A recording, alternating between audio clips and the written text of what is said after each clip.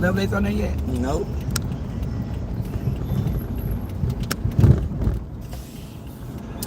Nope. Good morning, y'all. Good morning. Happy Winning Wednesday. Happy Hump Day. Well, TT says Happy Hump Day, and I say Happy Winning Wednesday. Yeah. Every day is a winning day, but this is hump day for y'all at work. Because I'm not humping today. I ain't working. Yes, I am. I'm working. I'm the taxi today. Yeah. I'm an Uber. No, I'm a Lyft. She laughed at you already. Good morning, Crystal. My auntie crazy girl. What you fooling with? We can go to the car wash too. I pay for this the church pay for this every month. So we can go to the car wash. If y'all want to, just let me know when y'all want to go. Oh, wow. You the one who used to be scared to go in the car wash. Now you want to go. All right, Charlotte. I'm going to go just because you want to go.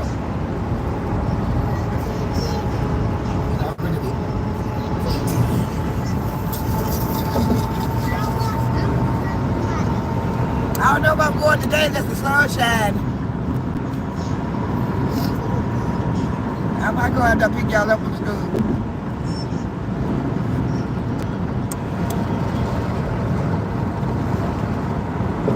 I'm on the road again. On the road again. I sung that. I was singing that all last week. Sure was. Sure was. In the car. Said it looked like that in NYC. Ooh, girl, I want to go to. I haven't been to New York. That's one of the places I have not been. That's where he want to take me to New York. Can you want to live? He said you want to live in New York. I ain't never been to New York. New York. I can't even sing the song.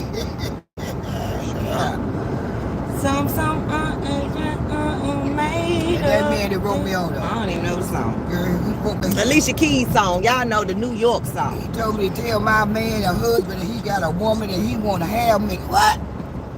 What? He said, I want you. I said, your profile just, it's something about your inner spirit. It just, talk to me. I said, what these people talking about? And this other man, hello, are you there? Are you there? Yeah, I'm here, but I ain't here for you. And I'll be ignoring this week. I've been knowing motherfucker just hey, beautiful. Hey, queen. I'm like, Lord, yeah. What do you want? What? Hey, my strawberry. How you doing this morning? Strawberry. He says my name for you. He gave me strawberry. He said, what you make? So don't be naming me strawberry because you got another one named peach and plum.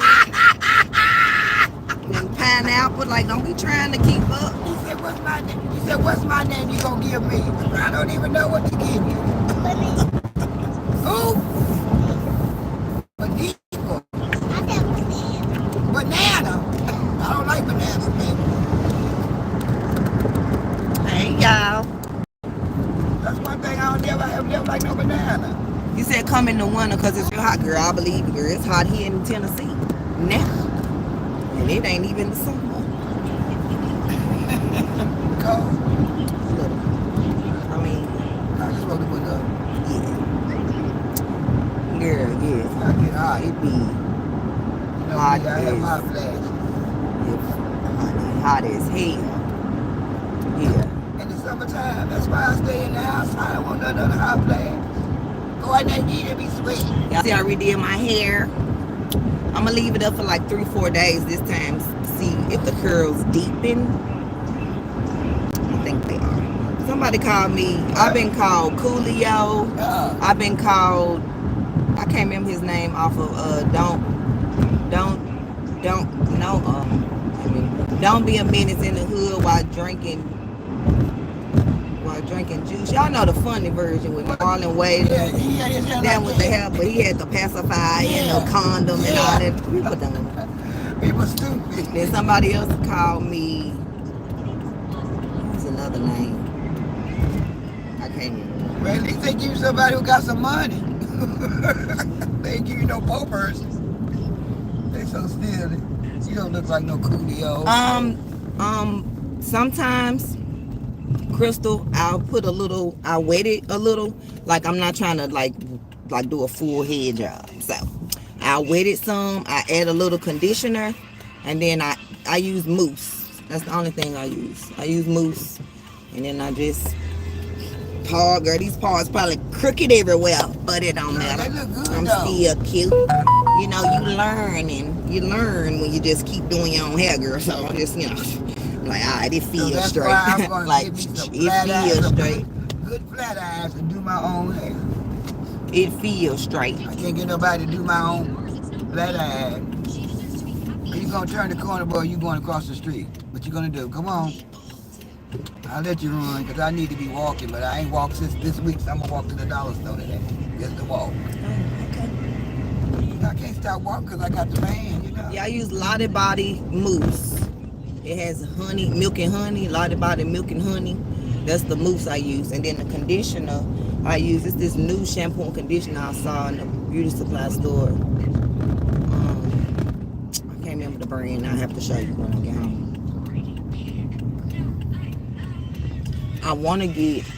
I just haven't been back to the beauty supply store, being lazy. But I want to get the roller rods, the perm rods. And ooh, I know that's really going to turn out great. One of my friends contacted me talking about I should lock up my hair, let her lock it up, but I'm not ready to do that. You're not ready for the locks? No. Good morning, Lovelace. Hey! Saying happy birthday to your friend, who? Mill Hudson. As soon as I get my kids out the car to school, I will. I could get shallow. All right, Janelle, you here, baby? Come on, Janelle. No, delete. Jaleel gonna get you. Okay, come on. Let me get her. Let me move up a little bit. She moves. Thank you. She want to get shallow out. I know.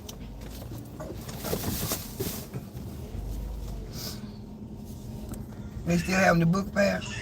Uh-huh. Janelle, have y'all decided what y'all want at the book fair?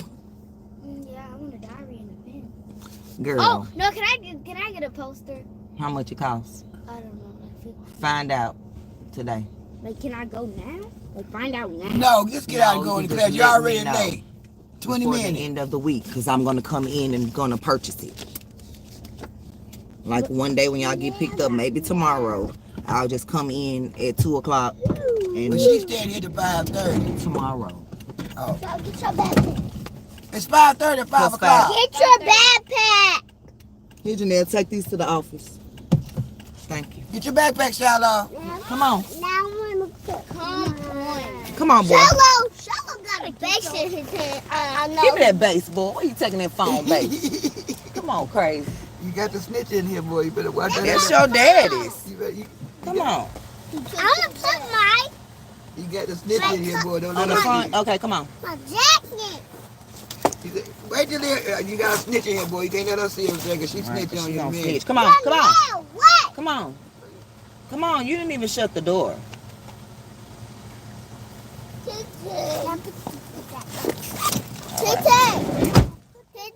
What, baby? Love y'all. Love y'all. Have a good day. Everybody bye. Bye-bye. Look, come here. Bye-bye. Look. Tell them bye. Okay. So cute. Bye. Bye-bye. Bye-bye.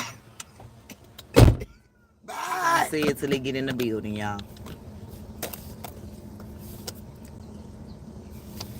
Go. He's throwing your kids. Okay. You go run into the tree. That's my baby, y'all. He's so sweet. Him so sweet. Okay. Krista, I've been natural. My daughter is 11, 12 years. No perm in over 12 years. It's been long for me, too. Yeah, and I'm proud of that. Yeah, I start wearing my hair. Okay, SMG. Which happy birthday you want, SMG? You want the regular version, you want the Stevie Wonder version, or you want the new TikTok version? Or do you want me to do the Chinese version? Or do you want TT to do the Chinese one? Because, you know, she be watching them Chinese films on YouTube. Yeah, Chinese films. They go through all the type of stuff we go through as any color that you are in the world. Yeah, Trust. I love them, though. Husbands cheating on wives. Yeah, but, so the wife pregnant. So she want to have an abortion. She go to the clinic. Her husband the surgeon. That was one the mama don't like the daughter. Like, y'all, I'm telling you, they be beating on them. The reason why I like the Chinese movie, because the men, man, they just romantic. They just, oh yeah, God. y'all, she love the Chinese men. They just romantic. I mean, they just make you laugh with them, dude. I thought, Lord Jesus, I gotta turn this station. Lovely said, take her with you on your walk. She heard you. Oh, did she? Yeah, I'm going to walk today, baby, because I ain't walked this week. Yeah, that's TT girl. Can you see her? There she go. I ain't walked this week because I got the van and I got lazy. Yeah, she got lazy, you know. But you know, God works. He come right on time. I was like, yeah, watch. TT gonna have that van. What book you want, Lovelace? What book? Oh, Miss J. Shout out to Miss J. She sent me a picture of her book. She got Shiloh's book. She sent me a picture of it. You remember the book fair? Oh, you talking about the book fair. Girl, I forgot already. I'm talking about what book? We done talking about the whole book fair. Girl, right, the book fair, hide in the mud. High. They want diaries that's $15 at the book fair that we can go get for $2 at Five Below. Or everything Dollar Girl, Tree. everything $1. Girl, I can just go get them and be like, look, act like I bought them at the book fair. But like, girl, I went when y'all was in class. But Mama, we ain't had nothing look like that. These same posters, $15, $5 in Five Below. Yeah. You know, I understand we supporting the schools, so. Yeah. Yeah, so that's why we're gonna use Daddy money. Yeah, Daddy need to come on and He gave them the money, yeah. Go the last book. No, go in there with him because he got all the money. I one went in there. Y'all, yeah, he did that time. Yeah. They came out with, I'm like, I thought you said she wasn't getting it. You know better than that. Yeah. You know what I thought Daddy you said she wasn't getting it, sir. Yeah, she wanted it. I ain't want it. Exactly. I didn't want to be embarrassed. She wanted, she might start crying or something. I said, no, you know you're going to get it when you went in there. Right.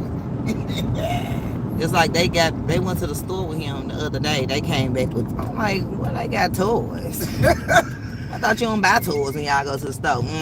Caught you. It wasn't nothing but. It wasn't nothing but. We don't want to hear. Ain't no school down there no more. I ain't seen no thing going. We late. Oh. Well, I just said yesterday. I wasn't that late like this. Oh. About 5 minutes. No. That's what Jerry wanted me to come that way. It's 5:30. Well. Oh, that's the time. Bye, Crystal. Good morning, Tanya 52. Don't say bye. Say see you later. Okay, yes, ma'am. See you later, Shiloh. It's 2:30. I know he gone, but he heard me in spirit. Yeah, I don't be want to say bye either, Lovelace. I be forgetting. But you don't never say bye. You always like, see you later. And we ain't even seen each other. See you later, girl.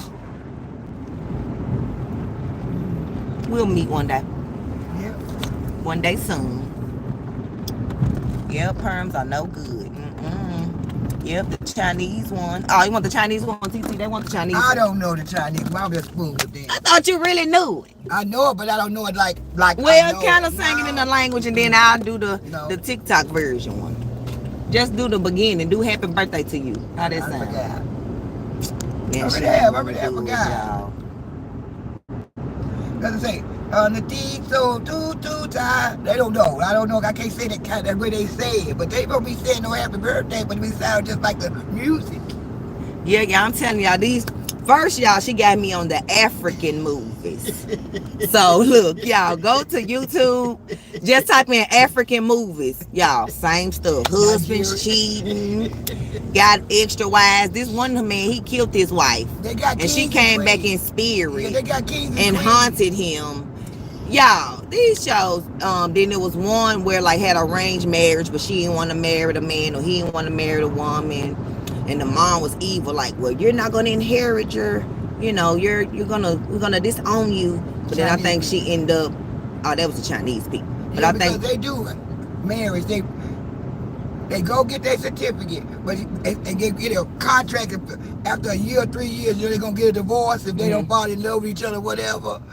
And then they so y'all hear that? And then you got some that got the man they married, but the mama and the sister and the mistress, they dog her out. They dog her out. They make her clean. I got a wife and a mistress. Yeah, girl, they do it. They make her clean and make her do everything until, and then when the lady, okay, she be helping him, but she ain't nobody. She work on the street in a vendor, but she's really a rich person. Yeah, you know but she just not. And she ain't telling her husband nothing like that.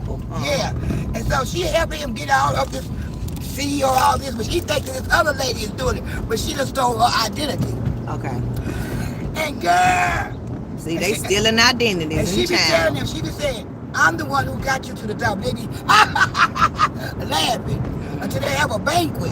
And that's when the men come out and they say, get on off that stage, what you doing up there? And this is the long lost daughter you've been looking for. They got all this money and they go, long lost daughter, so she was rich and they treated her evil. That's right, they didn't know. And he goes, why you didn't tell me? Why would I tell you? Look how you've been treating me. If I told y'all which, would you treat me different? No, they would have tried to treat you different to use you for your money, right. But they really still felt that same way about you. And then we gonna try to beg her back. She don't take her back though. Sometimes they do take her back. Come back, Nikki. Come back. No, I'm gone. But sometimes they do come back, and sometimes the husband don't know that the mistress and the mom and them doing that to her. You know what I'm saying? He don't know. Wow. Yeah, the mamas be mean. Hey, Just Jay. Yeah, the mama be mean down there. They I know I'm behind on these comments. They are for power and money. They are for power and money, the Chinese, because the daddy go against the darn daughter. You hear what I'm saying? With his new mistress wife. And the daughter that he think is his, then it end up being his daughter. And he go against his biological daughter. Oh, yeah, you had me hooked on that one. Crystal said my mom was hooked on those African movies. She was buying bootleg DVDs. Girl, she can watch them all on YouTube. Girl. I be on now TT be on the Chinese. I'm like, girl, what you over there watching? No, he got the subtitles and they blah, blah, blah. I got Chinese, so you gotta read. And Korean. I got all so she Japanese, Korean, girl, and all of them, all three. All of them. And the African. I go look at the African every now and then. Thank you for subscribing, Eric Galanzes. Well, she don't know the Chinese version, so if you want me to sing the TikTok version, I will. I know, but it got to be some Chinese music. Or I just sing my own version, you know, because I can sing. They have to respond. If they don't respond, they don't get it. Who birthday is it? SMG wanted me to sing happy birthday to their cousin, Mia. SMG? Come on, say you want to sing, let her sing. You know she got a voice. There go my concrete, my business, SRM. She can be soprano, I could be the tenor, alto tenor, because that's what I am. Yeah. But I wish I did know the Chinese birthday by heart. I would sing it for her. See, now we're going to have to learn it. Yeah, I'm going to have to go back to see somebody have a birthday. I don't know how we're going to learn it. It ain't really hard. I mean, it's in my head, but I just can't get, you know what I mean. Yeah, I get you. So I'm going to go find me a movie again and look at them singing happy birthday to their little children. Oh, I love the one that she had 6 children at one time. They geniuses, they treasures. You know what I'm saying? They know stuff. Some know karate, some got a power, they be jamming. They be getting the CEO, that's the husband. That's the one who they daddy don't know. She done took the babies.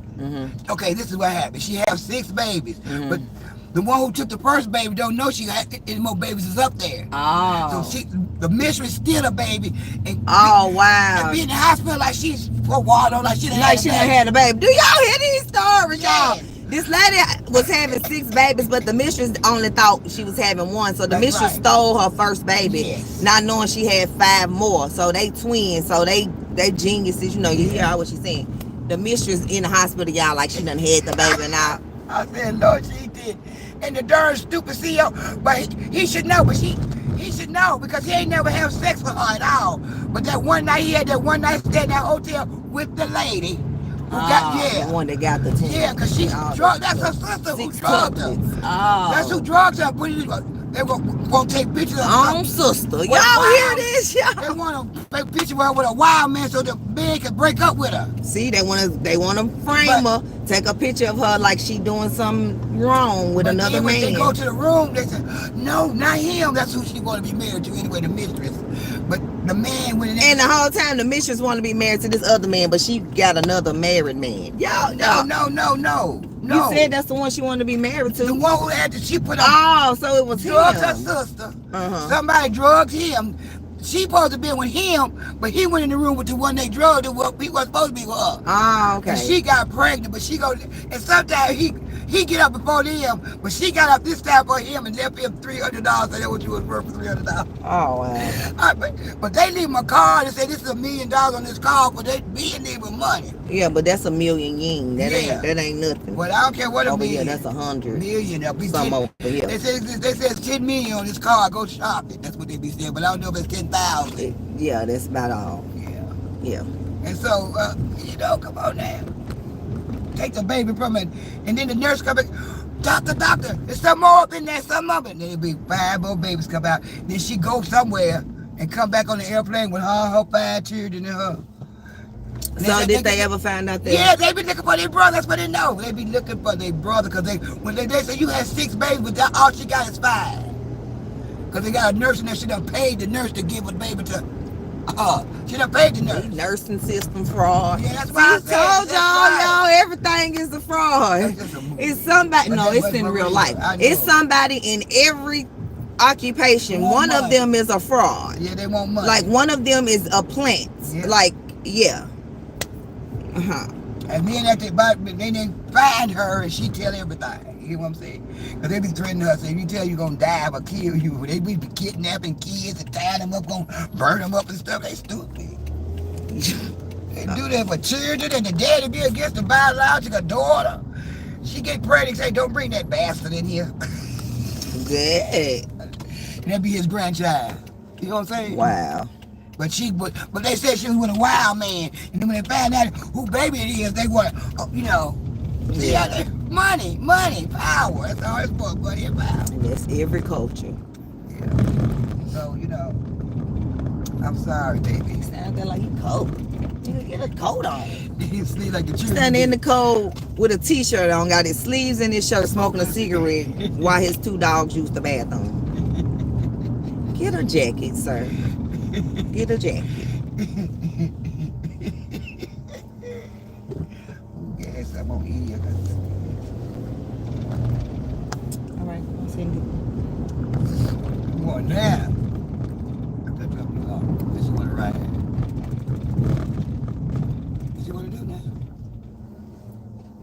now? Well, just ride with me. Ride. What's the name going already? No. I don't think. Oh. Maybe doctor's appointment or something.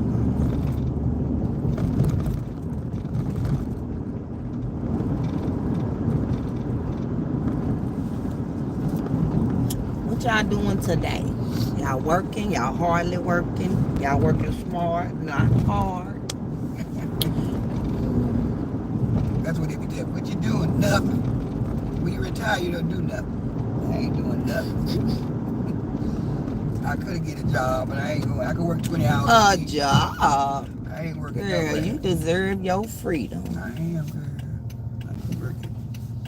And this man, he did ask me what I make, my income. I said, whatever income I got enough to pay my bills. Oh, I don't mean no harm. I just want to see if I can help you pay your bills. Right? I don't need no help right now to pay my bills. I'm doing just fine. That's what he said. He's gonna pay my bills. That's the white man. The black dude when they buy me a car, a house, and everything. That's the black dude. He got to pay to you, be 16 pretty soon. I said, I hope you don't want no more chili because ain't nothing coming here. But I am 69, so I ain't having There's some women out there in their 70s. But I ain't having no baby. That's too old. I know you're not. So if I could, I would, because I wanted the house full. Well, you got them with me. That's what I'm saying. That's why I tell everybody. I couldn't have all the children, so my nieces had them for me. And I surely didn't think I was going to have this. 6! But thank God you had sick, because I sure I love children. I wanted to have a house full. That's why I guess I married George when he had all his children. Yep. Mm-hmm. Ain't that something? I thank God. God did that for me, because he knew I would take care of children. I love him. I'll take care of anybody. Come on, you need a babysitter? That's your mama. Yep. Yep, that's y'all. Said I'm working this back slow motion for you. What, love life? Huh? What you and babe there doing? Yo, babe. Working your back. Keep on. She working out bad. She said, well, send him to help me with my bills. Crystal said, no more bags for me. You can have my ATT. Okay, I'll take him, girl. I ain't lying. I love you. Yeah. Mama was an in-house babysitter. I Tanya and them and stayed around it. And after they daddy that, I would took care of her little grandchildren and stuff. I'm little great-grandchildren and stuff, you know. Yeah. But they Crystal never, said this grandbaby's for me now. Girl, I'm not thinking about no grandbabies. I ain't thinking about no more kids either. But I'm saying, I ain't thinking about no grandbabies. My son sure ain't thinking about no kids. He about his money and about his family. They getting it on. Come on, Nashville Transit. Yeah. Oh, He said he gotta be. He said I gotta give my dream car or whatever. Oh, it's gonna be $2.99 because I'm using my card. Before he, do all that. What comment you said earlier? No, yes I did. I did read it. I ain't know wanting me to read it out loud. Talking about come save you, TT from your babe. He working your back. Girl, he working your back. Let him work that back. I ain't gonna save you. Don't save her. She don't wanna be saved. Don't save her.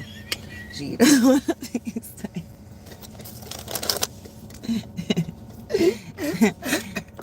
What you mean by Bryson, do you know how to donate? To me? Oh, you just hit them 3 dots and the $ should come up, or the $ should be there and you should be able to donate. I don't know. You can donate after if you like. Crystal says she got adult children. My TT too. My TT son is 55. 55. Want to have one more, but I'm 50. Love, let's cut it out. Look, she gonna have one more. Tanya 52 said her baby is 25. Okay. My baby is, I said my baby. I just posted him yesterday on my thing. I was like, just cash him. He will always be my baby. He 20. Huh? Okay.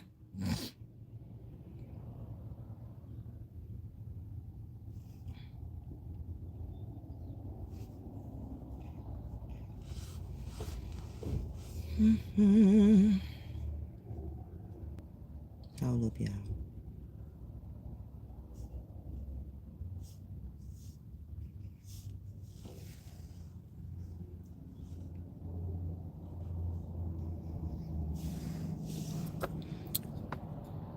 Crystal, my baby's 28. Okay, Crystal.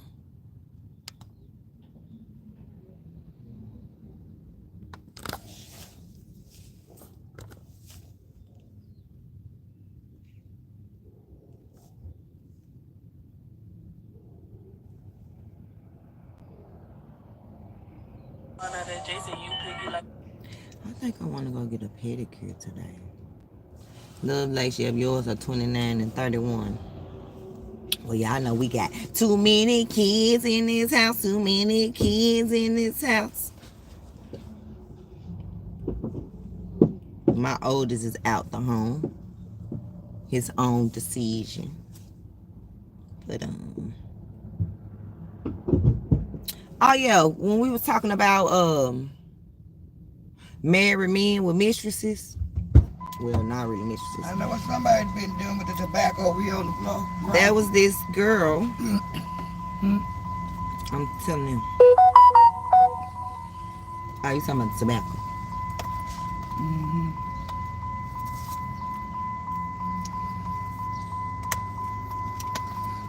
What you heard, Love Life? Tanya, you said you also have a 38 and 35. The girl, it was a girl from Atlanta. I think she was 23. I think her name is Brianna. She was from Atlanta. And her remains was found here in Nashville. Well, in Madison. And oh, y'all, I have to tell y'all the details. Y'all gonna be like, oh my God, these people are sick. Thank you, Sandra. Okay, Lovelace, what's your observation? But yeah, her body was found here in Tennessee. Her name is Brianna Winston. They reported her missing like on April 1st, April the 2nd, but really March the 17th was when the crime occurred. And so she was unalived in Atlanta, but she was burned here in Tennessee. So she was dating, well, she wasn't dating this guy no more. She had left him alone. You know, he was abusive or whatever, but he would be stalking her outside her job. He would tell her, like, if I can't have you, no one will. That type of stuff. The whole time. And obviously, I don't think she knew this. And that's why she stopped messing with him. The whole time, he got a wife. So he's stalking her, doing all this to her, saying, no, if he can't have her, nobody will, and all this, but he got a whole wife. So, make a long story short, like I'm saying, but she don't know he got this wife, obviously. So he comes to her house on March the 17th, and she confront him about cheating on her. Not him confronting her about cheating on him. She confronted him about cheating on her. He strangled her, put her in a suitcase, drove here to Madison, Tennessee. I'm going to get all the details, like the whole breakdown, but I'm just telling y'all like a synopsis.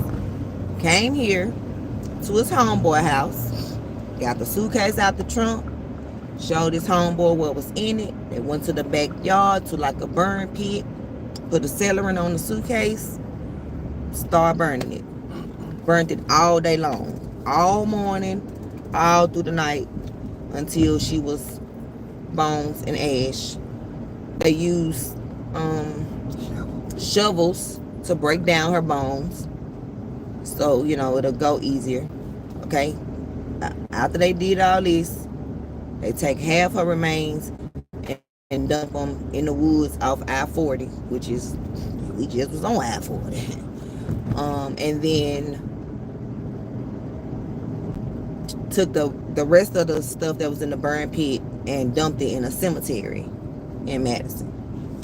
So the dude that unalived her, that strangled her, was in jail on another crime, and that's when I guess they figured out she was unalive. And so, you know, they trying to, you know, get information from him. He not talking. I think they knew about the person's house, whoever house he went to that was here, in, you know, in whatever, and that person wasn't talking. So the guy name is Mica, and he was heard on a phone call talking to his wife, telling her to burn some gloves and some other materials. He told her, like, my sister such and such, I can't remember the sister's name, will help you with all that. And the brother was involved some kind of way. I can't remember what the brother did. The brother burned some stuff too. And then Michael actually used the mama car to transport the body from Atlanta to here. So he going down, his sister going down, the brother going down, and his mama. And the guy whose house he was at to I guess to char her remains, basically cremate her, that person got immunity because the police and the family was so desperate to know where her remains were, that since he talked, the guy that he didn't unalive her, but he just was the one that, you know, he helped dispose of, you know, her body or whatever, he got immunity because he told this whole gruesome story. And the police and the family, like, they weren't even expecting, like, to hear, like, this is what happened to her.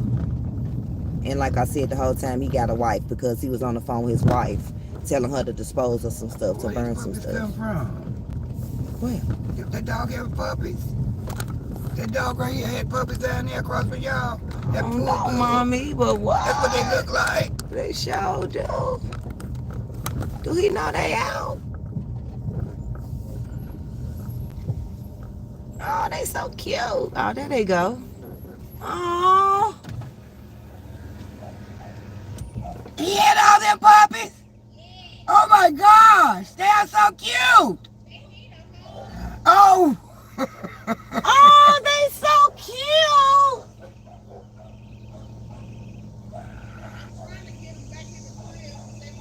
How many did she have?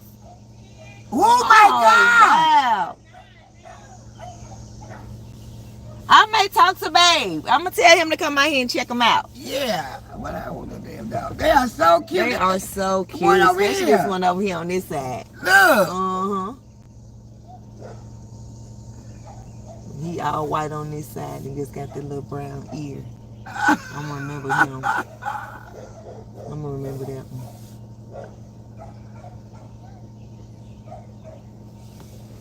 Oh wow. Oh, y'all, our neighbor dog had 10 puppies, y'all. They are so 10. cute.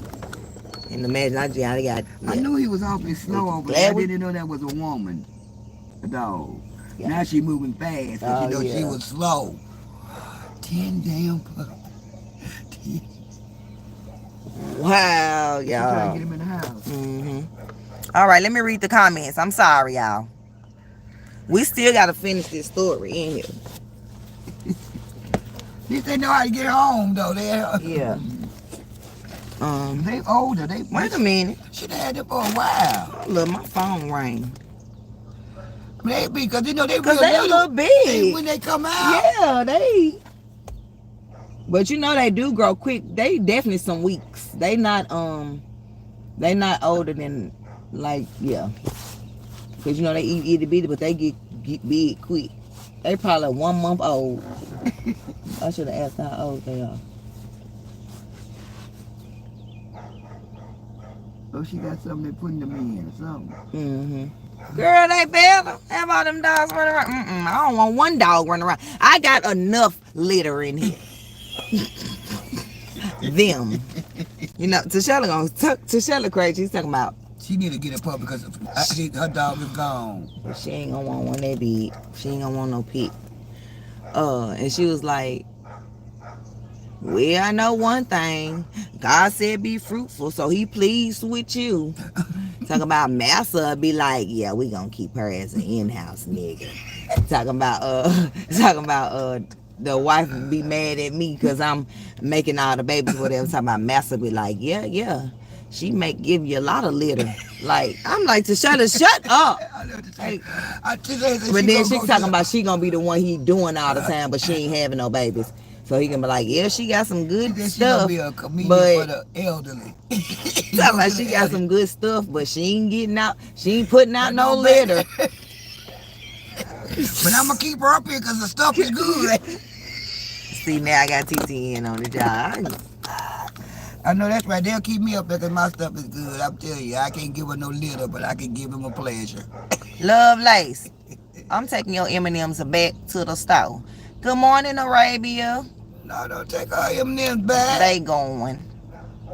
I'll get you some, Love Lace. I'm stealing them. Have fun, not have fun. Have a good day at work, Arabia. You know, don't let nobody spoil your spirit. You know, if you need to just woo-saw, you know, do that. You know, don't let these people, you know, get on your skin and have you a great day at work. Like Ike and Tina, like she did that. Get yourself together. If you have to get off of your desk and go to the bathroom in the stall. Yeah, I ain't saying no me horrigakyo or nothing. I don't need to say that. Just saying, Thank you. you know, No, you can just pray to Jehovah, God. Yeah. But you know, if you want to num your horengekyo, num your horengekyo, that's God. She was talking to God too. Ain't no more but one God. Oh yeah. She was Buddha. Ooh, they got flowers out there. But yeah, we gonna cover Brianna. I'm playing y'all. They gonna really do their house up over there. Crystal said, okay, Auntie. Yeah, Auntie crazy, y'all. Wait a minute. That's what I was doing. I heard some ding on my phone.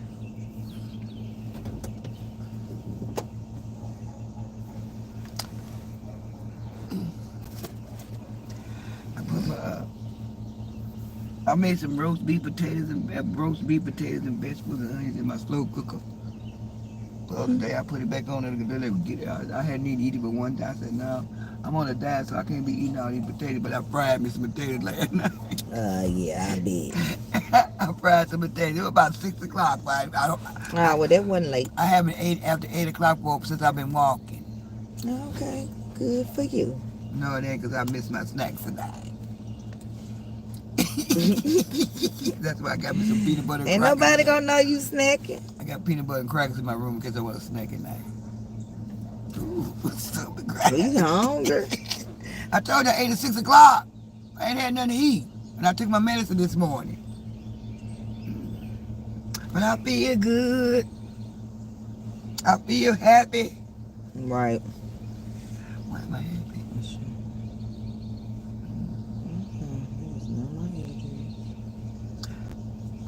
I don't want to go to Ely. If Ely look like that, it's too crowded. That's just that. Y'all just, no. You want to visit. You No, don't want to it's too live. bad. It's so bad. I go. All parts of Ely is not like that, but I know what you're talking about. Did you? Yeah, in the beer. Oh no. That's where you want to go on a honeymoon. We ain't even married. He gonna put the vows. Alright, y'all. TT gonna get catfish. He gonna say we gonna take this oath. He gonna put all this oath on here and we ain't gonna death do us all and all this. I said, look. What, a stranger? He said, forgive us all our sins and all that. I said, honey. I know the verse, John 3:16. I don't need you to recite I it. said, God is the only one who can forgive me of my sins. You cannot do that because you are a human being, okay? Right, what is this man doing? He's He talking, did. You gonna put a ring on there. This is a ring over the finger. You are mine. y'all hear her? Y'all, she needs to quit talking to these internet men. These internet men, they trying to marry her over virtually. That's the white man. The one with the motorcycle. Yeah.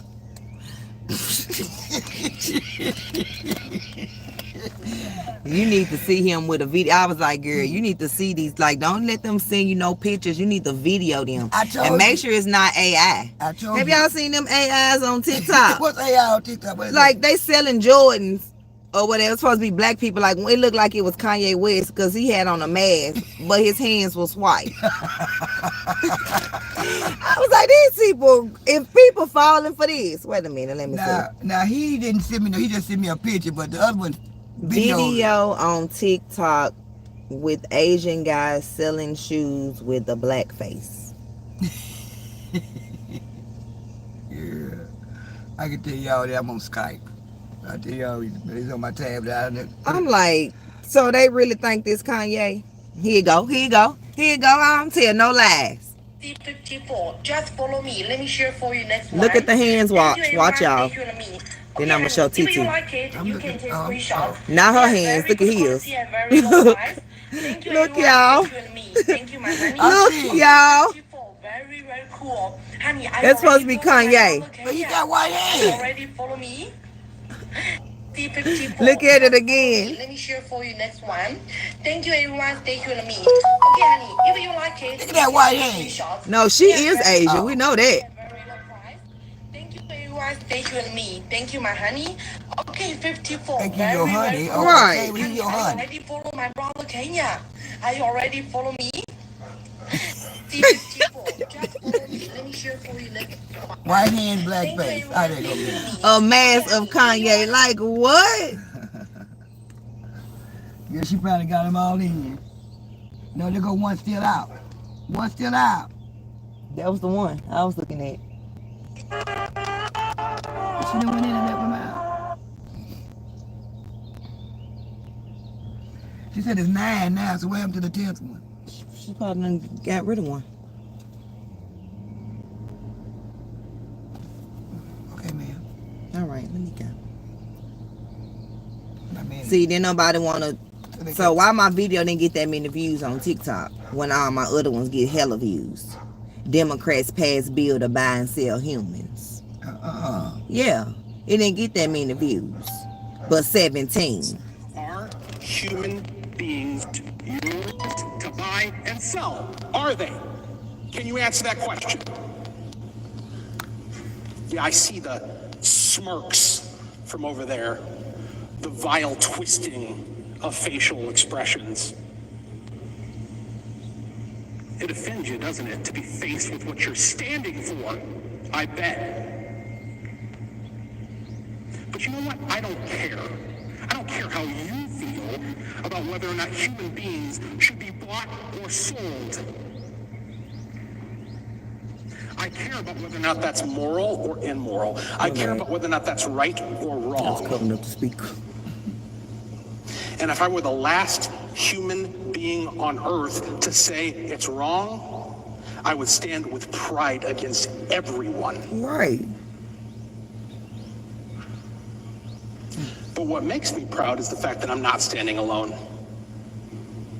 I might be in the minority in this chamber,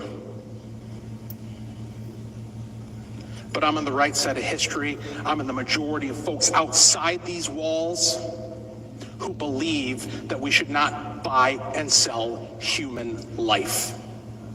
This is really simple. Right now, in a few minutes, in a few moments, watch all these names that light up board is green. going to light up.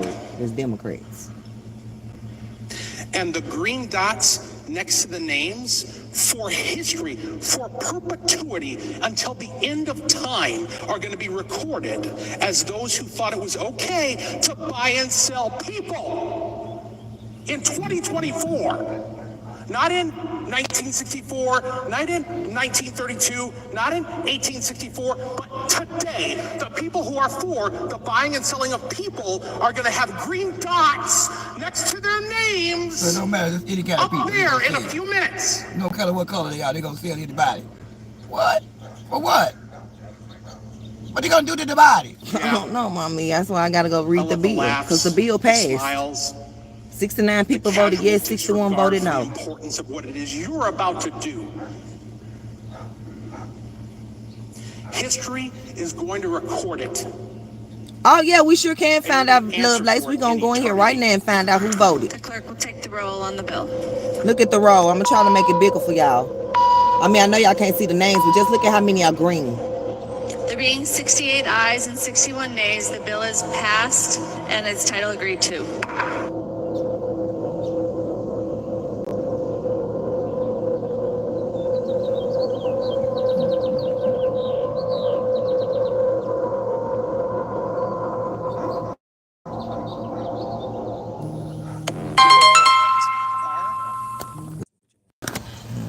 Okay, yeah, I'm back. That was Babe calling, looking for me, honey. Don't be looking for me. I don't need no babysitter. Bye, love you. I don't need no babysitter.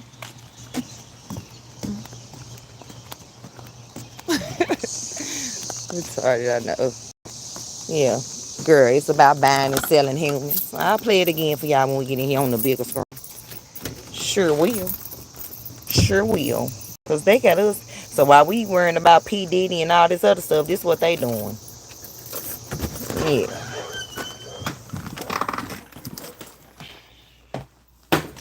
My bad. My bad.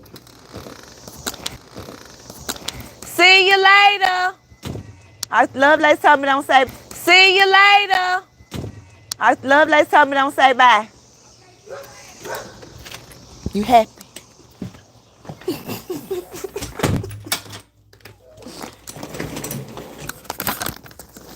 Yes. Hold on.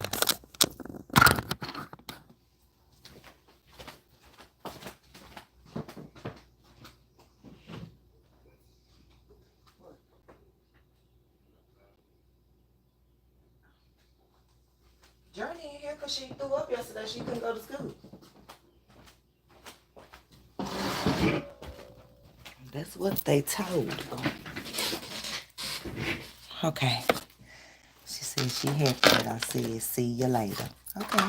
See you later, alligator, after a while, crocodile. Did y'all used to say that? Or did y'all parents used to say that? Did y'all parents used to say that? Okay. Ooh, you said I'm Korean. Oh, nice to hear you. We were just talking about Korean. My auntie watches Chinese, Japanese, and Korean films on YouTube. And we were just talking about how, like, the culture is pretty much the same, everywhere. Men cheating, wives cheating, husbands beating wives, the same things happens in all the communities. But yeah, let me try to pull up that bill of buying and selling humans. Yeah, we finna blast them. Tina Fitz. She agreed with Tina. Tina. Do y'all need y'all hair pieces and wigs and... No, we don't.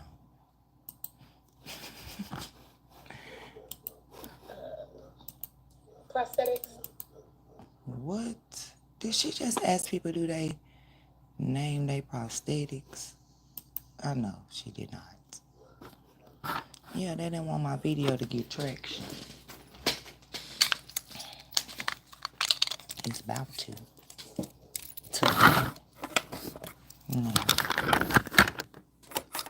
Make sure the phones get charged and everything. And we're gonna add who voted.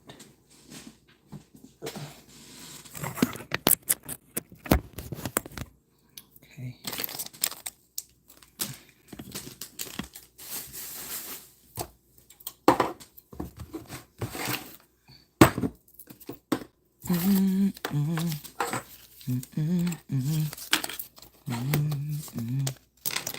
This kids are all in my area. Missing it. All right. Right here. Are human beings yours to buy and sell? Are they? Can you answer that question? Yeah, I see the smirks from over there, the vile twisting of facial expressions. It offends you, doesn't it, to be faced with what you're standing for? I bet. But you know what? I don't care. I don't care how you feel about whether or not human beings should be bought or sold. I care about whether or not that's moral or immoral. I care about whether or not that's right or wrong. And if I were the last human being on earth to say it's wrong, I would stand with pride against everyone. But what makes me proud is the fact that I'm not standing alone. I might be in the minority in this chamber, but I'm on the right side of history. I'm in the majority of folks outside these walls who believe that we should not buy and sell human life. This is really simple. Right now, in a few minutes, in a few moments, that board is going to light up. And the green dots next to the names for history, for perpetuity, until the end of time, are going to be recorded as those who thought it was okay to buy and sell people in 2024. Not in 1964, not in 1932, not in 1864, but today, the people who are for the buying and selling of people are going to have green dots next to their names up there in a few minutes.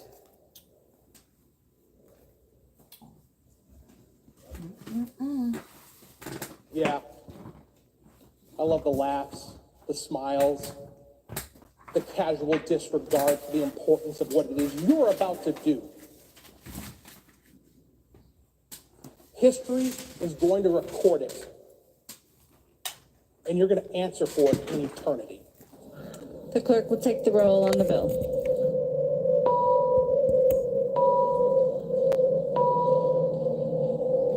There being 68 ayes and 61 nays, the bill is passed and its title agreed to.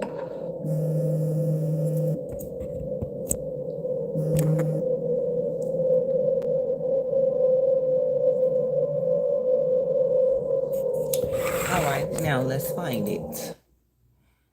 Let's find the bill.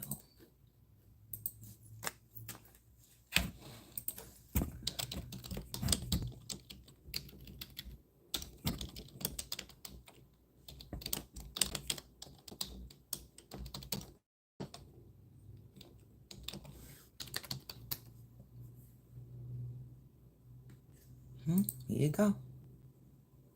Here you go. Right here, y'all.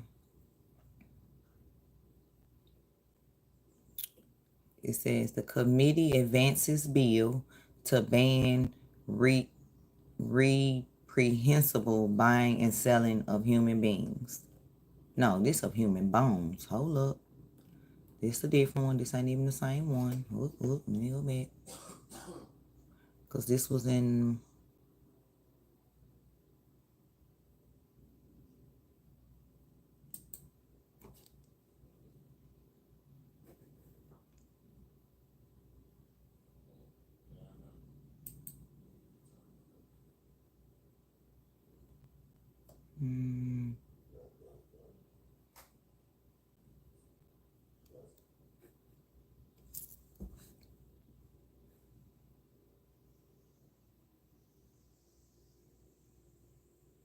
Wait a minute, I'm looking for it.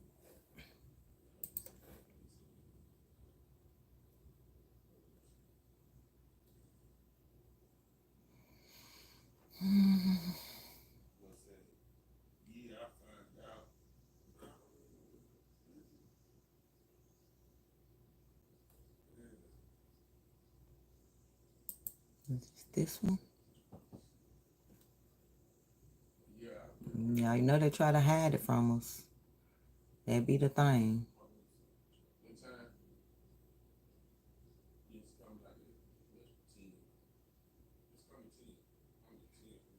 Okay. Okay, so here it is. It says Democrats, and this story is on Alpha News. It was published May 15th, so today. House Democrats approve surrogacy legislation, gun control bills. So this is how it looks. It's a Democrats pass a bill that will require gun owners to report a lost or stolen firearm within 48 hours. It's just one of the legislations that they passed. It says surrogacy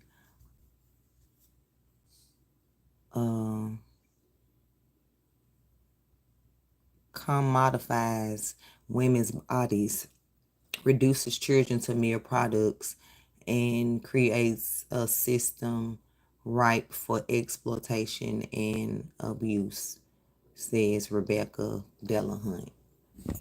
So it's a Democrats in control of the Minnesota House of Representatives passed surrogacy legislation that has been strongly criticized by religious groups and social conservatives in the state.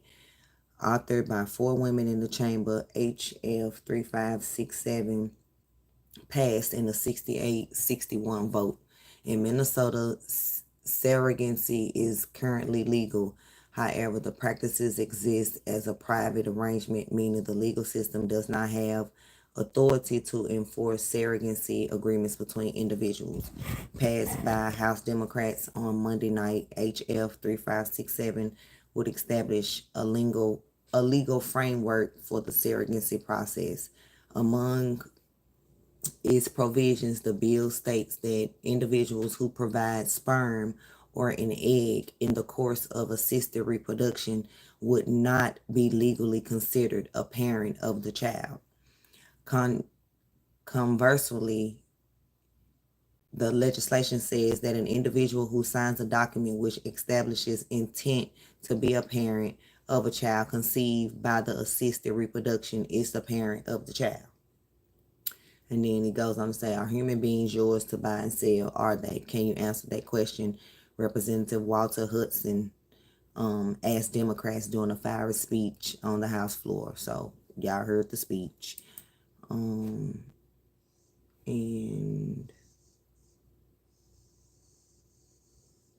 this was the main post. So that was my reaction but it's actually on here too. Progressive and advanced and enlightened. Let's hear it all. In 2024, and especially those of us who like to identify as being progressive and advanced and enlightened, like to role play as if we would have made the right decision in the context of 1864 or 1932 or 1964. We would have been on the right side of history's critical pivot points. We like to credit ourselves with that. I need to Well, share let me tell you, this folks, on my Twitter. You got an opportunity right here, right now, to be on the right side of history. And it rhymes with all of those previous pivot points. Are human beings yours to buy and sell? Are they? Okay, so Can you answer that question? Well, we'll Yeah, just I hear see it the out smirks from over again. there. Why not? The vile twisting of facial expressions. It offends you, doesn't it, to be faced with what you're standing for? I bet. But you know what? I don't care. I don't care how you feel about whether or not human beings should be bought or sold. I care about whether or not that's moral or immoral. I care about whether or not that's right or wrong. And if I were the last human being on earth to say it's wrong, I would stand with pride against everyone. But what makes me proud is the fact that I'm not standing alone. I might be in the minority in this chamber, but I'm on the right side of history. I'm in the majority of folks outside these walls. Bill House File 3567. And sell human life. This is really simple. Right now, in a few minutes, in a few moments, that board is going to light up.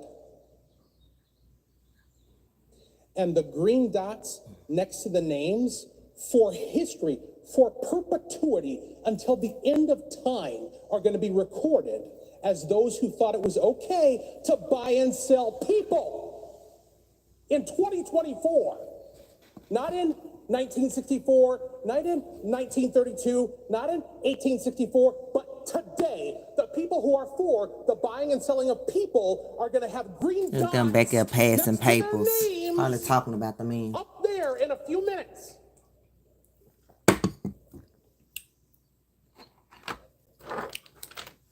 They don't care. I love the laughs, the smiles, the casual disregard for the importance of what it is you're about to do. History. Good morning, David. I saw somebody else. Good morning, it's Deepa. And Stickman BW. Oh, okay, y'all. We can read the names on this one. Oh, yeah. I didn't mean to press picture in picture. Yes, yes, sir. Here go the names of the Democrats. Okay, well, let's let it all light up first. Anybody? 68 ayes and 61 nays. Anybody in green voted for the bill. This the name of the bill. Okay, everybody name lit up. So we got a comb. I don't even know how to pronounce half these names. I ain't even try. A comb, El Agbaja, Al Tindorf, Anderson P.E. Anderson. Nope. My bad. Only supposed to be reading the green. Red is against the bill. Green is for. So these people were for buying and selling humans. A comb, Agbaja, Bonner. That's my kid's doctor, but of course he's not in Minnesota. But I'm saying that's his name. Bonner, Becker, Finn, Burge, Bierman, Brand, Carroll, Cha, which is CHA, I guess. Clarity, Coulter, Coran, Edelson down here at the bottom, Elkins, Feist, or Feast. No, it's not Feast. It's Feist, or yeah, Finke, Fisher, Frazier, Frederick, Friedberg, Gomez, Greenman, R. Henson, J. Hanson, Hassan, Hemmingson, Jig, Her, Hicks, Hill, Hollins, Hornstein, Howard, Huot, I don't know how to say that, Husan, Jordan, Keeler. This person ain't nothing by their name yet. Gotta see. Kelvorn, Coatzer, Witham, Kraft, Elfley, Kaylee, Labling, Lily, Liz Lagarde, Long, Moeller, M. Nelson, N. Nelson, Newton, Norris, L. Olson, Pulowski, Perez Vega, Pinto, Pryor, Purcell,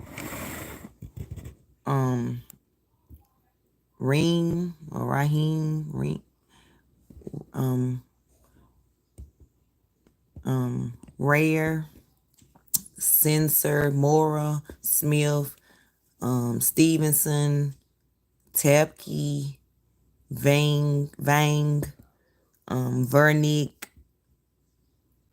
Walgamet, Zong, Joachim, and Speaker. But let's see, because everybody's name ain't lit up. Did some people just not vote? Because everybody's name not lit up. But let me go back to when, you know, when he first showed it, when the names was lighting up. Right here. Yeah, see what everybody's name hadn't lit up yet.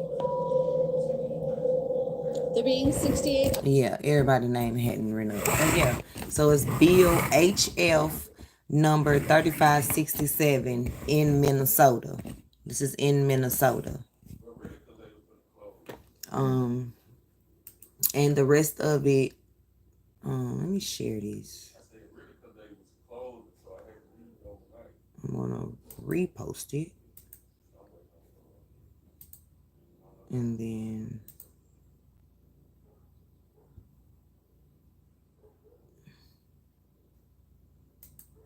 I'll copy the link real quick. Just put it right here. What?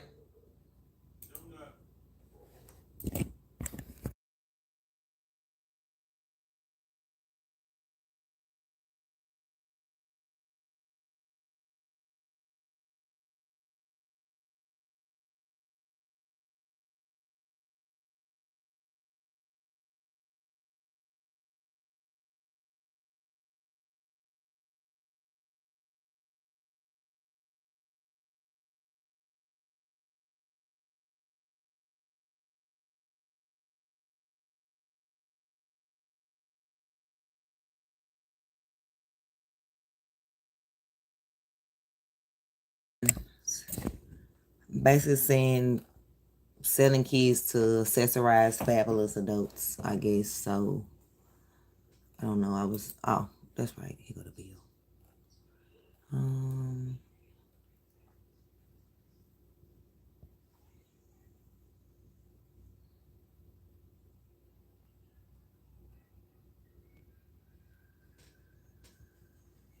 Yeah, but they said the version of the surrogacy bill has not yet been voted on by the full Minnesota Senate.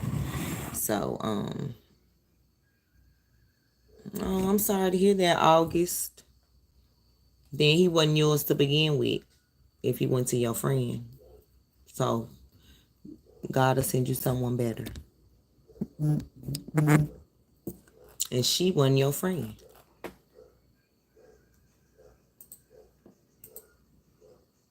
Well, she was not your friend.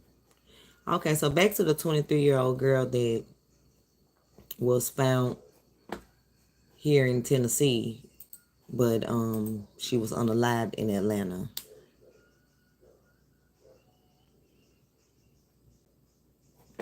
I had the bill up.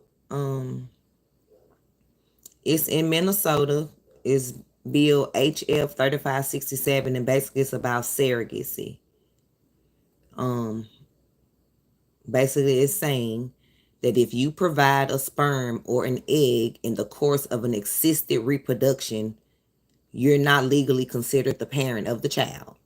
And then it also says, conversely, the legislation says that an individual who signs a document that establishes intent to be the parent of the child conceived by the assisted reproduction is the parent of the child. So let's say I gave an egg or whatever. I'm not considered the parent of the child, but the person that signed the documents is. But say that person that signed the documents no longer wants my child, my baby, or the egg or the sperm. So yeah, so it's in Minnesota. So until I see it go, yeah, up top, yeah, I'm gonna keep an eye on this. But yeah, I always,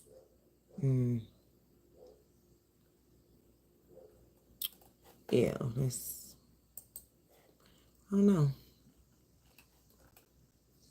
That's why I can't be a surrogate. If I'm a surrogate, I need the latest egg and the husband's sperm like together and just in me, and like, because I'm gonna be thinking that's my child if it's my egg, because it is my child.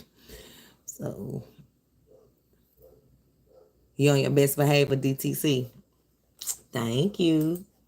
Now if we get to somewhere else, I mean, you can. Do you have some questions about something, maybe that you've been seeing, and it's not on this topic? I get what you're saying, though. I get what you're saying. Such a strong. Hold up. No.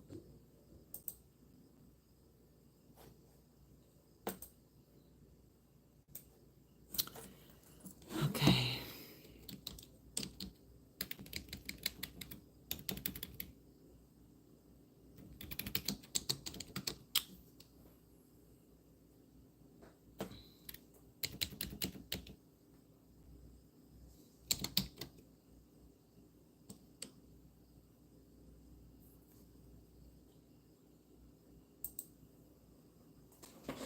Yeah, the girl's name was Brianna Winston.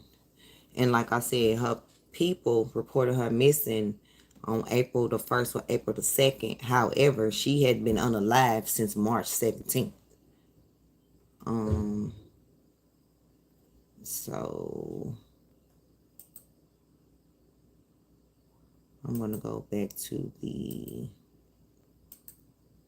like when her people first like reported her missing, because they finally indicted them, and so that's why they're sharing 2 weeks.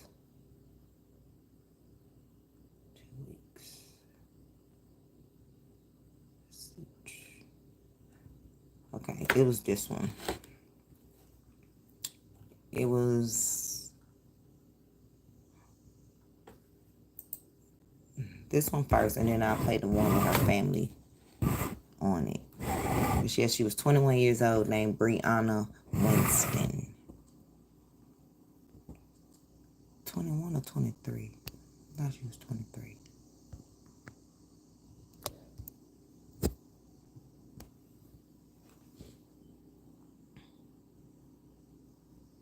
And at first she was missing, but then they classified it as a homicide for, I'm assuming maybe they, found evidence that she was no longer here. Come on, computer. What is going on with you? Just into our newsroom tonight, a husband and wife have now become persons of interest in Clayton County in the case of a missing person. Hey, how's she talking and it ain't even loading? I tell you. Trying to close some of these tabs.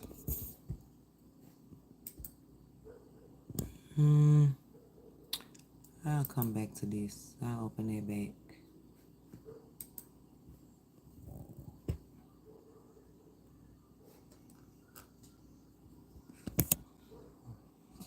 That police have now classified as a homicide. So here's what we know from police tonight. The family of Brianna Winston reported her missing April. This is how she looks. Well, I'll show you another picture, but why are you doing this?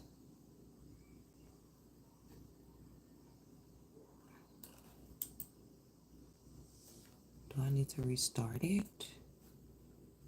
First, they say they went to her apartment only to find it completely cleaned out, reportedly by the father. She got a child with this guy. Wow. Now he's not gonna have no parents. Now, any parents. Oh, I accidentally pressed pause. Of her baby, who she also lived with. After that discovery, her family went to her job only to find out that Brianna never showed up for her shift on March 17th.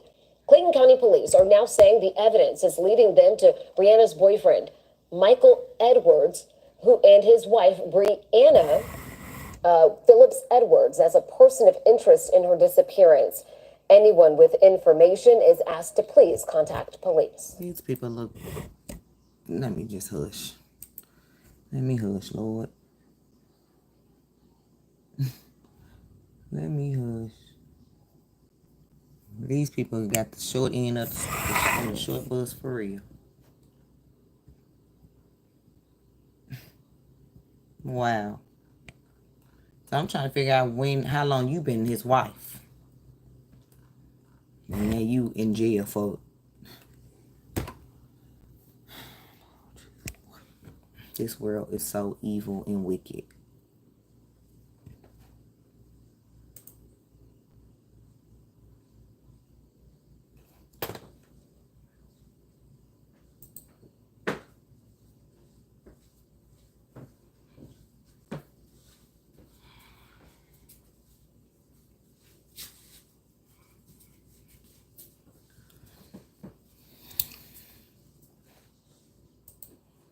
Yeah, I tell you. We definitely is in our...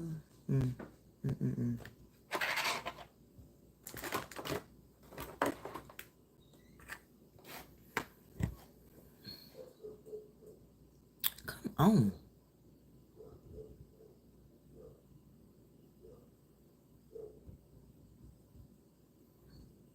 I'm gonna restart this computer after this, y'all, because it's taking too long. But I had some other videos up that I wanted to review. I'll just save them in my watch later. Then that way I can close the extra tabs. More than a month since Brianna Winston's family last saw her. I'm Tori Cooper. And I'm Carly Barnett. Clayton County Police. Video playing ain't even showing. I'll tell you.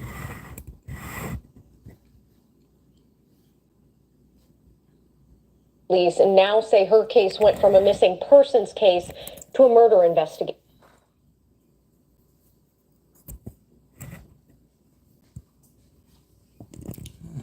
Computer, quit playing. Atlanta News First Bridget Spencer is live from the Clayton County Police Department. So Bridget, this family is asking for the public's help tonight. Carly, Tori, as you can imagine, this family really is distraught, looking for some type of answers right now. They're hoping anybody could just come forward with some information, and they've been canvassing their neighborhood with these flyers, just looking for some answers.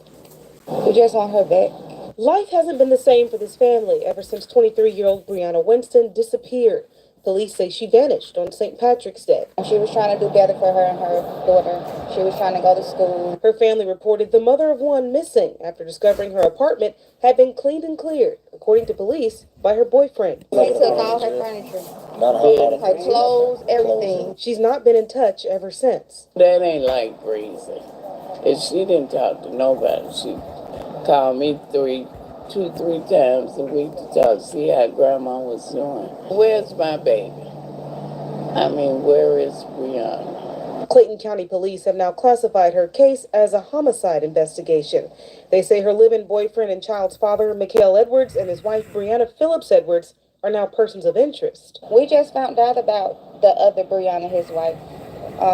We didn't know he was married. Ever since she disappeared, her family has stepped in to pass out flyers and even search for her themselves. I actually found the bag. I was able to see that it was some tennis shoes and some bleach in the bag, but they're not really saying too much of nothing. The family's still holding out for some good news. Brianna was special. She looked like her mother, and she was very attentive and loving. Everybody knows she's a hard worker. She had 2 jobs, and for her not to go to work, that was kind of a red flag there. We're told her daughter is safe and in family care. Now, the Doc Ellis Foundation, I was speaking with them earlier. They are a national foundation that advocates for missing persons and their families. They are assisting them in this case. And of course, if you know anything, if you saw anything or heard anything about her whereabouts, you're urged to contact the Clayton County Police Department. We're live in Clayton County. Bridget Spencer, Atlanta News First. We know her family wants to bring her home. And if you want to read more about Brianna's case or stay updated once we learn more, just download the free Atlanta News First. Crazy. So, like I said, I'm trying to get to the one that I read, where they did the press conference, and the lady, they came and told what happened to her.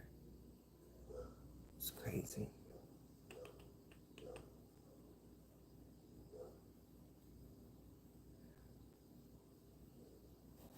It's right here, I think.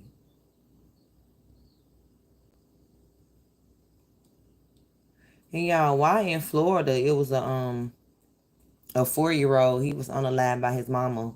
Well, by a Haitian mama that didn't want him. So he was born in Haiti, but they ended up over here some kind of way. I can't remember the full story. And she threw her son in the pool with his hands tied behind his back. 4 years old. He's no longer with us. These people are sick.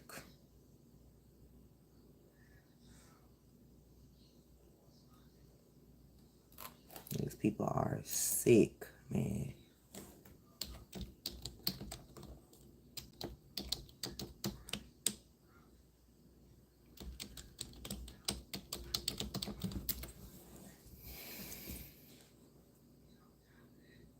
Okay, here go the press conference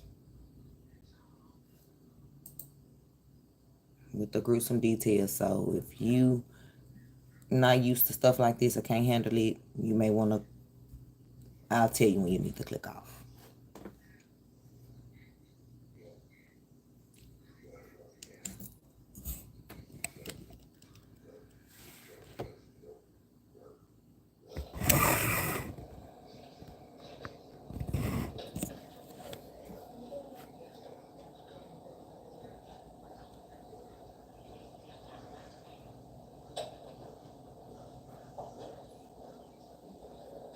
I'm trying to get to the press conference. Okay, here we go.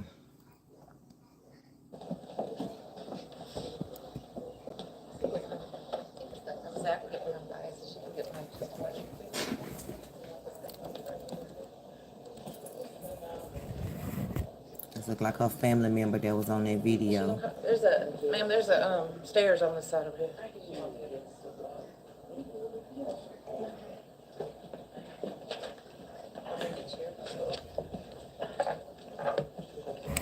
It's her family and stuff. Her grandmother. Good afternoon. I'm Major Frank Thomas, the commander of the Criminal Investigations Division for the Clayton County Police Department.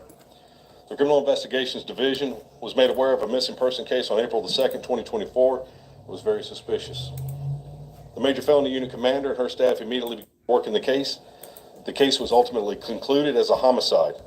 To solve this case, they used over 1,100 man-hours, executed 26 search warrants, digital media forensics, search and rescue canines, bank records, social media sites, and good old-fashioned police work.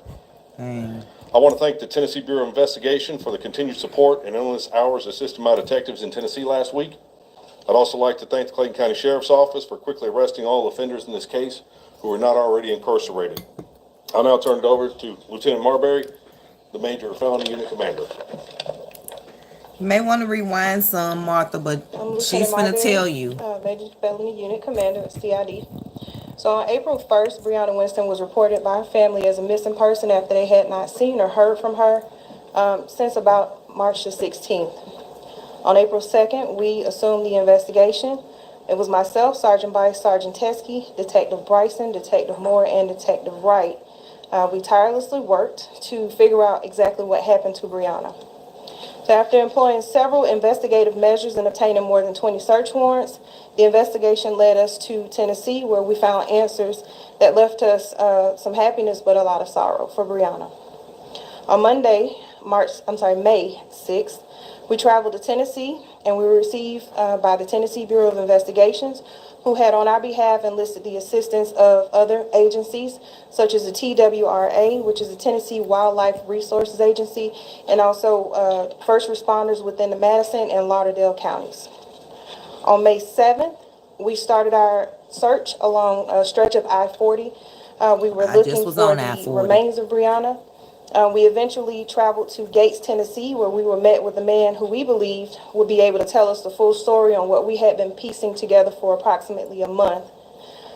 After reaching a dead end in pleading and basically negotiating with him for the truth, as a last resort, we introduced the offer of a proffer, through which he provided us with the intricate details that not even we were expecting to hear. So we sat down with the Lauderdale. Okay, y'all. So what's about to happen is she's explaining that Brianna, once they realized, it turned into a homicide, and Michael and his wife were, persons of interest. They figured out, okay, he went to Tennessee, so then they came to Tennessee, worked with the Tennessee Bureau and all that, and that's when they figured out about the friend, whoever house he went to in Gates, Tennessee. I'm actually going to look up to see where Gates, Tennessee is. And he was the person that, after Michael unalived her in Atlanta and transported her to Nashville or to Tennessee, this person helped him, I guess, dispose of it. So these are the details that she's about to get. They granted him immunity for these details so her family could have peace and, get her remains home. So your discretion is advised. Just letting you know. And good morning, Steady.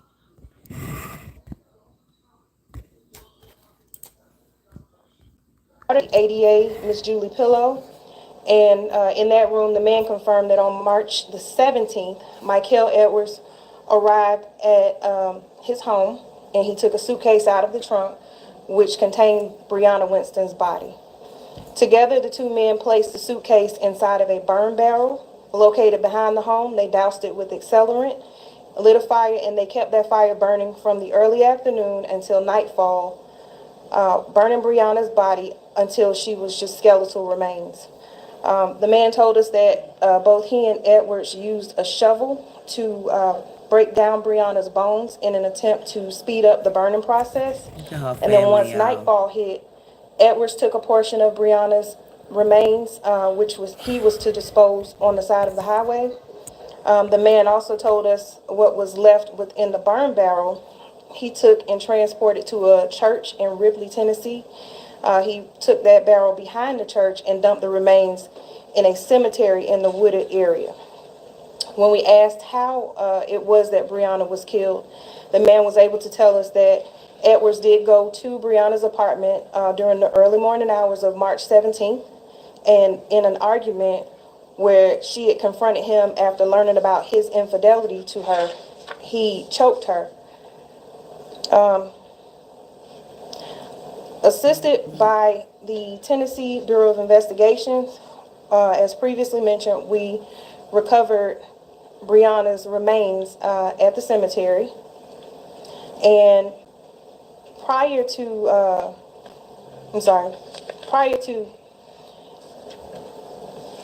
traveling to Tennessee, we interviewed several people. Brianna Edwards Phillips is one of those people that we interviewed. There was also Ebony Anderson, who is the mother of Michael Edwards. She was interviewed as well. Listen to this, y'all. On April 4th, we interviewed Michael. On the 5th, we interviewed Brianna. And during that interview, it was found out that she had provided several statements that were verbal and written. They were false. And for that, we did take out an arrest warrant. Also learned in that interview on April 5th, we found out that she had secretly married Michael on January 5th of 2024, and nobody was aware that the two were married. Wow. So, Michael, on April 8th, we took warrants out on him. That was for aggravated stalking. That was related to a previous case where he was in violation of a stay-away order from October 2023. It was October 13th, 2023. It was a domestic violence arrest that stemmed from an incident that occurred between him and Brianna. And while reviewing jail calls, we heard Michael tell Brianna Edwards Phillips to burn a pair of shoes and a pair of gloves. He also told her that his brother Keelan Wright would assist her with the burning of these items. Wow. Upon returning from Tennessee, we were able to obtain arrest warrants for additional arrest warrants for Michael. They were for aggravated assault, malice murder, felony murder, tampering with evidence. Warrants were obtained for conspiracy to tamper with evidence related to Ebony Anderson and Keelan Wright, because we found evidence through our search warrants that they had in fact burned the shoes and the gloves that Michael asked them to burn for them. Wow. We placed an additional warrant out for the arrest of Brianna Edwards Phillips after we found evidence that suggested that she had provided Michael with a ride to Tennessee, and she also was very well aware of his whereabouts on March 17th while he was there burning Brianna's remains. Wow. Are there any questions? Did Brianna Phillips Edwards, did she go with him? You say provided a ride. Did she go with him? No, she did not travel to Tennessee with him. She provided her vehicle as a mode of transportation. Michael did not have a vehicle. And the mother, what was her role in this? The mother, we have evidence that suggests that she took a part in burning the items that Michael called and asked to be burned from jail on April 8th. I gotta ask you, it sounds like a family affair involved in. Well, it turned into a family affair. Right. It's Michael, his sister, his brother, to this crime, and his mama. What was the proffer for the gentleman, the person in Tennessee? What? The proffer. It is what a proffer is. The proffer is that he would provide information to the district attorney's office in exchange for immunity from being charged. So he has immunity? He does. Wow. Very gruesome allegations for what happened. I mean, is that the reason why the malice murder charge, it was malice as opposed to something else? It was malice murder because it took some forethought. It was not a crime that was committed in the heat of passion. there was malice. There was some intent there. Right, he could have walked away. The option was to walk away. You have the option to walk away from arguments. How crucial was that jail call to this investigation? Get everybody involved behind bars and charges. All the evidence in this case is exceptionally crucial. I don't think one piece outweighs the other. It all fits together to tie the puzzle pieces. How much information do you think Brianna Phillips knew? Like, did she know the choking happened when it happened? Did she know how early did she know about all this? It is very hard to tell how much information she had. Everything that we have spoken to her about has led us to believe that it was a substantial amount of untruthfulness. Wow. So basically, what they're saying is Brianna's family reported her missing on April the 1st, but she was unalived by her stay-in boyfriend who had married somebody in January that no one even knew about. He came to her apartment. She confronted him about him being unfaithful. He strangled her, put her in a suitcase, drove to Gates, Tennessee. I looked that up. It's actually is 236 miles from here.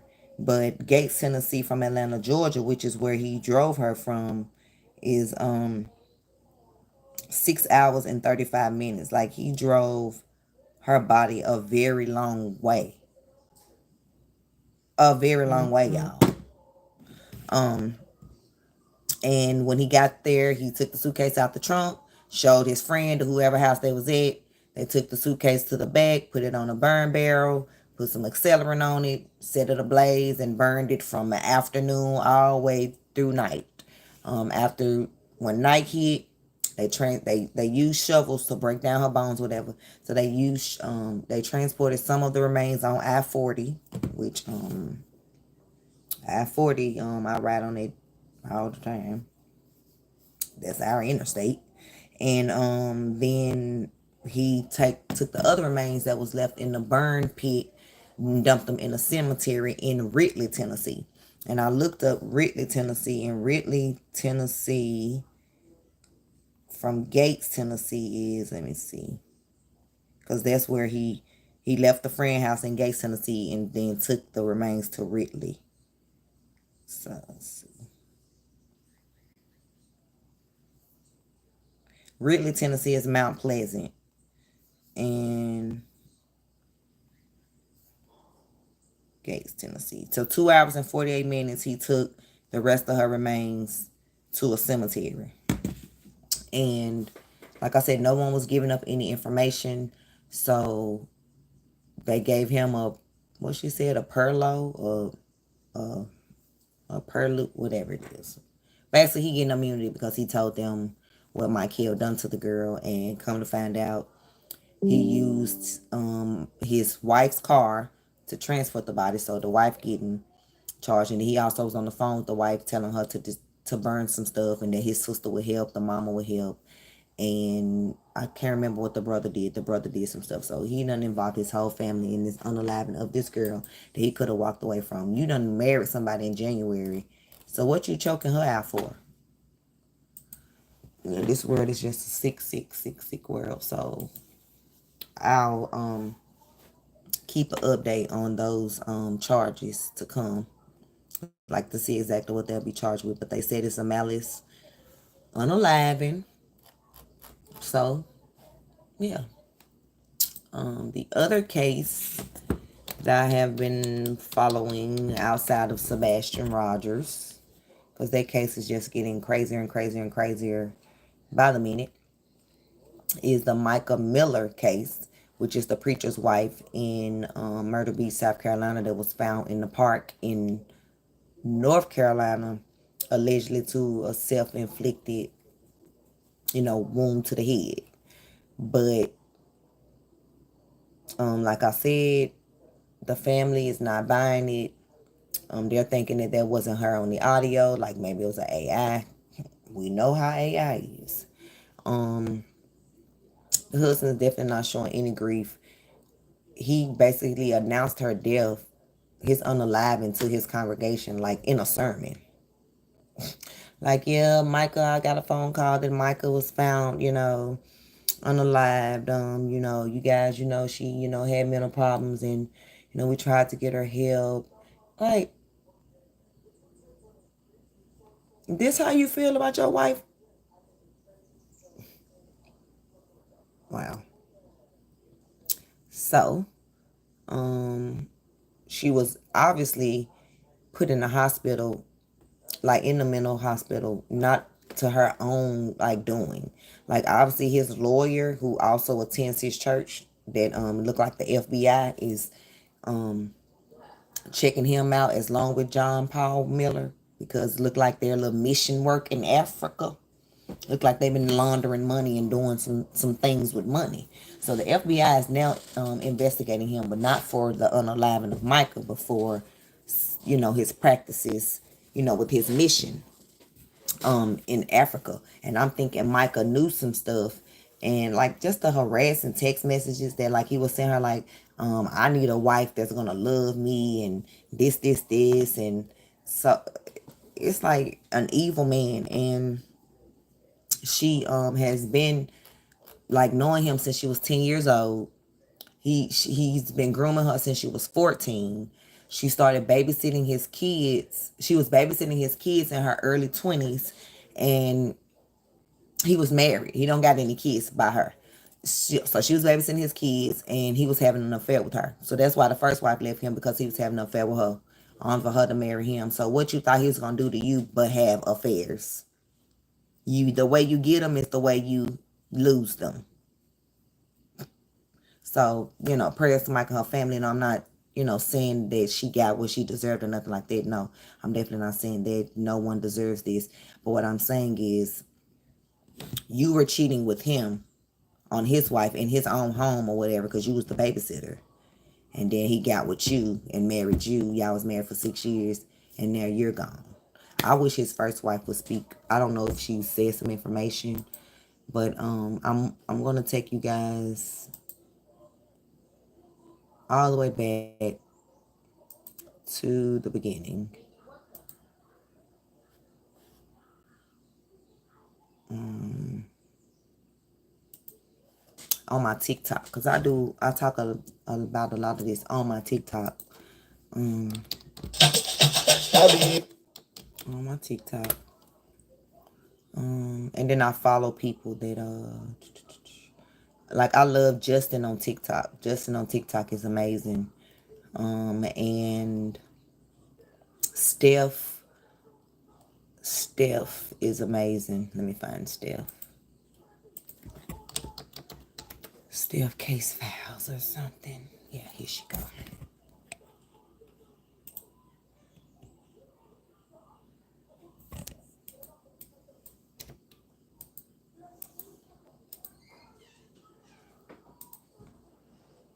Let's see what she got on me. I like her country voice. I'm from Tennessee. People say I'm country.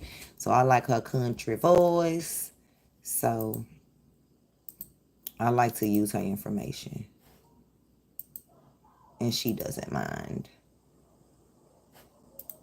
Nope, that's the Amber Alert on Sebastian. I need the Mica Miller. Mica Miller, that's how she said. Mica Miller case. I love her. Wait a minute. Which one is the first?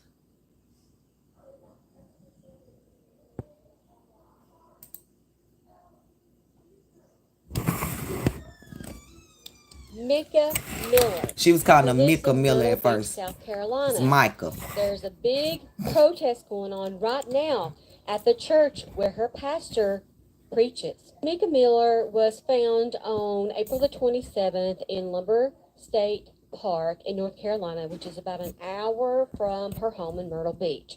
She is a pastor's wife who had filed for divorce in October of 2023. Right. Now, he was served papers just 2 days prior to this, on the Thursday prior to them finding her in the park. Unalive. Now, he states the pastor, who, by the way, announced her passing by preaching a whole entire sermon, and then after the sermon, he announces this. According to her husband, whose name is John Paul Miller, he states that she has had some mental issues in the past, but there had been no recent indications that she was feeling mentally unstable. This morning, after church, protesters arrived to holler, "Justice for Mica, justice for Mica." That is the hashtag that's going around. Family members want this fully investigated as they feel she did not unalive herself. They feel that there was foul play involved. In fact, there's a March 22nd video of Mica where she talks about leaving a dangerous situation. In fact, friends had come forward and talked about her talking about being, abused by her pastor husband, who appears to me to seems really, really hard to be putting on this pastor front. And I think there's more to the story. Oh, yeah. In fact, in the week leading up to her death, one of her friends stated that she was someone who wanted to live. She was going to talk about get her hair cut. She was going to get help with her car payment she was short on because she had to pay the divorce lawyer. And even she had told her friend that she was coming to church that Sunday, which would be the next day after she was found in the park. The friend stated that the last text came at 9:19 p.m. Hello, special needs mom 3. How you been? Woman, quote, who wanted to live, not from someone who seemed to be at the end of her rope. Was this a situation where he said, "Meet me at the park"? Was this a situation where she really did do it? And who's the woman that the pastor was seen out to eat with after the y'all play too much. Stop it, asshole. Who, by the way, husband, a paraplegic, passed away mysteriously in a pool. There are so many different parts to the story. I want to know what you think. So the Mica Miller's journal. The pastor already got a girlfriend, and he was seen out with the girlfriend the same day that Mica was found. And her husband who was a paraplegic, was found in a pool 2 years ago.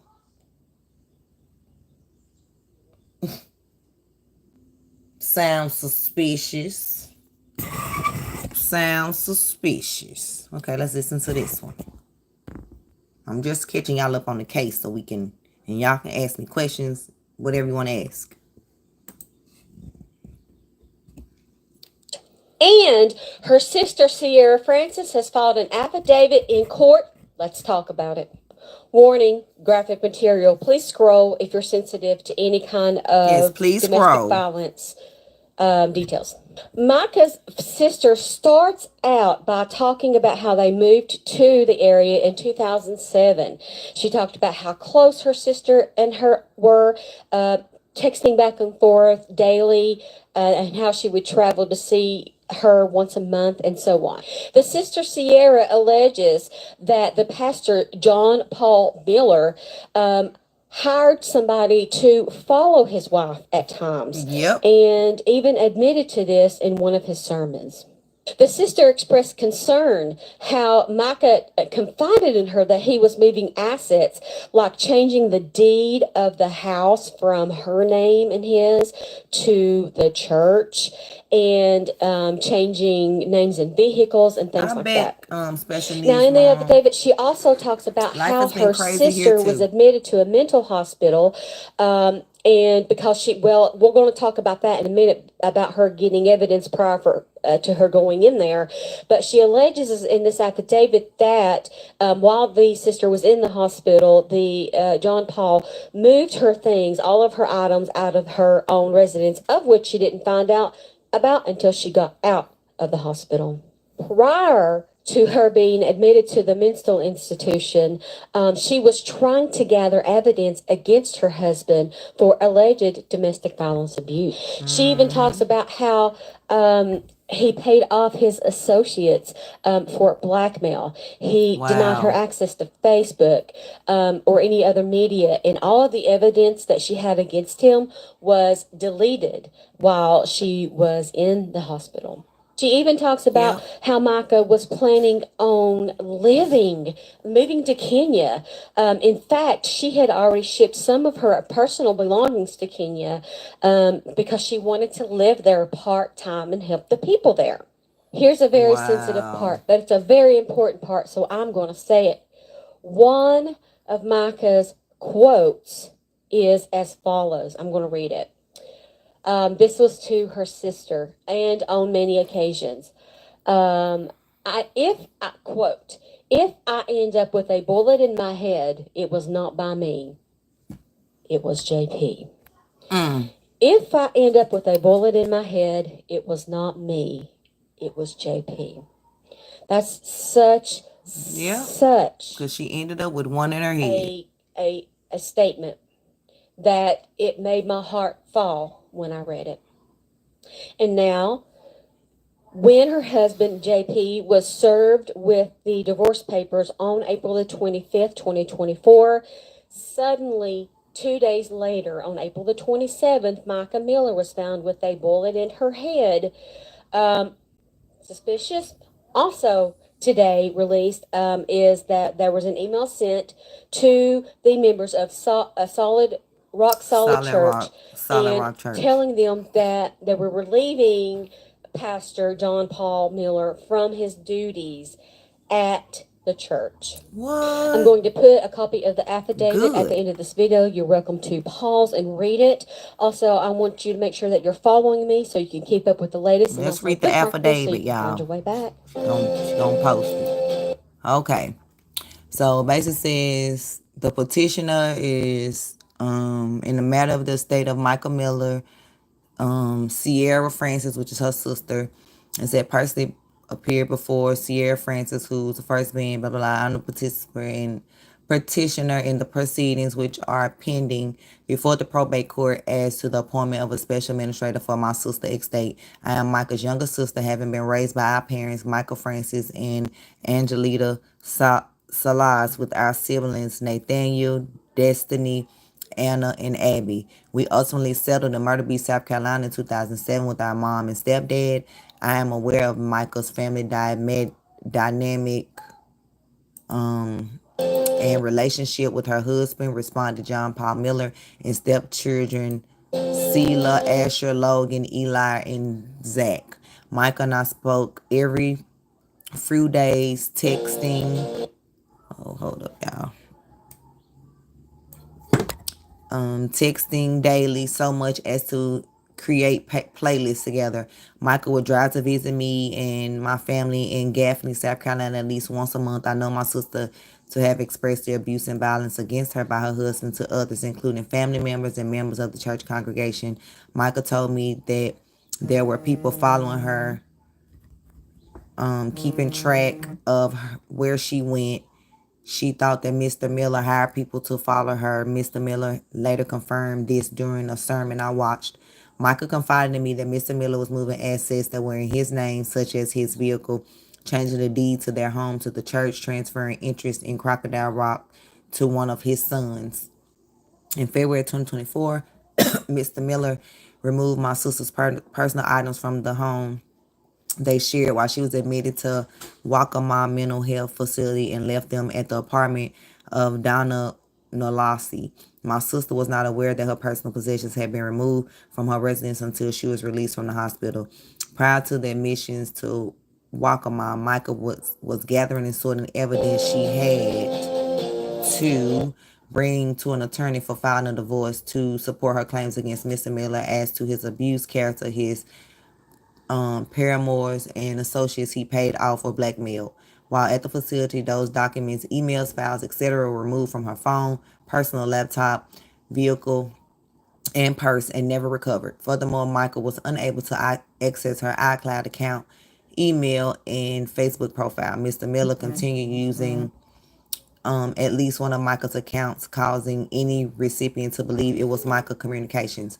Mica talked about what she wanted her life to be like following her divorce from Mr. Miller, having traveled from a church for a church mission this past fall, from October the 15th to October 27, 2023, Mica was intending to participate in additional missions, even to live part-time in Kenya.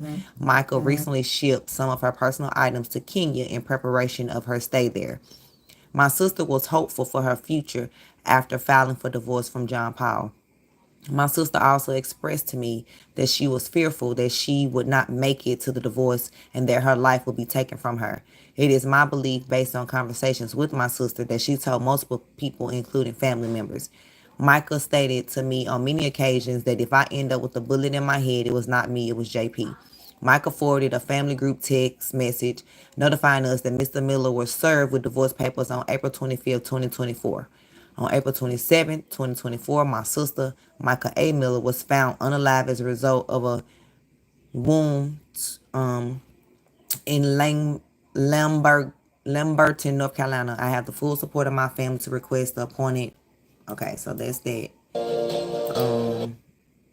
What happened to 30-year-old Mica Miller, who lives in Myrtle Beach, South Carolina? There's a big Hello, protest Alice going on F. right now at the church where her pastor preaches. Mica Miller was found on April the 27th in Lumber. Oh, y'all, my bad. I went to the wrong thing. The medical My bad. examiner has determined that Mica Miller's death was an unaliving of herself. So Not she believing it. herself is responsible.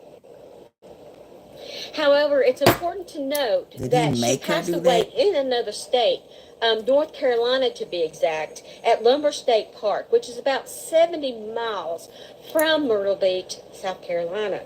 And so Myrtle Beach does not have any jurisdiction right now over the doing an autopsy and finding their own findings. Now, if you'll recall in the Riley Strand case, his mom and dad and stepdad hired an independent Oh, I gotta tell y'all the update on autopsy, Riley's case too. of him, which we are still awaiting results from. We're doing This case finding, updates including today. that her pastor wife, John Paul Miller's behavior has sparked outrage in her community and really all over the world at this point. And her family is wanting someone to do a deeper dive into the investigation into what has happened to their loved one. There has been no official statement from her family at this point regarding the findings of the medical examiner in North Carolina, and it's important to remember that the medical examiner's findings are preliminary. We would wait for the final report, including toxicology reports. Make sure you're following. It wasn't one. Mica Miller's But she made her 911 family sign a call paper to and have the her cremated details immediately. that led up to that incident released. Here go the 911 call, Put y'all. together the timeline of events that the sheriff's office has released in regards to Mica Miller. They released details leading up to the incident, and they also released the 911 call. Warning: it's graphic, edited for time, and edited to fit TikTok's guidelines. If you are sensitive to this type of material, If you are now's sensitive, the time to scroll. now it's Mica time to Miller scroll. lost her life on 4/27/24. The wife of Pastor John Paul Miller in Myrtle Beach, South Carolina. There was a huge speculation over the incident. A lot of people thought that he may have been responsible and formed the hashtag Justice for Mica. Immediately following the depiction of the timeline, I would include the 911 call. While the events leading up to that day have not been investigated, I'm interested to see text messages between her and her husband, John Paul, if any. Our thoughts and prayers go out to Mica and her family. Yep.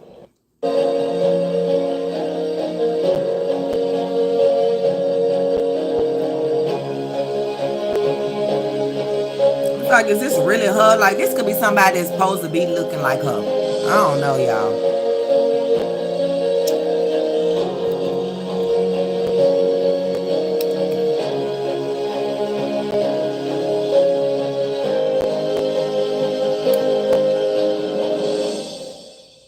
That's when she What's the called. address of your emergency?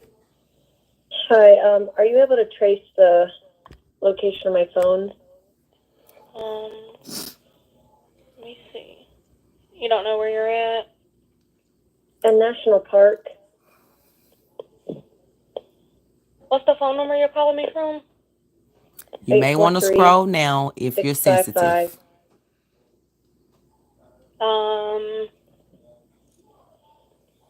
Where's the park located at? In Bear Bluff. Let's see. I have my location on, I think, on my phone. Find my phone is on. I just did my my location. Okay, I'm showing, I don't think you are in Robeson County. Listen to what she finna Yeah, say. the Lumber River State Park. No, she didn't leave a note. Yeah, that's where I am. But she told her family if anything happened to her, he done it. Tell me what's happened. I'm about to. She said on the lap, you know. And I just want my family to know where to find me. Okay, ma'am. Just listen to what I'm saying, okay? Let me make sure I got the exact location where you're at, okay? Just 1 minute. She hung up, y'all. She hung up. The medical examiner has determined. I want y'all to hear the fisherman. Here is a 2015 Solid Rock Ministries church website entry about Pastor John Paul Miller. Watch this, y'all. Pastor John Paul Miller spent his teenage years playing the piano in churches as well as nightclubs. He thought church was for fake people who were different behind closed doors. I'm going to read it again. He thought church was for fake people who were different behind closed doors. This the pastor now. But when he met Allie in 1999, everything changed. God used Allie to be the light that led him to Christ. Wow. But when Mica was his wife, all he said was, senior pastor and his wife, Mica. And a few things that Mica liked to do. Nothing. And whatever other areas she was called to serve in. What? But then, around May of 2023, look at the update. You see the biography change to this long, all about him, very drawn out, all about me biography. Yep. And that's all I have to say about that. Yep.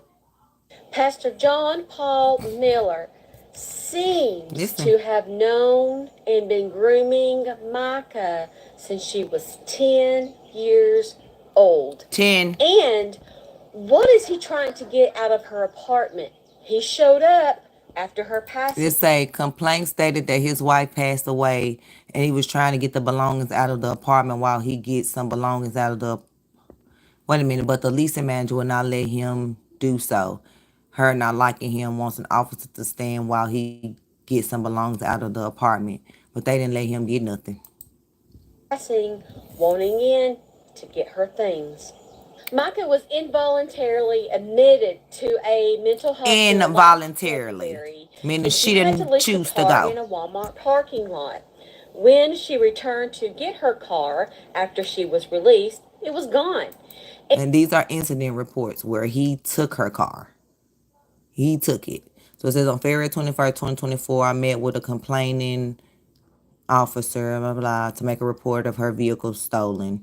The CP stated that she was separated from her husband, since January of 2023.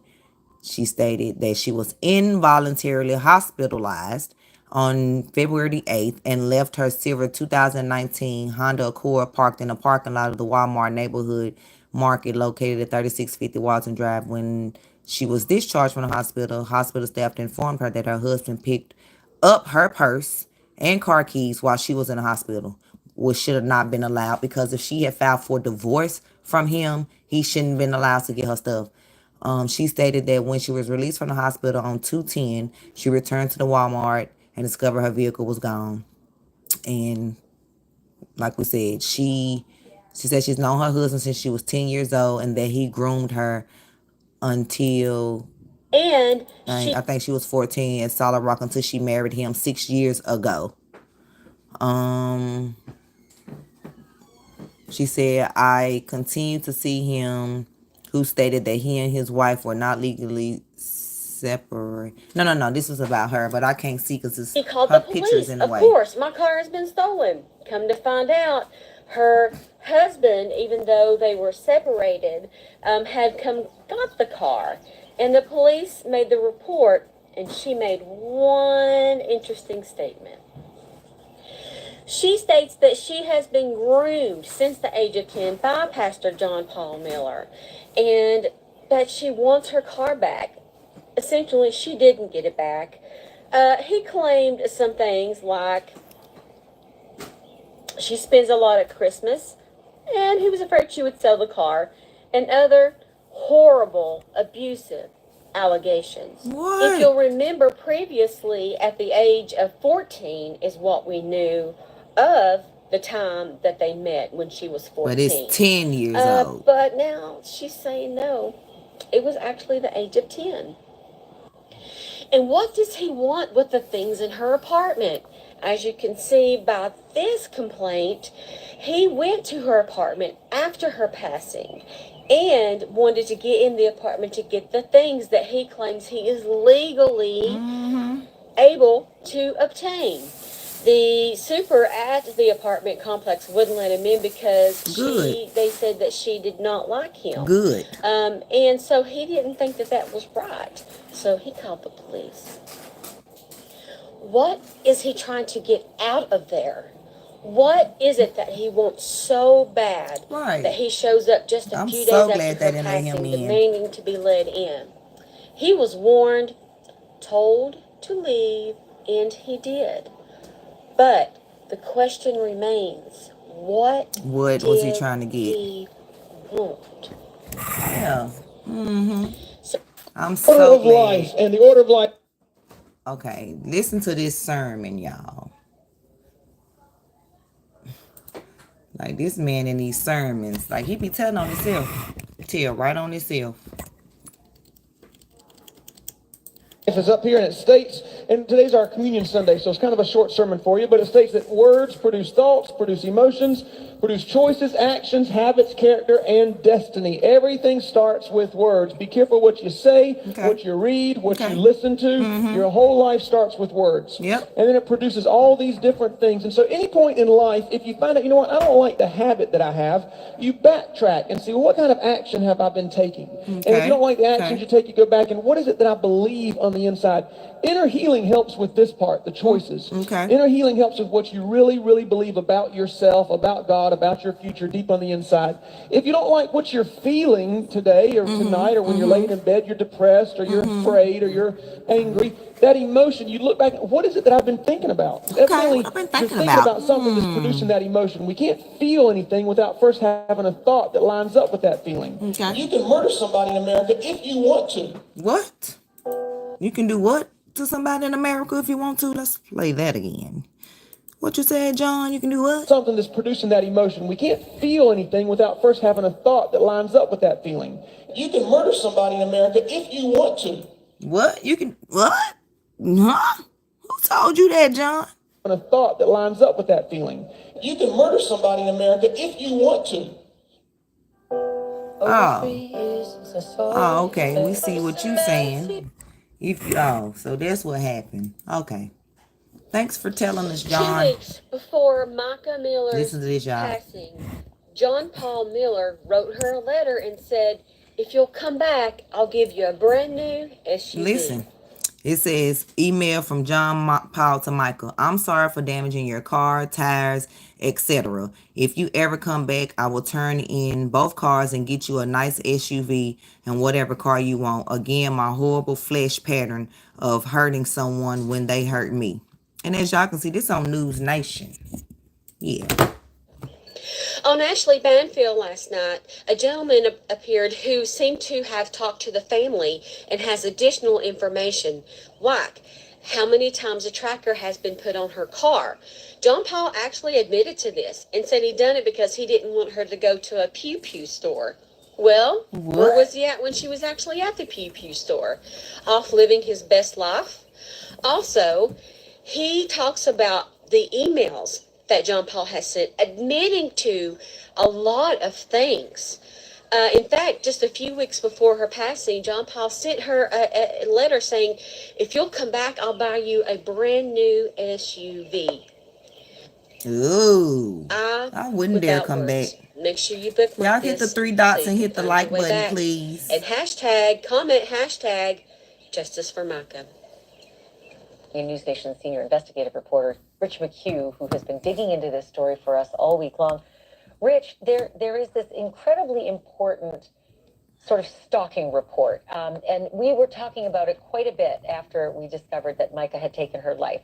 It talks about a tracker being put on her car. It talks about her tires being slashed. It talks about this device being jabbed into her tires to let the air out. It talks about a man showing up at a gas station, then following her to a car dealership, and that man's name was redacted all the way through. Last night we learned the man's name was actually John Paul Miller, the estranged husband, the man who everybody had pointed to as the cause of all of this prior to finding out it was a suicide. But now we actually have an email from him when he's admitting to some of this behavior. What have you found out? So we've come into a lot of information that has been sent to the police. People are wondering, okay, so what are police to do with all of these allegations? Do they even know? And now we know that her family has forwarded all of this information to the police. One of the things that is included in these documents is an apology email from him to Mica on April 15th of this year, which is about 12 days before she died. In it, he writes, I'm sorry for damaging your car, tires, etc. If you ever come back, I will turn in both cars and get you a nice SUV or whatever car you want. Again, my horrible flesh pattern of hurting someone when they hurt me. So there you have it. He's kind of outing himself. And I'll give you something shiny and new if you just come back to me. Boy, if I had a dime, Rich, for every time I've seen an abusive relationship like that. Said. So JP, actually, Mr. Miller, John Paul Miller, Pastor Miller, has been having conversations with you via, texting back and forth. And if I understand this correctly, he has also admitted directly to you that he's the person who put the tracker on the car. That's right. That's right. Dang. Sorry, y'all. Kind of unprovoked. And I also want to read this because this thing stood out to me when I read it at the time. I didn't really know it. He said, I even hired, this is JP. Yeah, they got 10 of them. PI to put trackers on her car to know if she was going to a gun store. That's the one. She must have forgot that one outside. Because she took all the rest of them in there. You got half a whole white face and one brown ear. That's the one I was looking at because I was like, well, I want that one. And she done left my dang dog outside. He ran up to me at the trash can right there. They had 10 dogs across the street. And the one little cute one she done left outside. But that's where it stands. Where? That's pretty well, it's because is it this house right here? The next thing is that he apologized for something else. And this was something we were unsure of. There were allegations that Mica had I was out there one time, they be selling, they be having in the back of the truck. Her would be posted on the internet, and now he is admitting that it was him. He was the one making those threats. No, no, that I'm not. Yes, so this goes back to this apology letter that we have. It's an apology letter from him to Mica in April 15th. In it, he's apologizing for a series of things, and one of them is a photo that was produced on the internet. It was topless of her. We're not going to show that here, of course, but in the apology he says, I'm sorry for putting a picture of you on the internet. And then the mom started barking. I was hurt that you were because he had sat down for me. Horrible intimate details of my past sitting in front of me. And I just wanted to try and then the mom was like, got up and walked around. It was evil of me to do that. And then he got it. Oh, so yeah, it's only up there for an hour. Like that doesn't have like elsewhere when people download naked photos and they live forever. And I'm sorry, but there's the but. Like that's again just a classic pattern that you often see. So you have also seen text messages between John Paul Miller and Mica's family. What were in those text messages? Some of the text messages I've seen were pictures of text chains where her family was communicating, and Mica was on there, but Mica, this was at a time where I believe she was in the hospital, and so the Mica jumps into the conversation and said something like, "Happy Valentine's Day to me," and I believe her mother or a relative says, "Mica, is that you?" And it was quickly figured out that this was not Mica. This was JP. That he had possession of the phone. Wow. And it was his interpretation, legal interpretation, that it was marital property. This man is a psycho. And so this is just one of a number of instances. You know, he took over her Facebook page. Her brother took it back, and her sister took it back and said, "Hey, this account has been taken over. Do not post." There's a lot here. There's a lot here, actually. Like, I mean, marital property, sure, but communicating with someone else is not marital property. You can't just grab a marital property telephone and then pretend to be like there's a distortion if I've ever heard one. Right. So Mica herself wrote something before. Did you get your hands on it, and what's in it? Yes. So this is a letter that she wrote 2 days after this apology letter, if I have this correct. And roughly 9 days before she died. It was a letter to for the courts in part of her divorce court proceedings, and it's a hard thing to read. I'll just be completely honest. Wow. She lays out like the entire case of why she's leaving him and what has happened to her. I just want to read a snippet of it.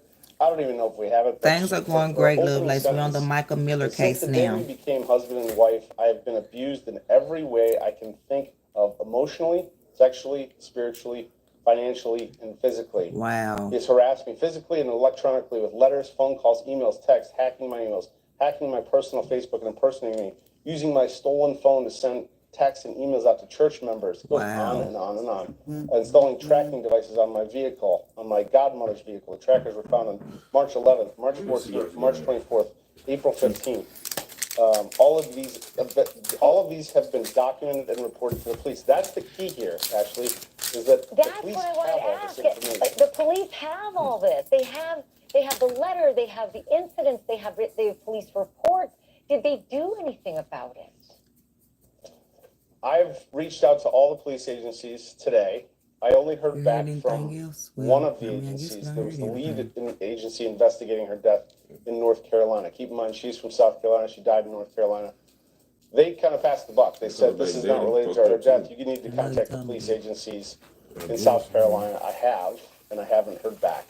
So it'd be interesting to see what they do respond, because from what I can tell, from what I can gather from conversations with her family, and you're about to speak to them directly, but they'd like to see some charges come.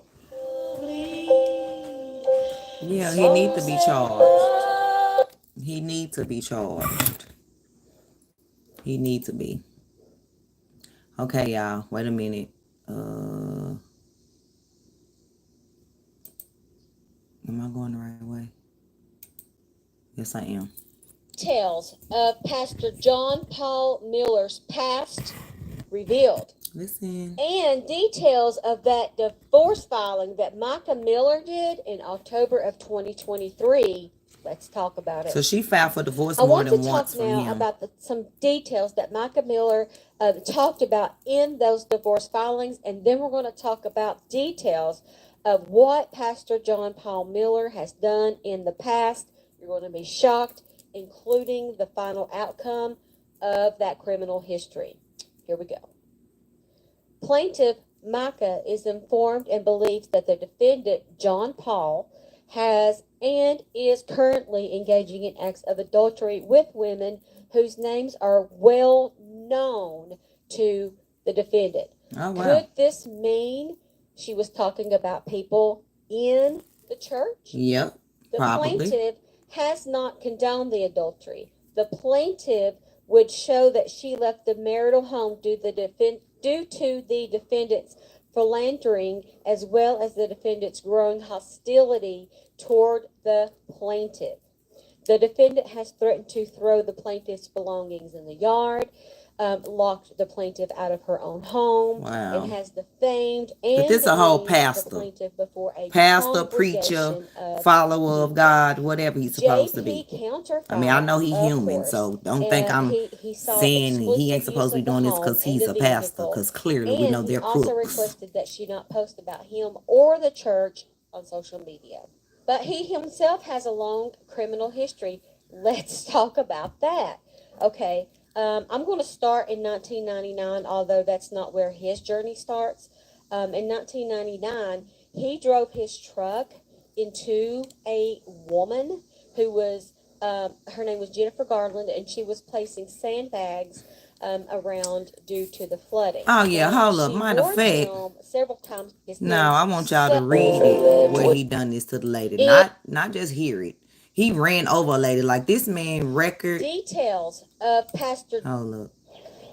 2 weeks before Mica Miller's order of life, and the order of life. No, we read that. Saw that. Is.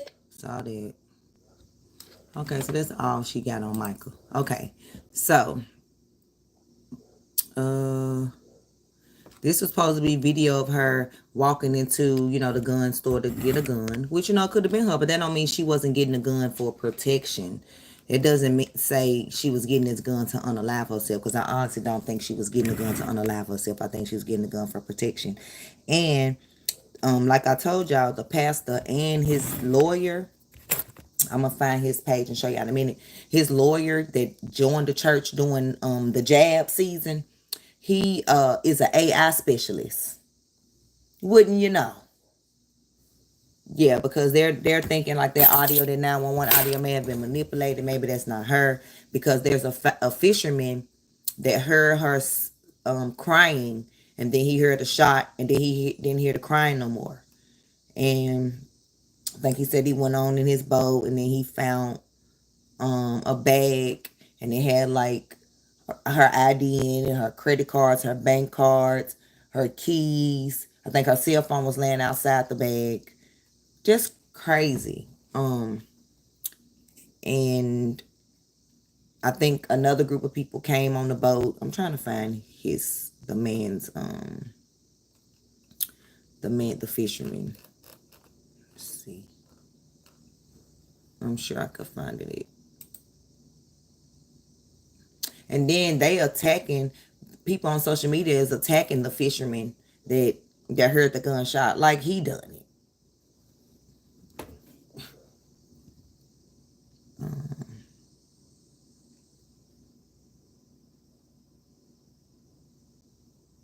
I think it's this one. With continuing coverage on the death of Mica Miller, the estranged wife of John Paul Miller, former pastor at the Solid Rock Church in Myrtle Beach. This week, the Robeson County Sheriff. Are they going to play it? I'm trying to see if this is the video that plays it. Office, they released a timeline of what happened the day Mica died by a self-inflicted. Hold up. I don't know why he's doing this. I'm trying to see if this is the one where he actually talks about it, though. I don't think so. I think it's this one. Right here. A gunshot wound at the Lumber River State Park. Now tonight, the man who reported hearing Mica.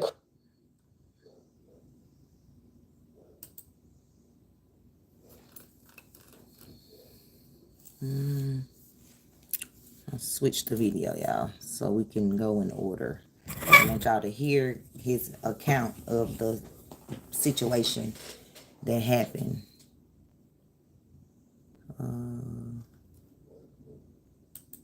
No.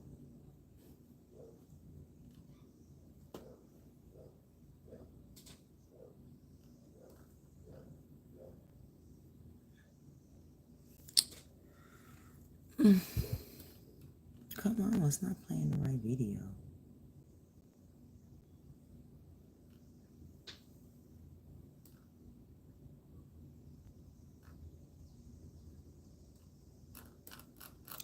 where's the one that I just was playing? My bad. Weapon for self-protection. She told me days beforehand, That was Michael Daddy speaking out. We're going to hear what Michael Daddy has to say as well.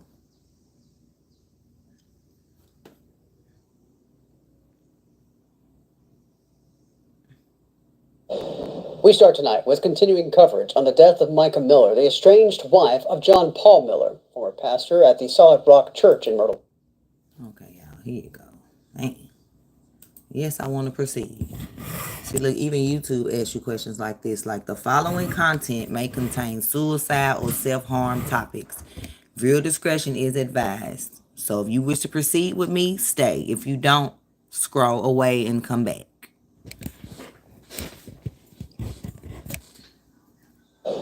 We start tonight with continuing coverage on the death of Mica Miller, the estranged wife of John Paul Miller, former pastor at the Solid Rock Church in Myrtle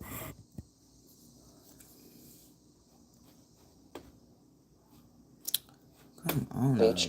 This week, the Robeson County Sheriff's Office, they released a timeline of what happened the day Mica died by a self-inflicted gunshot wound at the Lumber River State Park. Now, tonight, the man who reported hearing Mica crying and the sound of a gunshot at that state park is sharing how his character is now under attack. He says it's destroying his life, and he wants the baseless attacks that he's seeing on social media to stop. He talked with ABC 15's Tanya Brown. She joins us now live from the Robeson County Sheriff's Office in Lumberton.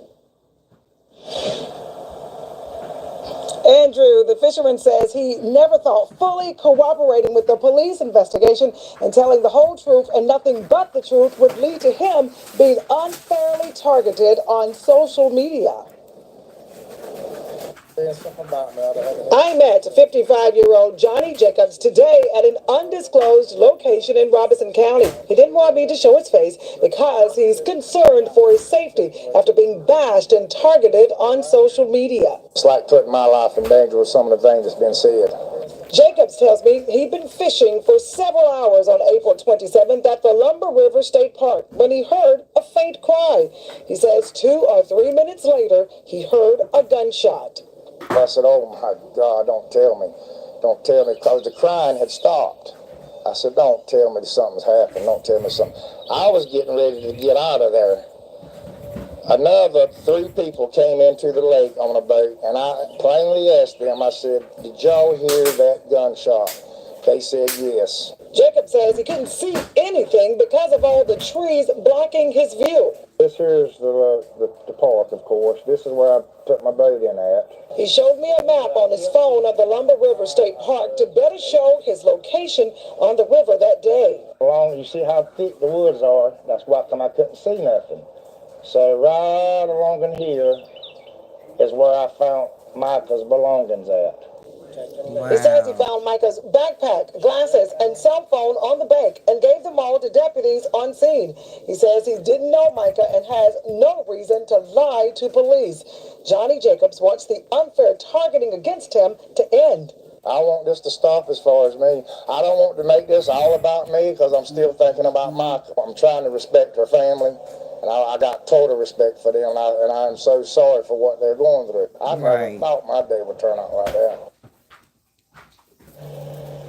The Robeson County medical examiner has also been bashed on social media for how he ruled Mica's death as a suicide. Now, the North Carolina State Medical Examiner's Office, I reached out to them today to get information on if an autopsy was done on Mica's body, and I am still waiting to learn that answer. Live in Lumberton, Tanya Brown, ABC. Yeah, it wasn't no autopsy done because if I'm not mistaken, and I'm finna go to that video on JLR Investigate. Shout out to JLR. He was actually in Myrtle Beach, South Carolina when JP got served days after, like a day after they found Mica. Like literally he was there. We was live, watching it live. Like, wow. And he basically it was a video where he plainly blunt out and asked John, like, did you unalive Mica? And John got in his truck and drove off. Like, JLR, he been there, y'all. I'm not even gonna talk about the Sebastian Rogers case yet because there's so many updates on there. Y'all would be like, What in the whole world?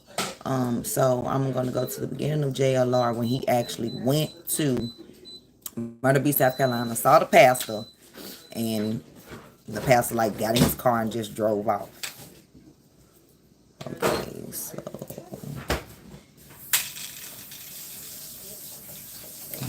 it won't be 13 days ago. It'll be back right here. This just happened with Michael. Okay, so this was when he was at home. He was talking about the suspicious death when he was at home. But then he went to... Wait a minute, he's still at home right here. Then he went to the visual. He went to the visual for her. Then this was on the beach. Okay. Here it is right here.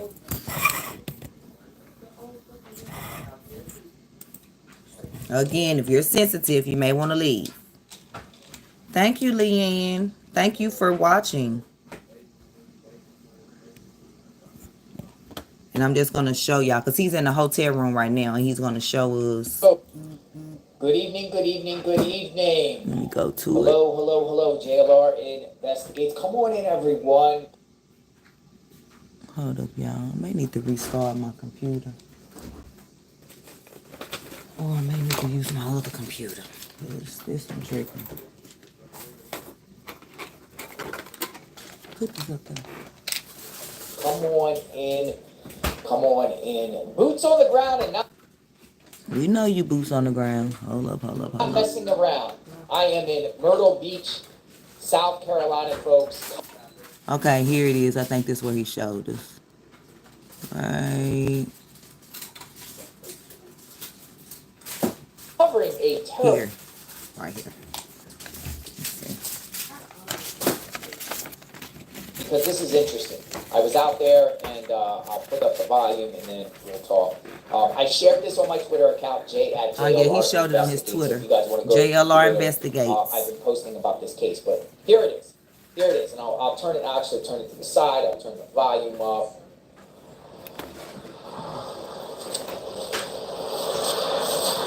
So he was at the new church property, the property where the church is finna get put, and hey, how are you? Did you? A lot of people. Hey, sir. That is toffee sir, in it. Sir, a lot of people want to know if you murdered your wife.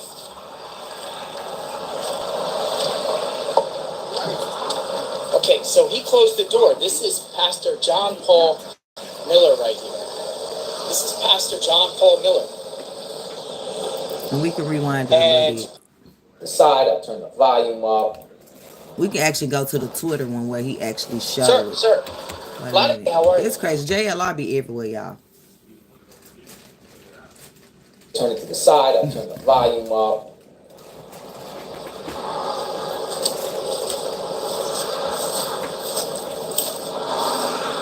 There he is. There's his truck. Right there. And y'all know he done made changes to his truck, y'all. Did you? A lot of people. Hey, sir. Sir. A lot of people want to know if you murdered your wife.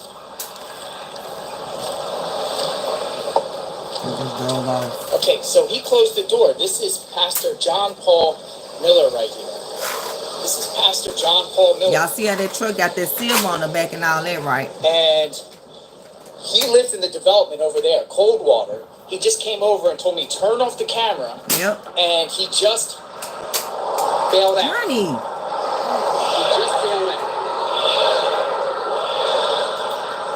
He just bailed out. Wow, did you see that? They can hear that. That was the pastor. And he told me to put the camera down.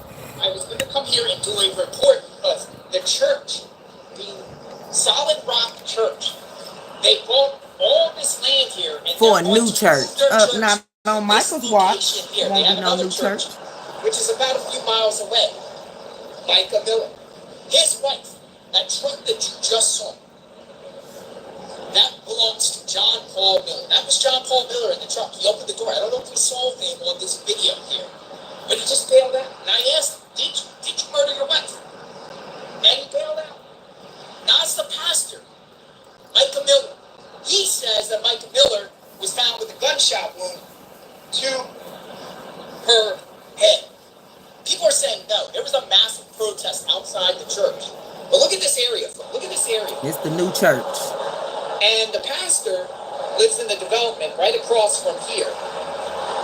It's on this Myrtle Beach, South Carolina, major highway right here. I don't know the name of the highway offhand.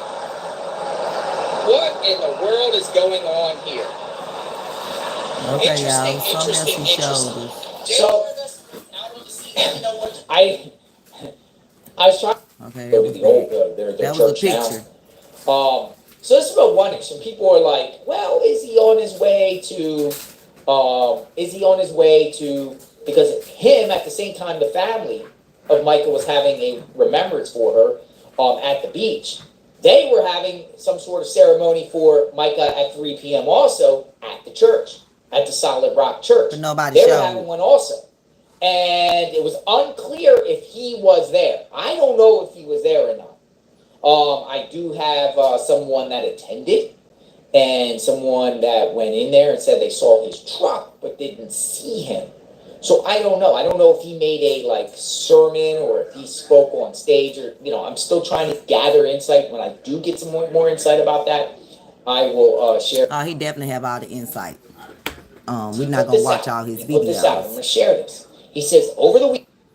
Listen to this. Multiple sources have told me Mica made a 911 call and had a conversation with dispatchers. Sources tell me the conversation indicated she was alone. Now, this is what this guy's saying. They're saying his sources are saying that Mica called 911 and spoke to dispatchers. And his sources are saying that she's claiming she was alone at that call. Now, what do we make? Oh yeah, we already heard the call, so we backtracking. We with make videos. it? I just wanted y'all Was she to really see alone? And what did she? I just wanted y'all to see that he confronted the pastor, asked him that, and then we're gonna go to the next video where he pulled up. He was at in the pastor's neighborhood, walking on the free, empty, free public street, and process server came. Yep, a process server came. Let me see.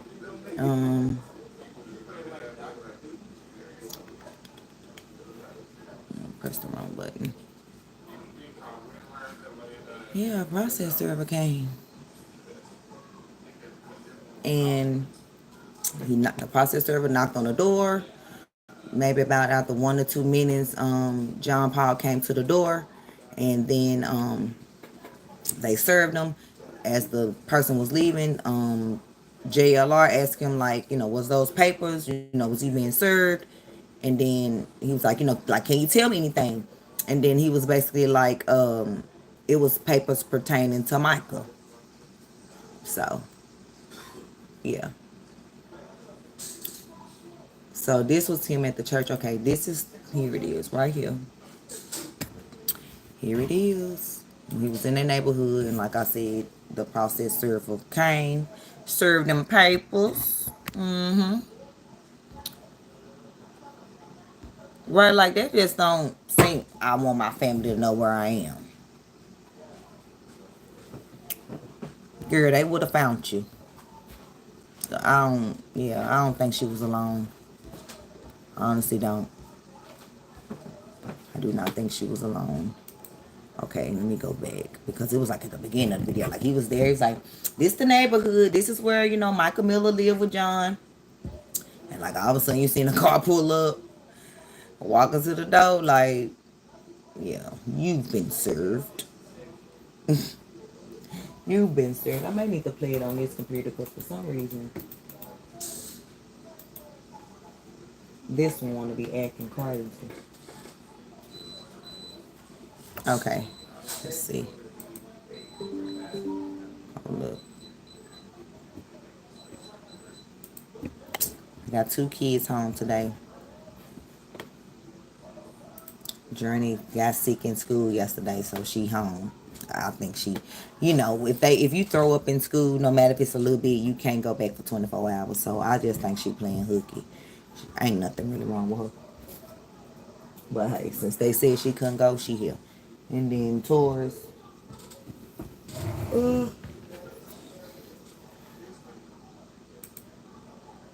I think get my other computer ready for the next video because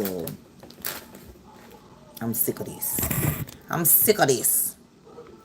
Cold water server.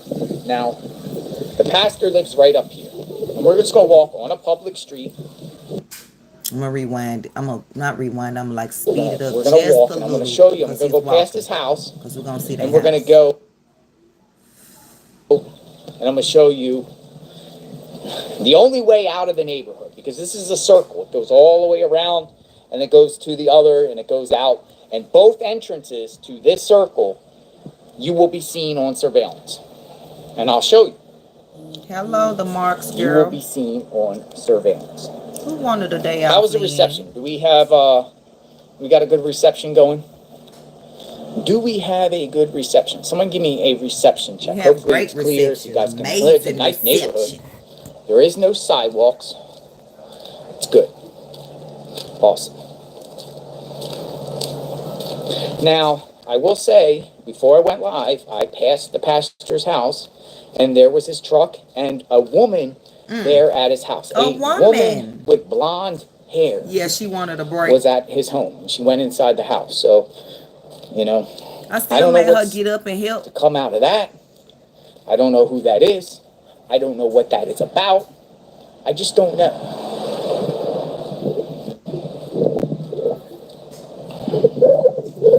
Lives right around this corner here, so okay. So he just wanted to show you kind of what the neighborhood looks like. They're nice homes here. They look till we get to his house. Like maybe like we won't care about the other neighbors. I mean, not being mean like that, but y'all know what I'm saying. We here for John Paul, and he would have names that's in the Bible. John Paul. Down.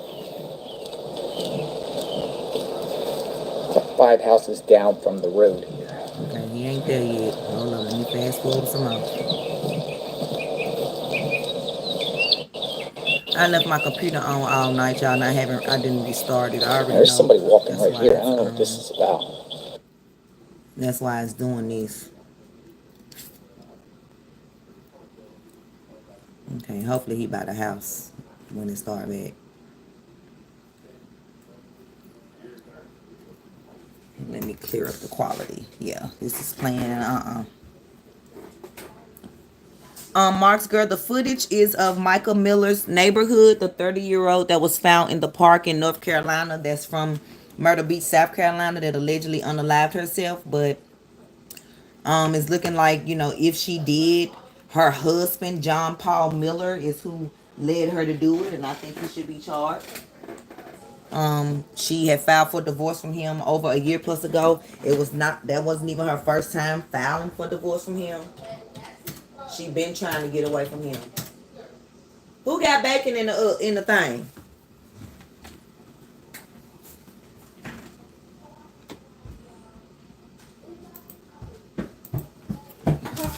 Who got bacon in there? I would never run it. Okay, what you put it on? But you always tell me to put it. What I say? Karen, what Hello. I say? Oh, okay. Okay, y'all. He up here now. Oh, it looks like he has some sort of paperwork. There we go. Looks like he has some sort of paperwork. Yep, paperwork. Maybe, maybe not. Paperwork. The pastor seems to be home. Oh, you're serving paper. Trying to clear the video up. Huh?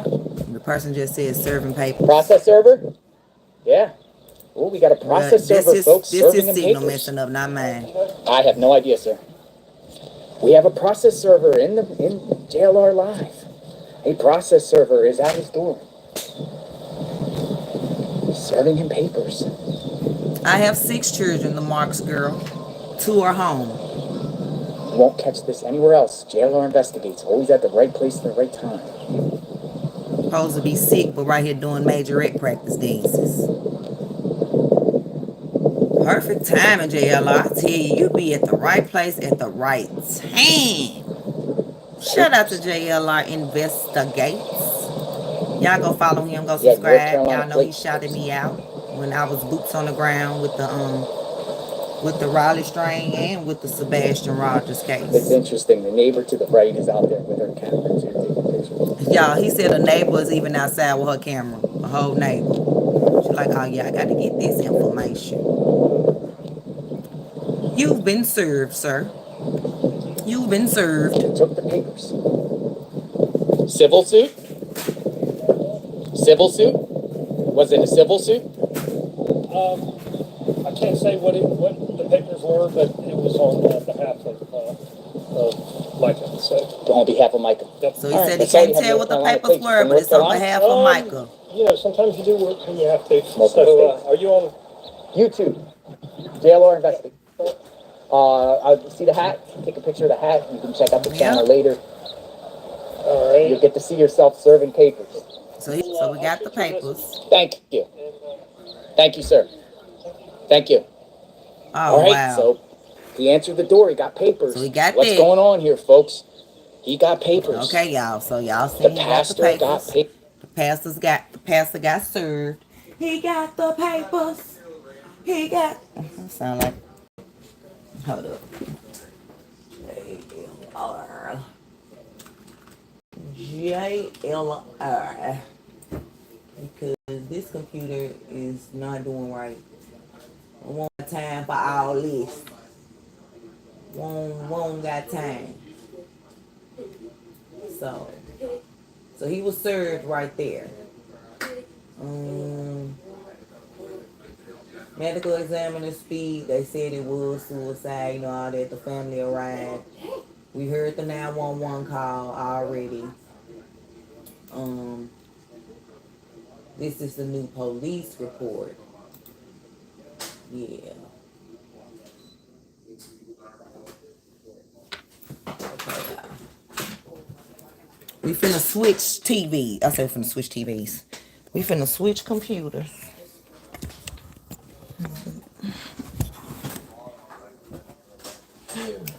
JLR is investigating. Come on in, everyone.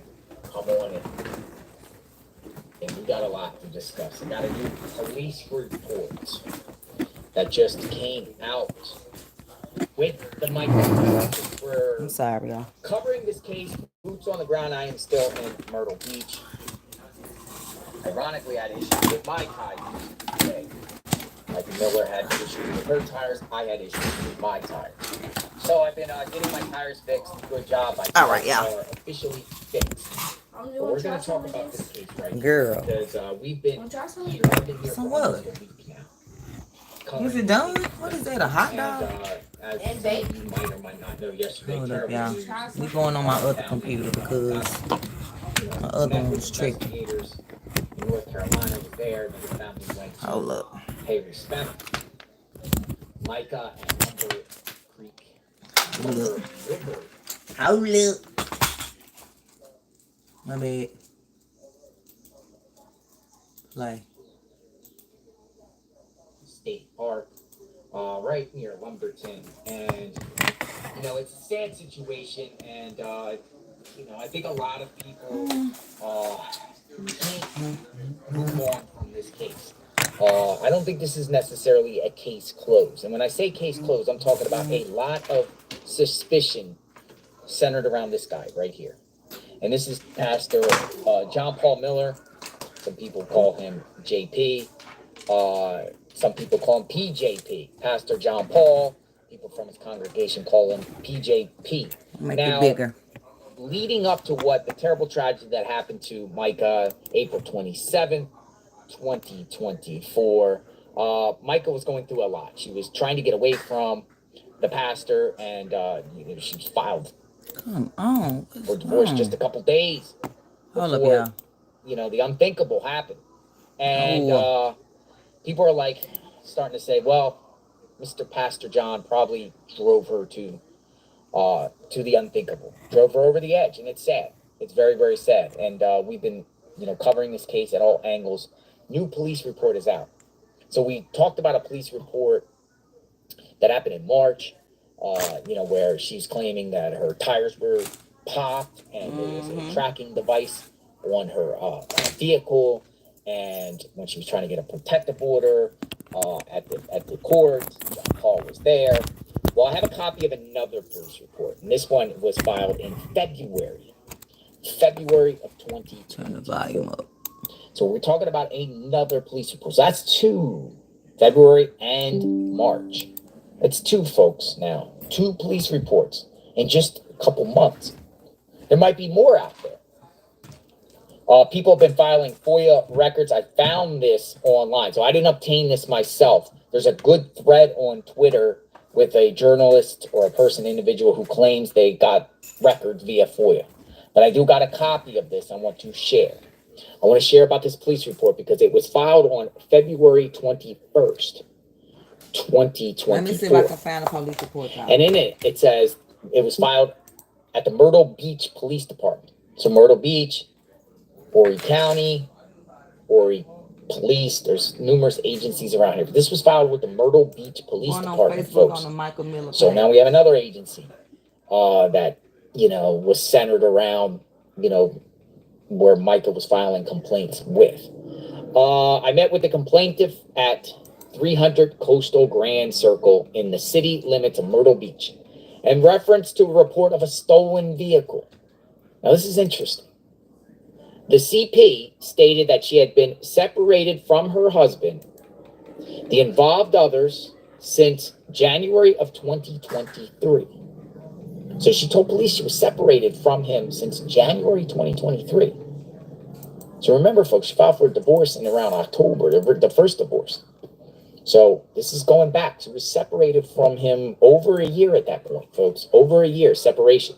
CP stated that she'd been separated from him since January 2023. The complainant states that she was involuntarily hospitalized on 2/8/2024. Involuntary. And left Meaning her she didn't want silver 2019 Honda Accord parked in the parking lot of the Walmart Neighborhood Market located at 3650 Walton Drive. When she got discharged from the hospital staff informed her that her husband picked up her purse and car keys while she was hospitalized.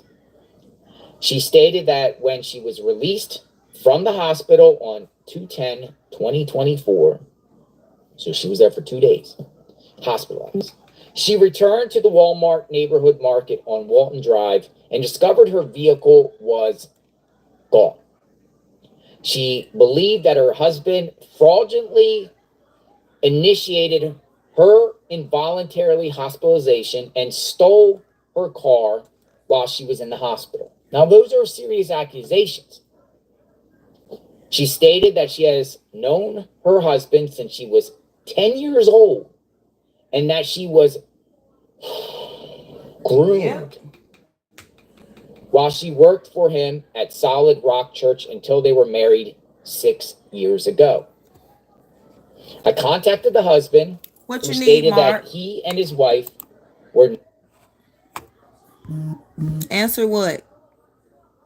Listen to the 911 call. Leah, you can rewind it. Leah, you can rewind it to hear it, but I may play it again. Separated, and that she suffers from... We already saw that police report. Terrifying. JLR just breaks his videos up into a whole lot of videos. So, like, he do a whole lot of different lives. So, when I do true crime, I like to have all the information, as much information that I can have, and talk about it all at once. So, let's see. And then, like I told y'all, the girlfriend of the woman that he's currently with, her husband drowned. He was a paraplegic and he drowned mysteriously in a pool. Like, how did he get to the pool? And John Paul's father is wanted. He's a criminal. Like, crimes to children, all type of stuff. Here it is. I'll let y'all hear it. That's why I was extra trying to find in the group. If you think you're beyond help, watch this movie. And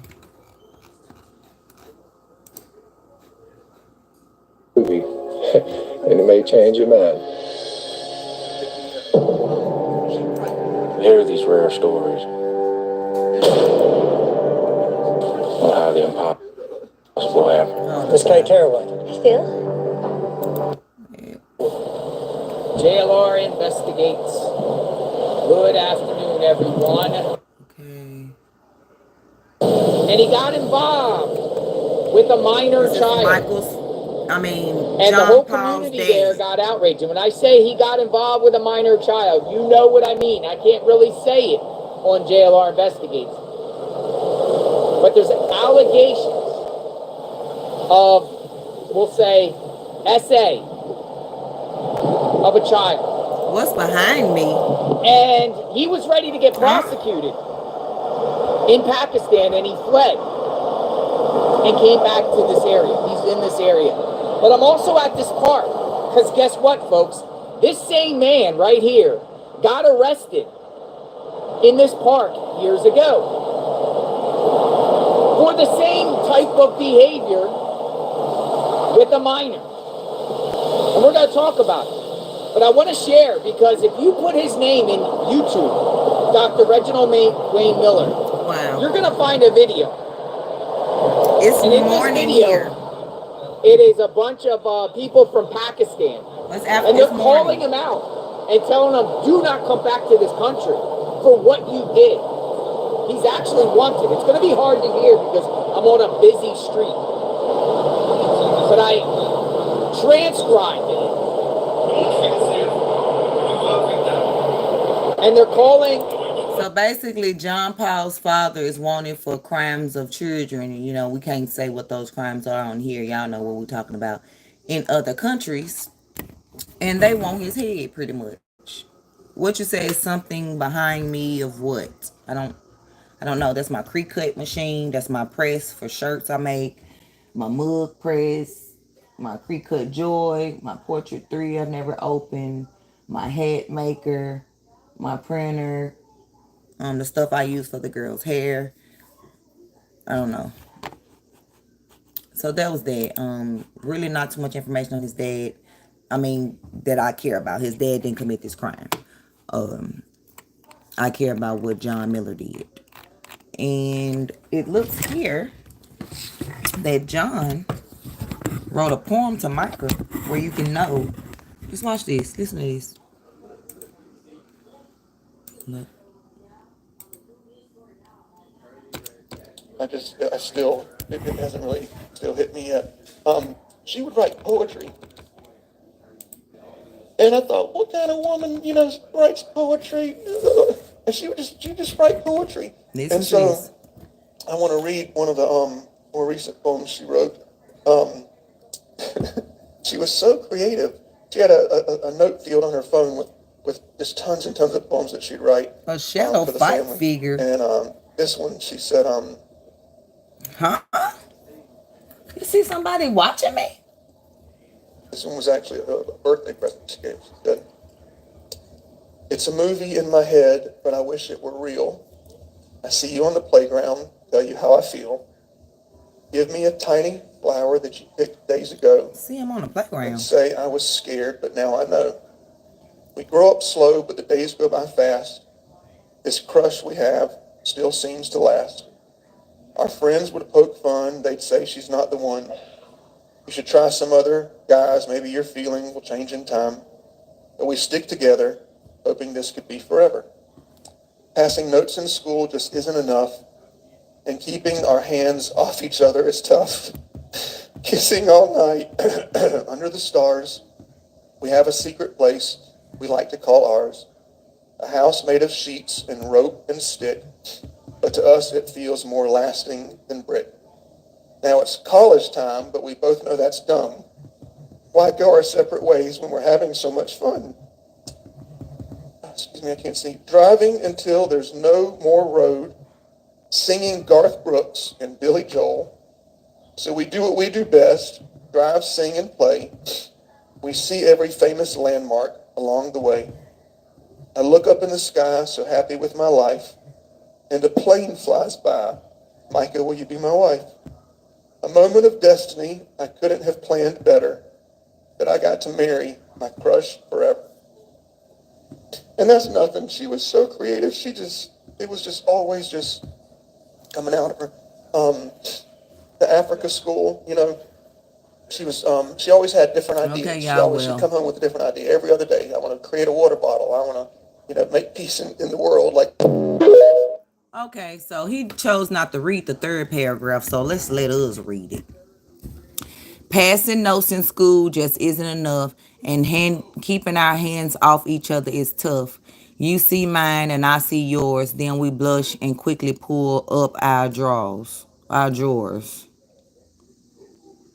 What? What? Mind y'all. What? He's 14 years older than her. She met him at 10. So she was 10. He was what? How old was he when she was 10? 24, right? 24, right? So he been grooming her since she was 10, 24. This poem is sickening, and I think she was exposing him in this poem. And his slow tail, not realizing it.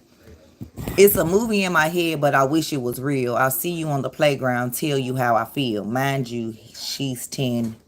He's 14 years older than her. Okay. You gave me a tiny field flower that you picked days ago and say I was scared, but now I know. We grew up slow, but the days go by fast. This crush we have still seems to last. Our friends will poke fun. They say she's not the one. Friends? Girl, he 14 years older than you. What friends of his that you talking to? Our friends will poke fun. They say she's not the one. You should try some other guys. Maybe your feelings would change in time. Right. Oh, so her friends was telling her he wasn't the one. Okay. But we stick together hoping this could be forever. Passing notes in school just isn't enough, and keeping our hands off each other is tough. You see mine and I see yours. Then we blush and quickly pull up our drawers. Kissing all night under the stars. We have a secret place we like to call ours. A house made of sheets and rope and stick, but to us it feels more lasting than brick. Now it's college time. Oh, so now she in college. So she wasn't in college all these other times. Okay. Now it's college time, and we both know that's dumb. Why go our separate ways? We're having too much fun. Driving until there's no more road, singing Garth Brooks and Billy Joel. So we do what we do best. Drive, sing, and play. We see every famous landmark along the way. I look up to the sky, so happy with my life, and a plane rides by. Michael, will you be my wife? A moment of destiny I couldn't have planned better. Then I get to marry my crush forever. So she married him at 23, so he was 37? Okay. But he been grooming her since 10. She babysat his kids in her early 20s, and she was cheating with him he was cheating with her on his wife. Yeah.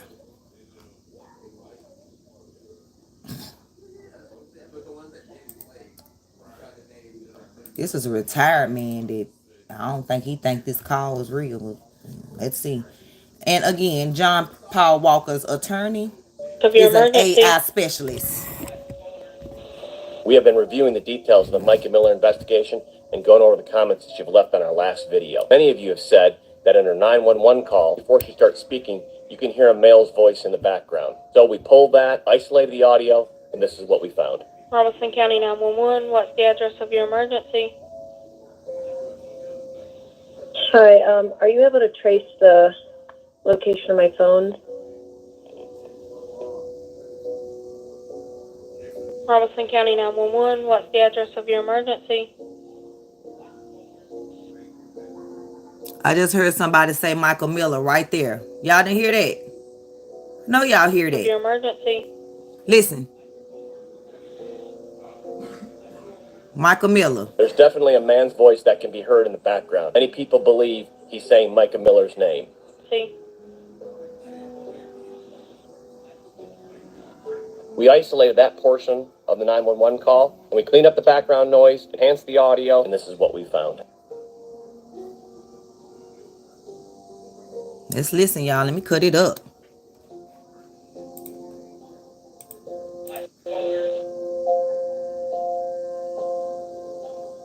Let's listen again. We believe it's a person in the background of the 911 operator who says, my folder. Robinson County 911, what's the address of your emergency? Hi, are you able to trace the location of my phone? This is a really sad investigation all the way around, and our hearts go out to Mica Miller and her family. There are a lot of weird details that don't... So it sounds like it was a male voice somebody heard, but they're saying it's somebody that was at the 911 dispatch area, and they were saying my folder. That's crazy how, y'all, this is weirder and weirder and weirder.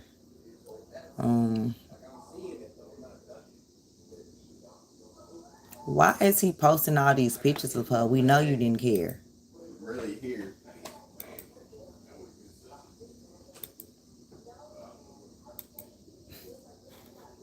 We don't care, John. The truth gonna come out. I'm not gonna judge you. I'm gonna let God do that. I'm gonna let God do that.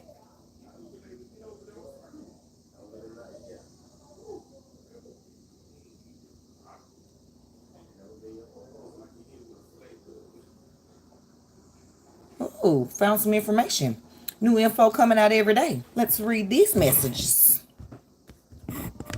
We're gonna get to the bottom of it. That's why I love social media and true crime helpers. You know, I understand there are people on here that just do stuff for views and content and cash apps and super chats and stuff like that, but I'm all for getting justice.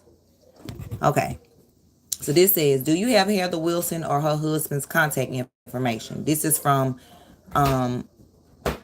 Mica's sister, and this is dated November 29th, 2022. It says, no, I'm not even sure who that is. She said, we found out the reason why we can't get to Mica, the reason why the police are twisting everything that we said, the reason why there are guards keeping our family out of the hospital, the reason why they never made a police report in Horry County when everything went down at my house is because John Paul's best friend, head of security at Solid Rock, is married to the head of Horry County Police, Heather Wilson. Okay, let's continue. You're joking. There has to be a way to contact her. I looked it up. She is also a police officer, a lieutenant specifically. You could call the station and ask to speak to her. Our friend, who is an officer, said that Heather, the lieutenant, called and was getting all the information from her department. Our friend was the police officer who happened to be on the call and go to the doctor when Mica passed. Wait a minute. When Mica passed, wait a minute. Hold up. When Mica passed out, not passed away. When Mica passed out, she said that JP was being a jerk to them and he was calling, asking for information as well. This person said good. The problem is Heather Wilson is the member of Solid Rock, which is JP's church, who is giving all the information to John Paul. She's the one who's in charge of Horry County Police Department, crooks in the police department, who's calling and gaining all of the information because of her rank. Officials and ranks, from the officers who reported to the scene. So they said, I see. Don't you have the police report from Spartansburg, though? That would be useful information to contact them, especially about since everything just went down within this last week. Her sister said, I have not told Anna or JP or Nate or Abby or anybody, but Linda is the elder that Mica had helped her leave town and come to my house. Mica says she trusts Linda over everyone else. Linda knows JP made Mica leave and all that. She was heavily involved on the day JP was blowing up y'all phones, but she didn't know the perspective. And this was all the way back in 2022. So now we see that JP's head of security is married to the head of the police department. That's why reports not getting reported. Yeah. Yeah. Wow. Oh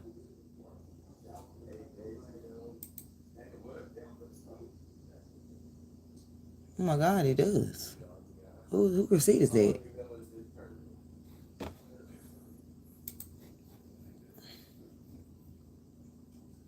does look like him, though.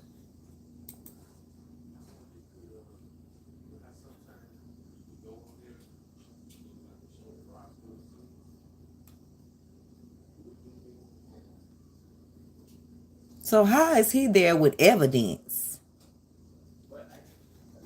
Y'all, this stuff is crazy. This picture right here, which is a picture of a receipt. But if you look right here, that kind of look like her husband right there. Why he there? Right there. Right here.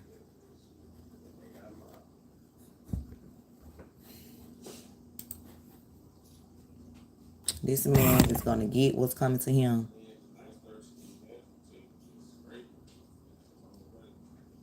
What you say?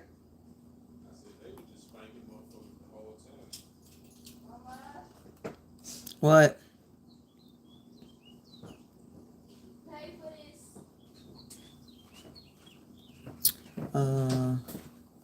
And then this was I guess a sermon he called himself doing. I don't see no grief, nothing for a man that's supposed to be. We're not seeing what are called adapters. For a man that's supposed to be grieving his wife. To comfort ourselves, to self-soothe ourselves, like wringing of the hands, those kind of things. He's got these, what's supposed to be tears happening. That's not happening. He has no tissues there with him. His nose isn't running. He's trying to pretend it is, but it isn't. These are all the classic cues of someone who is faking an emotion. And if you'll notice, if someone's really feeling an emotion, that's what the emotions fire those expressions onto your face, in other words, from your brain, from your limbic system. And those don't last on here. We don't see grief. The little bit of grief that there's semi-sadness that we see in there is taken away by a smile. And the smile is more prevalent than his grief is, or than his sadness. He's smiling more like he this happy. This is one of those things that shows so many things that are wrong with it. I'm actually going to use this in training because it is. These are all the classics right here, all of them. Wow, you're going to use this in training. Holy Dinah. There's something I read that you had mentioned about a forehead, like tells in the forehead. What's that about here in this video? Well, quite often we get what is referred to as the grief muscle. It's sort of like an upside down horseshoe that happens right here in the glabella area of the forehead. And when you see that, I can't do it. You may be able to, I don't know.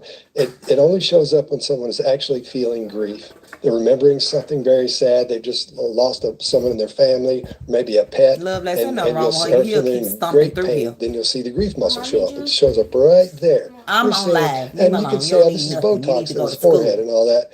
He may have a little bit in there, but you would still see some movement up in here if he did that. Thank you, I don't think he's feeling any grief. We're talking about Mica Miller case right now. We're not hearing it in his voice. His voice, he's under the impression when you're sad that your voice goes way high.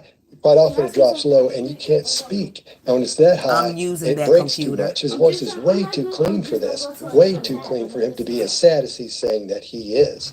Also, his arms are too far away from his torso. The one hand he's gesturing with, he's got one in his pocket, but notice you can see space in there. When we're sad, we're trying to comfort ourselves, or someone is grieving like he's supposed to be, and you'll see the arms come close to the back. Y'all are being loud. We're not seeing that at all. Not at all. Just his hand in his pocket, and he is swaying back and forth some because he thinks that's what he's supposed to do, but he's not doing it right. He's not doing the correct things he should be doing. That is an adapter, but he's not using his hands or his shoulders. His shoulders are too high. He's not bent over. So many things in this. I could go on for 30 minutes. I'll watch. I got a spidey sense about it, but you just put so much of it into actual language. So much body language. He does not care. That we collected for you. It's John Paul announcing. Is they gonna let us hear it? Okay, here you go when he announced her death, y'all. All right. I got a call late last night. My wife has passed away. Yeah, it was self-induced. Michael, Up in North Carolina.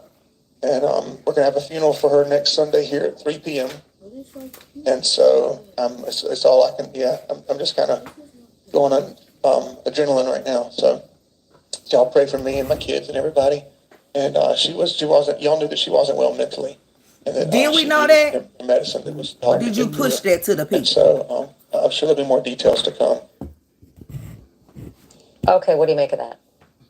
Again, we're not seeing things we should be seeing. No, green from the Mica forehead, no Miller, blue from the face. His M-I-C-A. expression is Don't go blank. It's anywhere, not D-Bar. sad. You We're can not hearing the low rewind tone and that we catch should be hearing. more of the Before, we heard the information. We thing where talked he's up about a here lot. all whiny and stuff, and his voice is really high.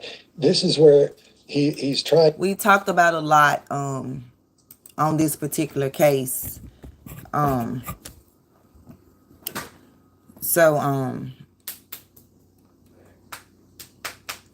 Basically, she supposedly unalived herself in a state park in North Carolina. But y'all, I just read a comment that said, what y'all think of this? Tell me what y'all think of this. It says, now if somebody unalived themselves, the casings and the gun was found 130 feet from her. And the water was still, which means no current. So how did her body get that far? I'm asking for a friend. Mica, M-I-C-A. The casings and the gun was found 130 feet from her. And the water was still. No one convinced me that JP wasn't behind this. And we also learned that the lawyer, who's also an AI specialist, okay, JP's a lawyer who attends the church, is an AI specialist, and he also owns land that was 15 minutes from where Mica's body was found. None of this is a coincidence. I should have been, man, people tell me all the time I should have been an investigator. Oh my God, I should have been. I'm nosy, so I definitely should have been. Huge breaking news in the Mica Miller case. Mica's father, Michael Francis, did an interview tonight and released some very shocking and telling information. He stated that multiple casings were found at the scene and also a live round on the ground and even a bullet into a tree nearby. He also states that her body was located approximately 40 meters, which is approximately 130 feet, away from where the firearm and casings were located. The issue with this is that the area she was found in is still water, without movement. Even if there was little flow, it would flow in the opposite direction from where she was found in reference to the firearm. This, to me, would completely rule out anything self-inflicted. He also mentioned that Robeson County handed over a hard drive with the information from their investigation. Among those files, he found that she was heard screaming, not crying. Screaming would be more indicative of a struggle or fight rather than crying. Oh, wow, y'all. They said she was screaming, he goes not on crying. to explain that when they viewed her body, they photographed her, and it showed clear defense wounds with bruises and scratches on her arms and hands. Oh, wow. In his opinion, they're consistent with someone squeezing her hand to hold the firearm in the correct position to fire. Oh, wow. Michael explains how he spoke with Mica days before this, and she let him know that she was going to purchase a firearm because she believed she needed one for protection with all the recent events with He JP. done used her firearm for her He to also unalive stated that herself. Mica was trained and knew how to handle a firearm, so the spent casings and the live round located at the scene does not make sense. Michael and the family are convinced with all of this information that none of this was self-inflicted. Not to mention that the statement made by the fisherman could not possibly be true given this developing information. There is no way. What are your thoughts? Oh, y'all, so now they saying the fisherman lied. He talking about he heard her cry and they saying she screamed. So, Oh, now I see why the fisherman getting backlash. Oh, so there was a scream, huh, sir? Not a cry?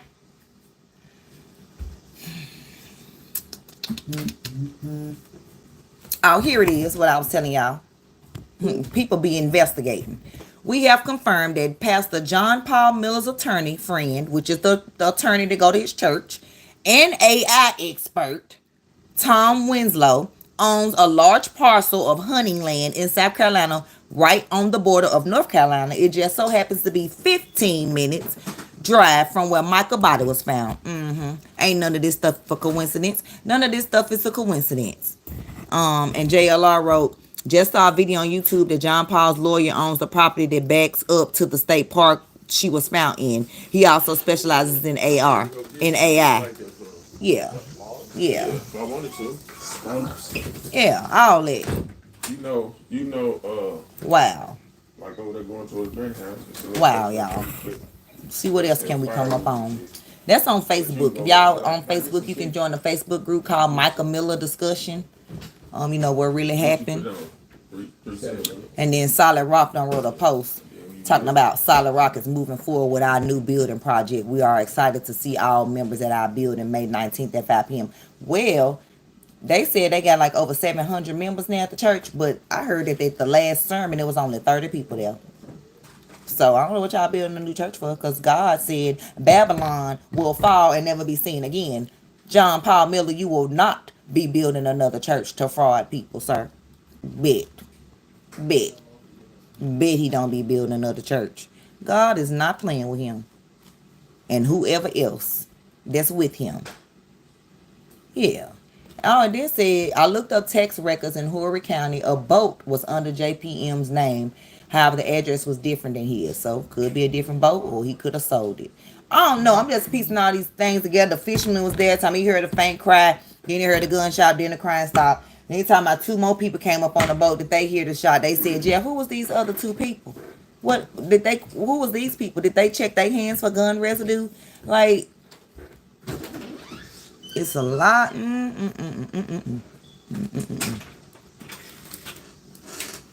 This is a sick man. And also another question. Why would Mica have to ask the 911 operator where her location was if she drove there herself? I'm sure she used her GPS to get there. And when you have GPS and you're using it, your phone tells you if your location is off, because it won't let you use your current location. Like, as far as like when you pull up the GPS and you're trying to look for a location, you put in where you're going, it's not going to search it unless it's able to find your current location, which means your location has to be on your phone. And like I said, she drove herself to the park. So why am I? That's like me driving myself home and calling 911. Can you tell me where I am? Can you tell me if you know where I am? All this just seems crazy. I feel like, man, I do feel like that probably was her in there going to buy that gun, like she told her daddy, for protection, not to unalive herself.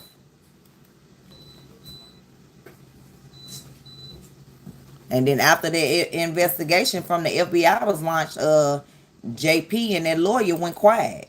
Winslow go quiet. Who is Winslow, you ask? Tom Winslow is JP's lawyer. Tom Winslow goes to Solid Rock Church, and Tom Winslow owns 200 acres near where the body of Michael was found. Tom Winslow also is an expert in AI. I'll go ahead and read straight from the article. Attorney Tom Winslow owns 200 acres that back up to the creek that leads down to where Micah's body was found. Tom just asked Nina, his property manager, yesterday to go start cleaning up there as it is overgrown. Tom Winslow is also the one who signed off on Michael's power of attorney papers for JP. The article says, working with Michael's own attorney and with legal help from attorney Tom Winslow, John Paul had Mica medically and legally determined to be mentally unstable. So here we have JP's attorney who goes to Solid Rock Church, who owns 200 acres that back right up to where Michael was found, who is an expert in AI, which I have been trying to tell everybody all along. I believe that phone call was generated for many reasons, and he was the attorney that allowed JP to call Mica mentally unstable. Just let that sink in. The pieces are all coming together. Please, y'all keep spreading the word. Repost this. It is just for the sole purpose of trying to get justice for Mica. Yeah.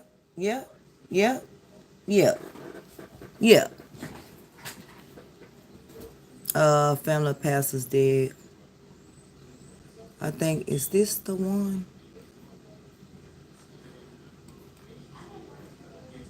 Okay, well, we can watch these little clips of what her daddy said, and then, we don't want to watch whole people videos. Shout out to So-Called Mess on TikTok for this clip. Carolina church pastor is facing serious scrutiny after his wife's sudden death at a nearby state park.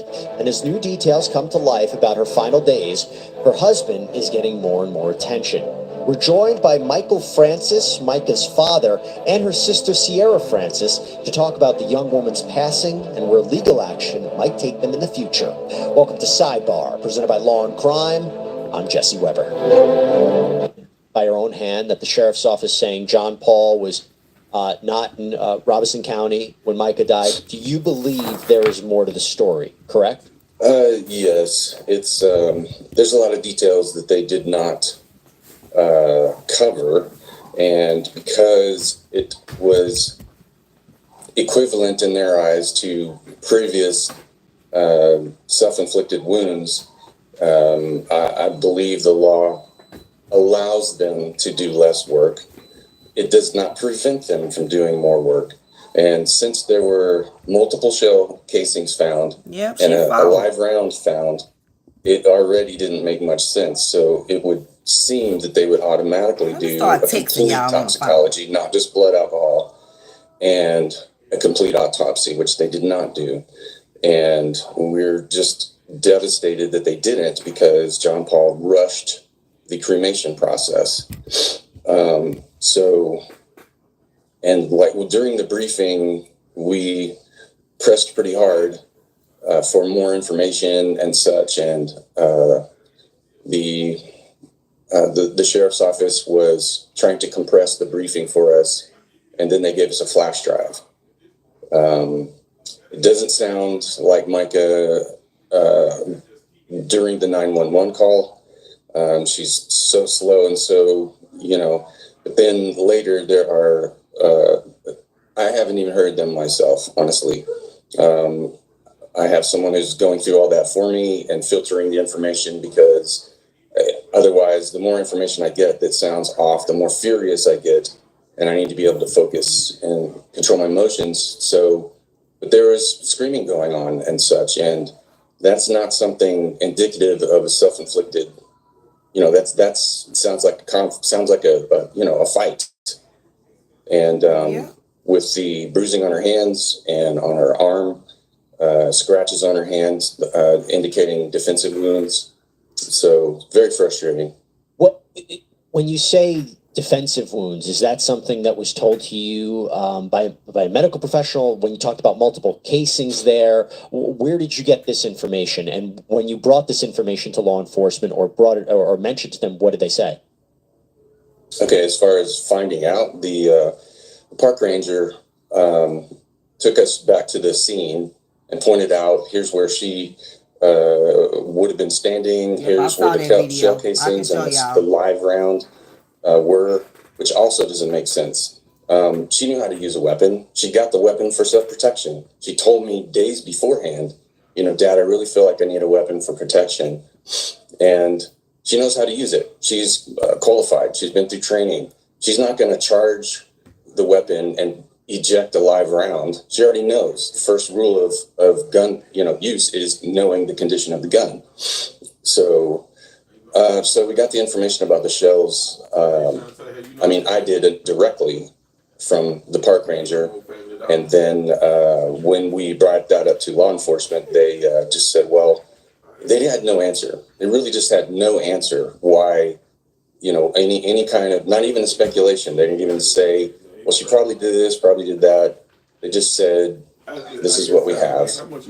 And there is what would be an apparent bullet hole in a tree, which I have a picture of. And they just didn't seem to put the effort forth. So we're very disappointed in that. And the defensive wounds, was that from the park ranger too, or? Okay. Yeah. No, we looked at her hands during the viewing. We took pictures of her from the viewing. It was the worst day of my life. And she had scratches on her arms and on her hand.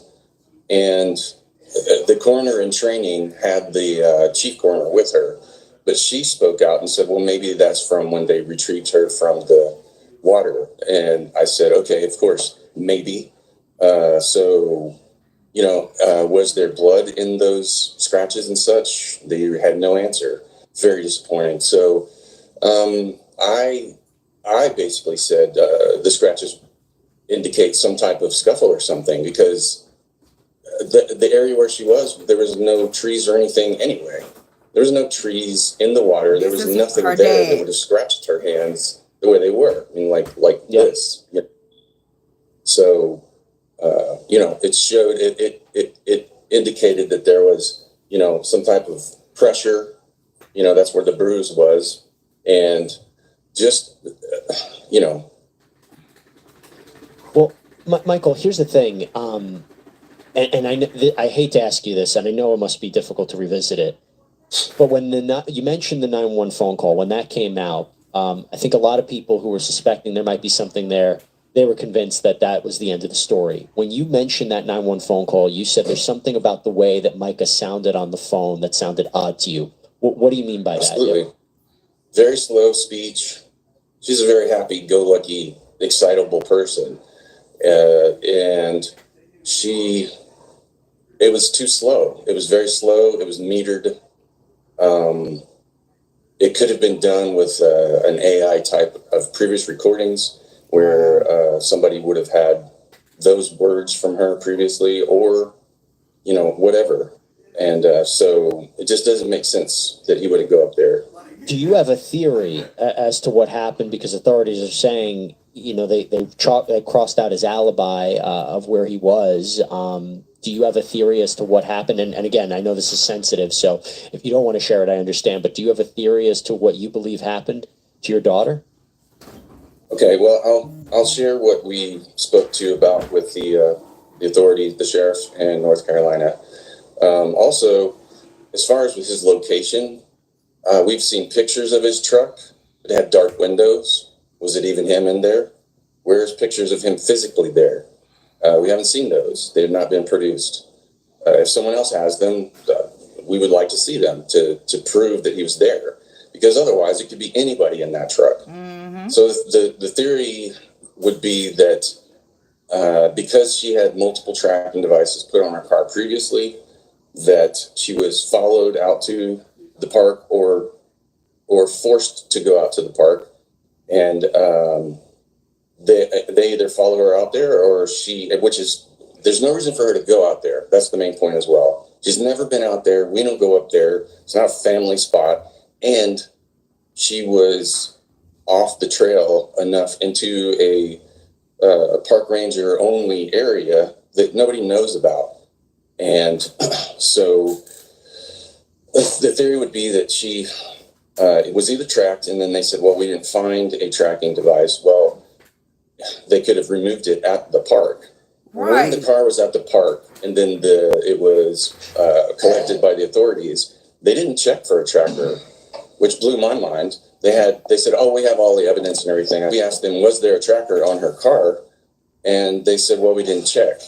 And we were flabbergasted. This happened over and over during that interview. Why didn't you check that? We know that there was 3 or 4 trackers put on her vehicles. Why wouldn't you check to see if she was followed? They said, oh, there's no cameras, but we know she wasn't followed. Her car is just out here. And I said, well, there's no trackers.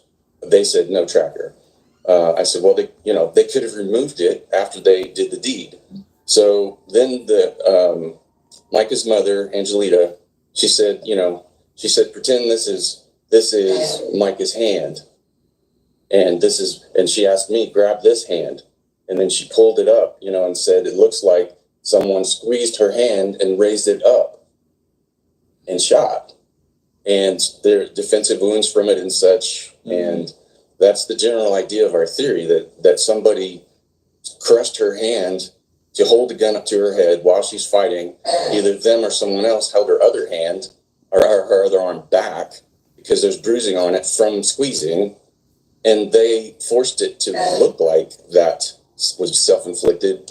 And a couple of rounds went off during the scuffle. One ejected was live, and then it finally happened the way they would want it to happen. And then dumped her in the water, probably 40 meters away from where the shell casings in the gun was found. The water doesn't flow there. It's a slough. It's still. It just sinks. And it actually flows when it sinks, when it recesses, it goes the other direction from where she was found. So her body, even if it was put in the water right there, would not have flowed the direction where she was found. It would flow the other way.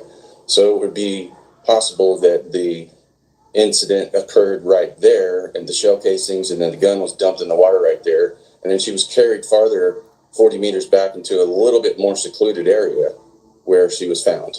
So Sierra Francis now joins the conversation. This is Mica's sister. Sierra, thank you so much for coming on. Mica's as sister. I told your father, I just want to say again, I'm so sorry for your loss. I'm so sorry for what you and your family are going through. Our hearts go out to you guys. And again, really appreciate you taking the time and being so generous with your time to come on and talk a little bit more about this. So I've already spoken to your father a lot about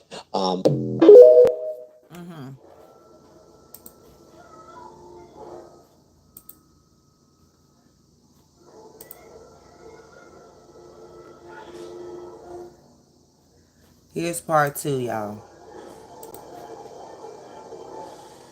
They all excited about their new church that's not going to happen. and talk a little bit more about this. So I've already spoken to your father a lot about what you guys believe might have happened here. I want to talk to you about this legal claim that you have filed against Mr. Miller and the church. Walk us through what that claim is and what you're hoping to get from that. As far as the legal side of things, I don't have perfect details of everything.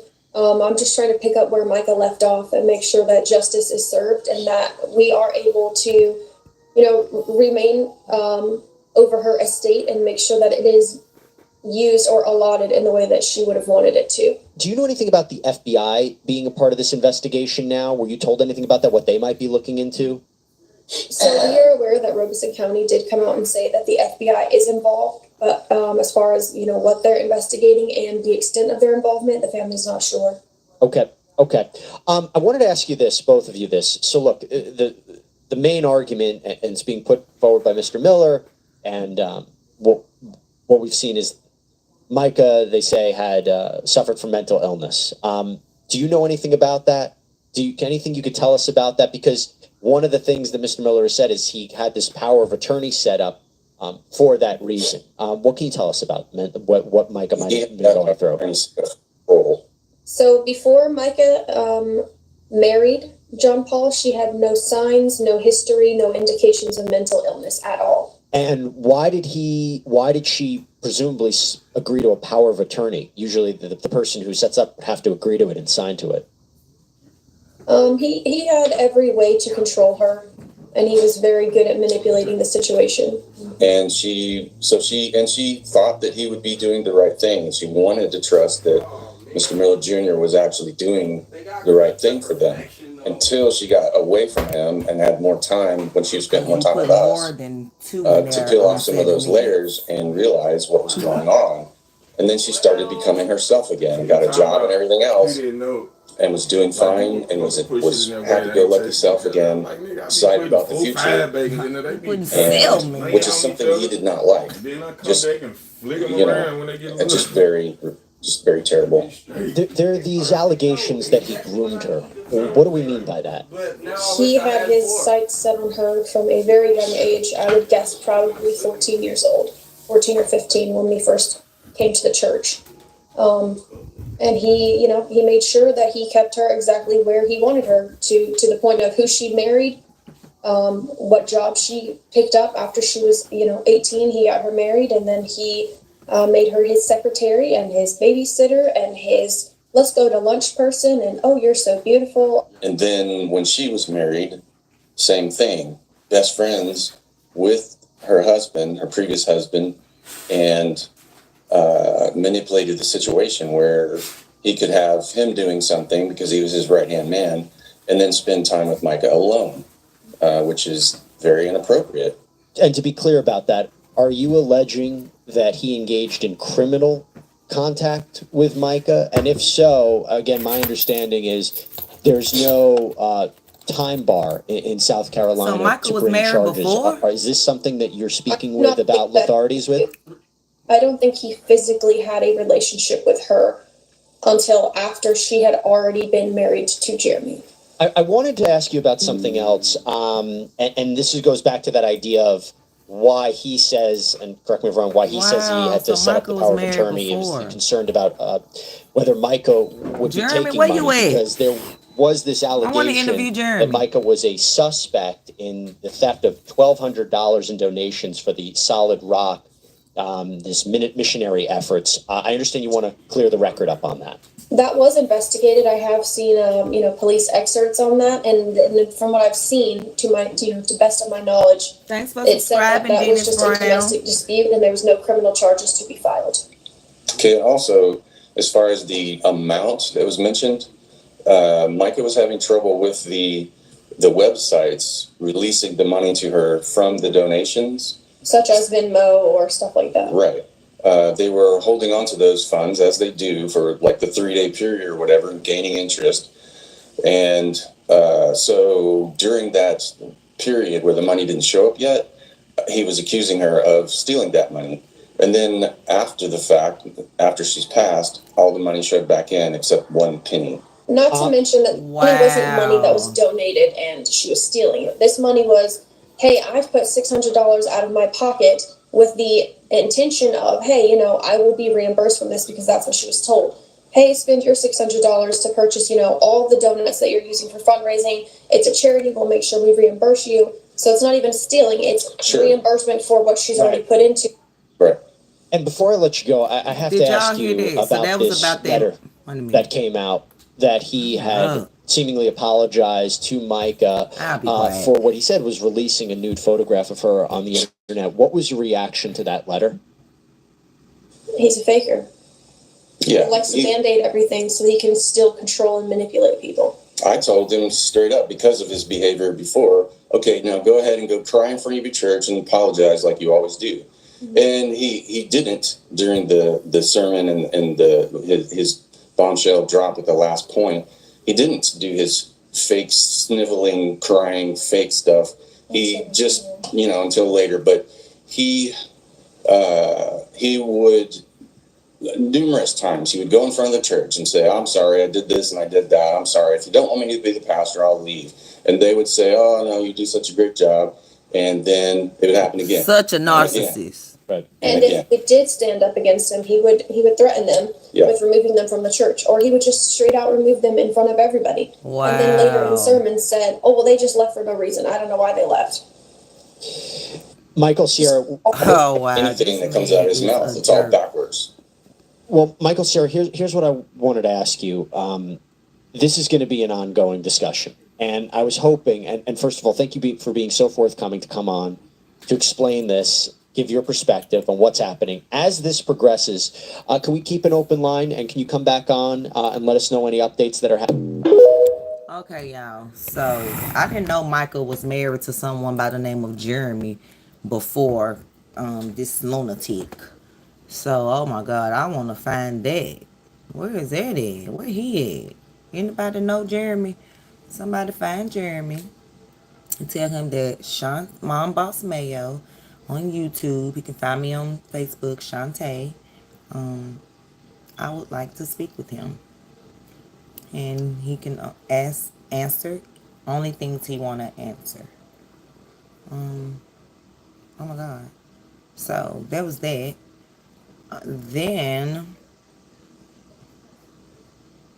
it says, wow, unbelievable that Robeson County Sheriff did not demand a thorough autopsy, given that the medical examiner did have control of her body to determine matter of death, and yet did not do a toxicology test and did nothing further, even though Mica had bruises on her body.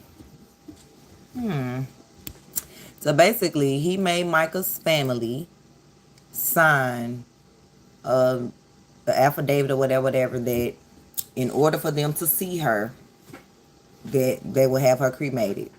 So he allowed them to see her at the viewing, and then she was cremated. So they didn't have an autopsy. No autopsy was done. This is crazy. This is crazy.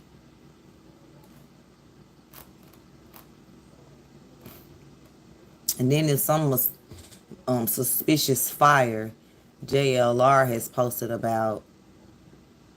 Let's see. Y'all don't tell me that they're not setting on fire to remove evidence. Hello, everyone. Welcome aboard, JLR, y'all. Come on in. We have a lot to talk about this particular segment. We're talking about the case of 30-year-old Mica Miller. And we're talking about this guy next to her, Pastor John Paul Miller. Some people say, JLR, you shouldn't call him a pastor. Well, we'll just say he's a pastor, right? A lot of people don't think he's a pastor. But nevertheless, folks, this has been a terrible tragedy, and I have some new information.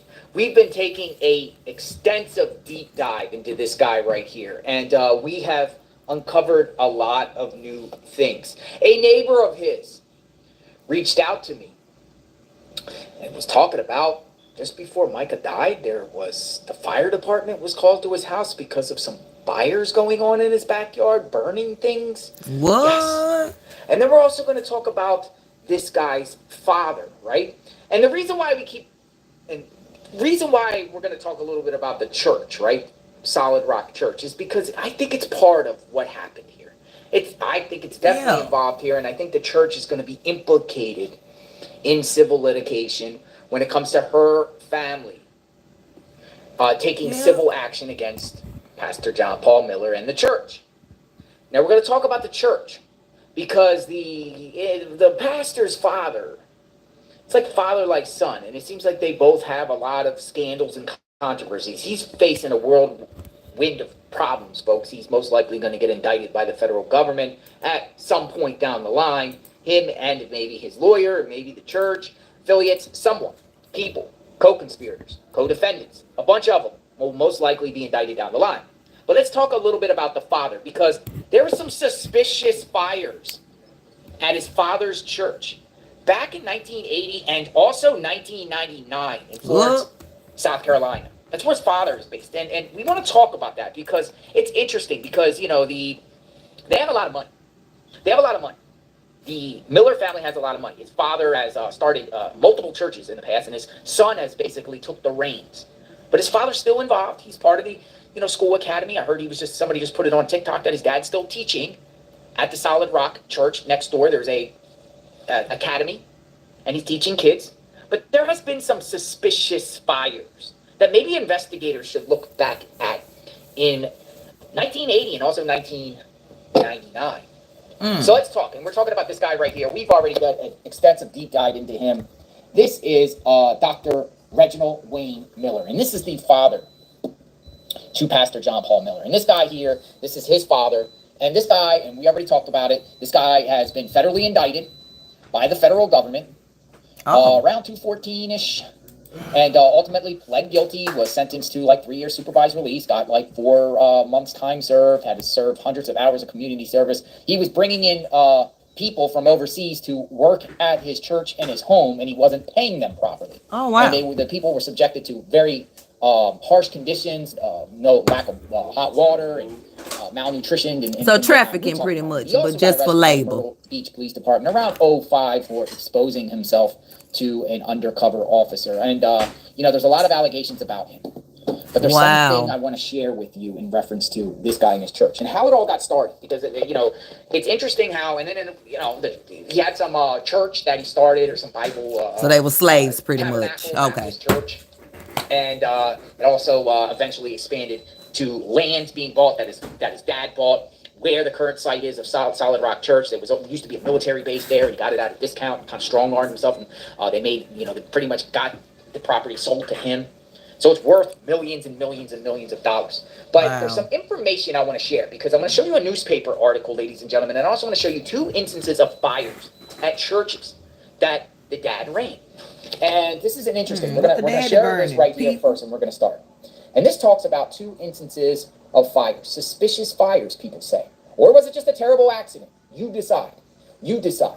The articles are hard to read unless you're on PC, but it appears that RWM, Reginald Wayne Miller, had not 1 but 2 churches burned down in the Florence area. The 1980 fire partially destroyed 39-year-old church, Tabernacle Baptist Church at 600 East Palomino Street. Looking at Google Maps going back to 2008, the lot was vacant. Sometime between then and 2012, Hope Health, local doctor chain, has had an office there. The fire in 1999 destroyed the vacant Tabernacle Baptist Church and Gloryland Bible College at 206 Dumbarton Drive. Looking at Google Maps, there was a building on the property in 2008 that has what looks like crosses over the door. The building is gone. In the next image from 2012, the property slowly overgrows. In 2019, a chain link fence and a for sale sign are visible. So they burning down churches for insurance money. What it's seeming like. And that's what, 19 years apart? Burnt down. What's the odds, folks, that Pastor John Paul Miller's dad was running two churches in the Florence, South Carolina area that end up being destroyed by fire? I wonder if money, now back in the day, back in 99, in the 80s, insurance fraud was very hard to detect, right? Nowadays, sophistication, people make claims, the adjusters and everybody can kind of catch wind if something is possible arson, but it was a little bit hard back in the day. A little bit hard back in the day. And there's not much information about any of the fire, but there is an old article that's being circulated. And this is a fireman gets high view of fire as he pours water on the church. The 39-year-old church building was almost completely destroyed by blaze. And this happened in 1980. Dang, he got the article, y'all. April 26, 1980. And they highlight certain words here because it seems like this church, Wayne Miller, pastor of Tabernacle Baptist Church, said the building was no longer in use and the church was in the process of selling it. And it just talks about a church fire where 3 firemen. 3 firemen were injured. Wow. Yep, y'all. Okay, let's read it. Fire destroys church. Fireman gets high view of fire as he pours water on church. The 39-year-old church building was also completely destroyed by the blaze. 3 firemen suffered injuries Friday as a midday fire destroyed a church building at 600 East Palmetto Street that was last occupied by Tabernacle Baptist Church. Florence Fire Chief James McLaughlin said the firemen were blown out of the 3rd floor, of the building by an explosion. What? Y'all, what? And fell 30 feet. 2 were treated and released at the Florence hospital, and the 3rd was not admitted. McLaughlin said the main church building, which was Emmanuel Baptist Church until 1974, appeared to be completely destroyed. The walls were still standing, but the roof was gone, and the inside appeared to be charred rubble Friday afternoon. Fire also damaged another church building that was separated by main building by about 15 feet. McLaughlin identified the injured fireman as Jerome Ellerby, 22, of 361 North Church Street. Marion Miles, 28, of Charleston Highway, and Bob Rowell, 28, of 1900 3rd Loop Road. A spokesperson from McLeod Regional Medical Center said Miles was treated for 1st-degree burns and released. Ellerby was treated for 1st and 2nd-degree burns and released, and Rowell was not admitted. McLaughlin said the fire started about 11:30 a.m. from unknown origin. Thick black smoke and flames rose from the red brick building during the height of the fire as fighters from the Florence Department and volunteer units in the area fought the blaze. We had 4 pumpers and an aerial truck fighting it, McLaughlin said.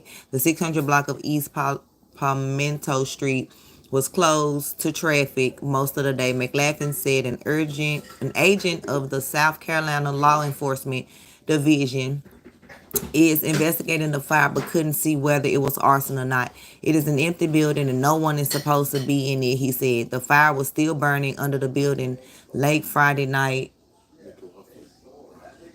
Come and look at it. Okay. And night, and fans were blowing smoke upward from the debris. Come and look at it. See what I'm saying? Yeah. I may be saying it wrong. Right, but it's still gonna be like McLaughlin. Okay, all right. Okay, babe. McLaughlin. Okay. We can get it, we can't get at the point until burning. Wait a minute. We can't get to the part still burning because bricks and steel are on top of it. We are drilling under the building now. We might break through Okay, so basically they couldn't determine it because, you know, that was back in the day. So it looked like they burning up churches for insurance money. Thanks for subscribing, Amari Alexander. Why Shallow Book didn't post? So Kaufman said the fire were blown out of them. She filed for divorce and she made accusations against him, by the way. Wait a minute. Black smoke and we already read all that, so. And nobody looked into this? No. Paul Miller and his dad. This seems like right here is senior pastor Wayne Miller, Susan, right? And we all heard the divorce proceedings. We talked about the divorce. Well, actually, we haven't talked about the divorce proceedings in reference to these two. She filed for divorce and she made accusations against him, by the way. Just like Pastor John Paul Miller right here when he was a kid. Look, John Paul Miller. And Patrick, invite you to come to church as the family this Sunday, June 8th at Tabernacle Baptist Church at Gloryland. And it was located at I-95. Tabernacle Baptist Church at Gloryland. Now, this was in 1986, but it's just showing you that his dad has ties to that same name of that same church that burnt down in 1980. Now, people are saying in the chat, explosion, fire, explosion. What do you think? An explosion. You think maybe firebombed, arson, or was it just a terrible accident? Again, we're not making accusations whatsoever on JLR and Investigates. And we're not saying that these fires are arson. But what I'm saying is, considering the track record of Pastor John Paul Miller and the amount of allegations, he has fraud charges, by the way, or similar type fraud charges back in the day. I also ran a girl over. And his dad has fraud type federal charges, not paying people properly and misrepresentations and stuff like that. Makes me wonder about these fires, folks. It makes me wonder. But somebody on TikTok, folks, actually made a video and went to that location. Now, again, I'm a sleuth. There's other people out there have already uncovered this. We're just putting the pieces together. That's what we're doing. We're just trying to paint a picture here about these individuals. There's other sleuths out there, and there's other people. It's not just me. I know some people say in the chat, you're amazing, JLR, you're fine. No, what I'm doing is putting the pieces together and seeing other people talk about it, and we're putting our own things together, and we're peeling the onion on this case. And we're trying to get an understanding of who these people are, who we're dealing with, because we are 100%, I'm saying this, we are 100% certain to hear more about Pastor John Paul Miller and the Solid Rock Church, 100% sure when civil litigation comes and possibly criminal charges. And we're talking about Pastor John Paul Miller is most likely going to be charged with something. And I say that because there's 2 investigations right now, ladies and gentlemen, 2. And the news is all over. Unless the news is lying, I'm going off what the news says. And according to ABC News and all the mainstream media and everything like that, they're saying that there is FBI investigation on Pastor John Paul Miller. Financial crimes. And the Robertson County Sheriff's Office put out a statement to the news and said that they asked for the FBI to assist in the investigation. So what's going to happen there? I don't know. Will charges come if the federal government has you in their radar? They're indicting you. They indicted Ham Sandwich. I say that all the time, and they will. It's literally impossible to get a federal grand jury. But this particular case, I think it would require an investigative grand jury. Unless the prosecutor and the AUSAs, I guess they're out of Columbia, South Carolina, that the FBI is looking into these people. They could subpoena them. They could bring people in to testify. They could bring church members in to testify, and they get the subpoena and they're told not to talk about their testimony. So he might not even know. That's what I'm saying. If I was personally him, I would not trust anyone in the church right now because there's probably most likely people somebody gonna within talk that church because they don't want to go down with the government, or the government flipped them or offered them a deal in return of immunity or anything, or just cooperating. When the feds say they're investigating, that's how they operate, and they work on a lot of informants and people that have firsthand knowledge. So we'll see what happens out of that. But here's what I wanted to show you, folks. I wanted to show you back at that old site. I wanted to show you a TikToker. His name is Rad Rev Rod. And this guy went to that old church that burnt down. Okay. And he said something interesting. We're going to play this clip right here. Make it slow. We want to hear it in real time. Ooh, why did I freeze? His name is Rad Rev Rod. Rob. We're going to read this. RADREV I have to get this ROB. type of thing fixed here. We need to get that fixed. I'm trying to case do active. That might be to the phone. Here. Actually went to the location. You know what? Hold up. We'll come back to JLR. We'll just go to his page ourselves. How about that? And we'll support him and give him another real view.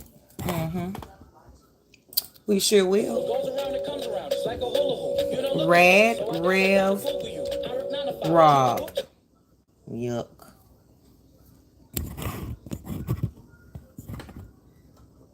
Okay. So this is his page. right here. So y'all go follow him. Matter of fact, I'm gonna follow. And let's see when he went. Let's see. And it looked like he may started his channel and started doing stuff just because of this case. See, I love when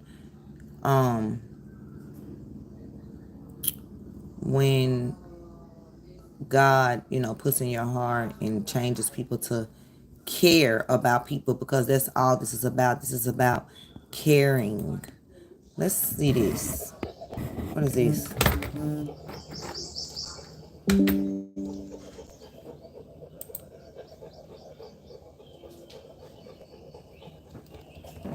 And I didn't hear no nature sounds Hi, are on you her able to phone trace call. the location of my phone? Listen. Listen, watch this part. Ooh, yeah, I love when people do this.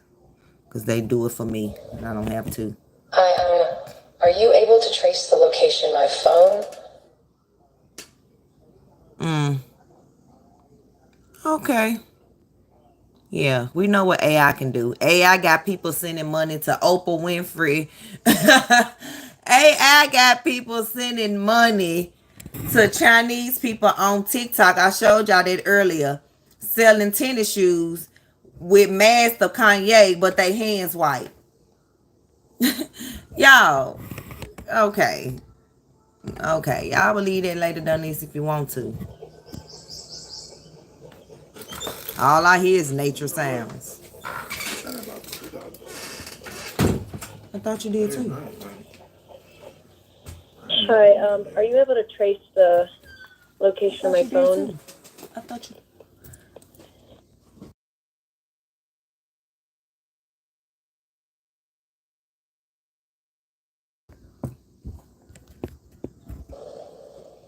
Hi, are you able to trace the location of my phone?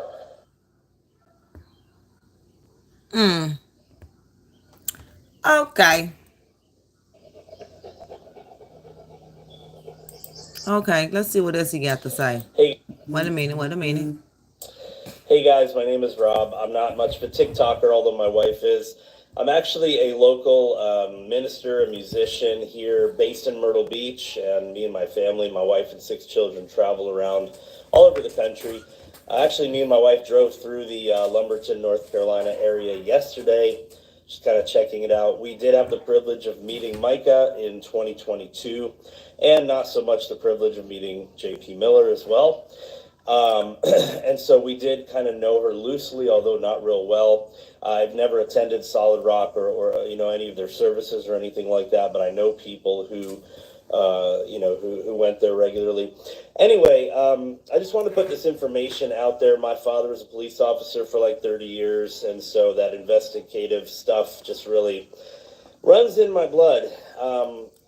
When it comes to Robeson County and Lumberton, North Carolina, you guys need to do yourself a favor and check out Operation Tarnished Badge. Okay. Go search Operation Tarnished Badge. Look that up. And tell me if you think this is a coincidence.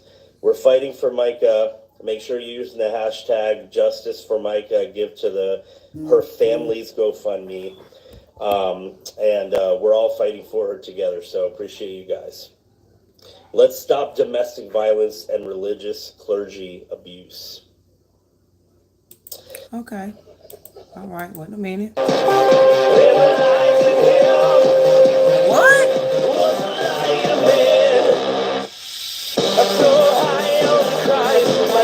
Oh no. What in the whole world? With Church 14, bringing you a little Oceans of Grace. Hey guys, this is Robert Ossie. I just wanted to come to you for a minute. Wait a minute, y'all. I'm going the wrong way. Now this says Family Day at Gloryland, which was what JLR showed, but we can see it better. It got, when they services were, join our family, they come to church together. At the Tabernacle, Baptist Church. That's his dad, and all that. So, okay, Gloryland. Ministry to single parent families.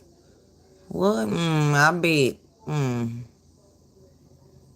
Mark a new start as parents and as husband and wives. I said mark a new start. Make a new start.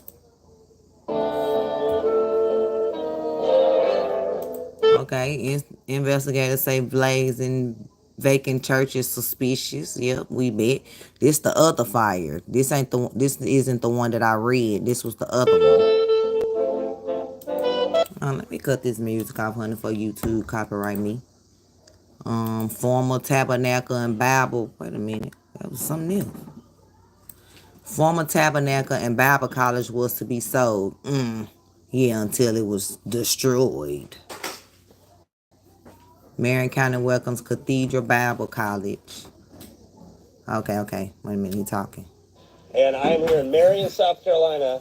This right here is on Main Street. This compound that you see right here, this was the location of Cathedral Bible College before they moved back to Myrtle Beach.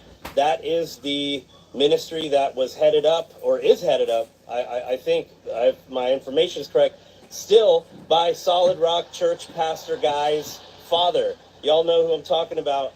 This is it. This is where they were. And I thought, it'd be cool if we just come over here and just come, take some pictures, check out what it felt like. It's a pretty big compound. I don't know if they just had part of it or what, but it's abandoned huge, now. It's overgrown. This was a church. I had a fleeting thought, and I thought, you know what? I've been hearing from lots of witnesses and friends and former friends that they love state parks. And I love state parks too. Don't get me wrong, but I thought, if the headquarters of this certain family was here in Marion for, I don't know, possibly a decade. I'd have to look exactly. I think it was around 2014 to 2024. If I'm correct, you guys just let me, if I'm wrong, let me know. I thought, I wonder what state park is near here. Well, let's check it out. Wow. I already know which one he finna say. Well, look how convenient that is. Lumber River State Park. What do we got? 38 minutes? 38 minutes to Lumber River State Park. Wow. In Robeson County. So, and listen, state parks are great places to go pray and connect with God. And I'm a pastor. I love that. Absolutely love that. But it's just interesting to me. Lumber River State Park is probably the closest state park to Marion and to where this was.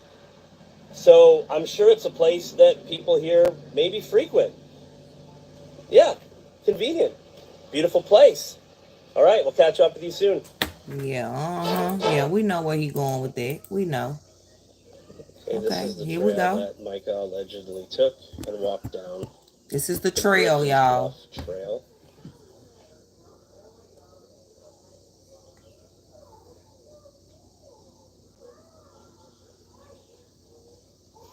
All right, guys, this is Rob. I'm coming to you from Lumber River State Park.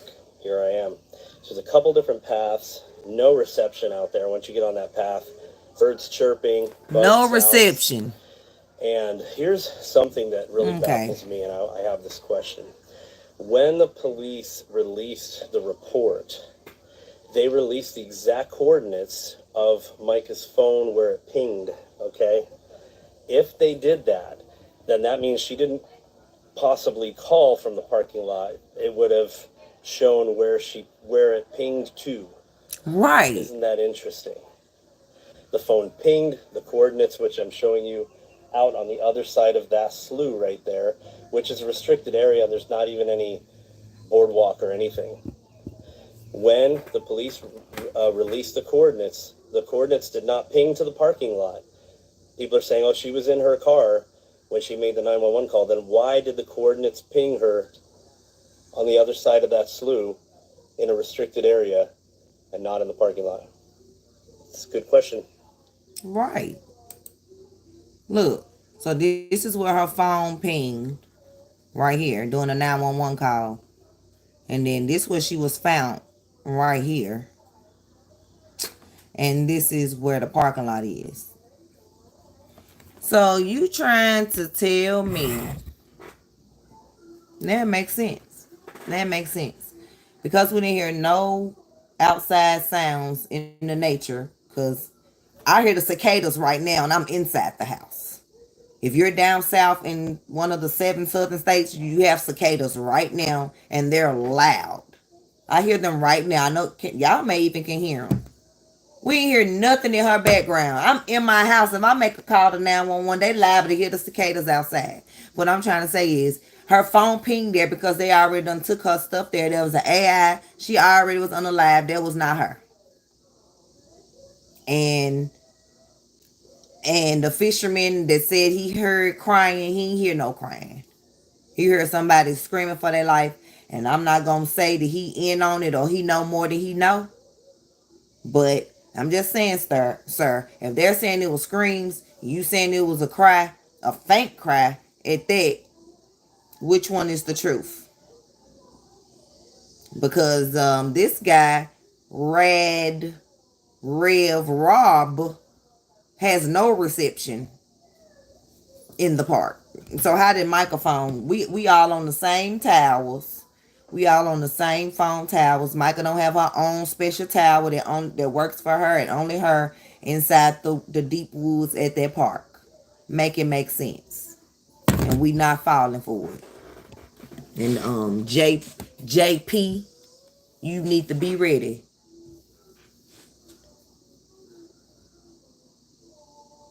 Oh yeah, I know kids go up missing. We have kids all up and through here in Tennessee going missing. But I looked up the Operation Tarnish badge that he told us to look up. Let's see what it says. Matter of fact, do y'all want even better? I'll type it up on the computer. So I don't gotta read from the phone. Operation Tarnish badge. All right. And I love my computer because with Microsoft Bing, oh yeah, it's gonna help me. Operation Tarnish Badge was a federal investigation into corruption, particularly in relation to drug trafficking by deputies of the Robeson County Sheriff's Department. The investigation, which started in 2002 and lasted for 4.5 years, was the largest of its kind in North Carolina history. It resulted in 22 convictions. These are convictions of deputies, might I add. Convictions of deputies. We're not talking about convictions of regular people. We're talking about people that's supposed to be protecting us and serving and taking. Okay, so 22 convictions for charges ranging from conspiracy to commit money laundering, defrauding the government, satellite privacy, kidnapping, and conspiracy to distribute cocaine. Okay, this all in North Carolina. This is where Mica was found. Yeah, and y'all expect us to believe y'all law enforcement? No, we're not. We're not. Let's ask Bing. What was the evidence? Yeah, see, I love y'all better get y'all actually I'm using my Copilot on my computer. Y'all install that. It's free, I think, from Microsoft Bing. I was finna give us the details. The details. Oh, I wonder because it was only 15 miles. The property that the AI / lawyer owned was 15 miles from where her body was found. Deanne. Thank you, Albany. The highest amount of children in Oregon go missing from the state parks too. Look up 7 missing. I was going missing here. I'm gonna look that up. 611 missing. Okay, I sure will. Okay, let's see what it says. Okay. The evidence in Operation Tarnish Badge was substantial and varies. Here are some key points. Wiretaps and surveillance. Investigators use wiretaps and surveillance to monitor conversations and activities of the suspects. Mind you, we're talking about sheriff deputies now. I'm going to start saying sheriff deputies instead of suspects. Yeah, These methods provide crucial evidence of drug trafficking, money laundering, and other criminal activities. Okay, we have informants and cooperating witnesses. Confidential informants and cooperation witnesses played a significant role. They provided firsthand accounts, insider information, testimony against the accused deputies. See, good job, putting deputies there. Their cooperation helped build a strong case. Financial records. Investigators analyzed financial records, bank statements, money trails. Suspicious financial activities such as large cash deposits were linked to the accused deputies and their associates. Undercover operations. Undercover agents posed as drug buyers, sellers, and intermediaries. These operations allowed them to gather evidence directly from the deputies. For example, agents may have purchased drugs from the deputies or witnessed their involvement in criminal activities. Physical evidence. Physical evidence included seized drugs such as coke, the C word, weapons, and other contraband. Search warrants executed at the deputies' homes, vehicles, and other locations yielded incriminating items. Testimony from the victims. Victims of extortion, kidnapping, and other crimes or other crimes committed by the corrupt deputies provided testimony. Their account helped establish patterns of abuse of power and criminal behavior. Coordinated efforts. Federal agencies, including the FBI and DEA, collaborated with state and local law enforcement. This joint effort allowed them to pool resources, share information, and build a comprehensive case against the corrupt deputies in North Carolina. This is what we're talking about. Let's see what their sentences were. Ooh. Okay.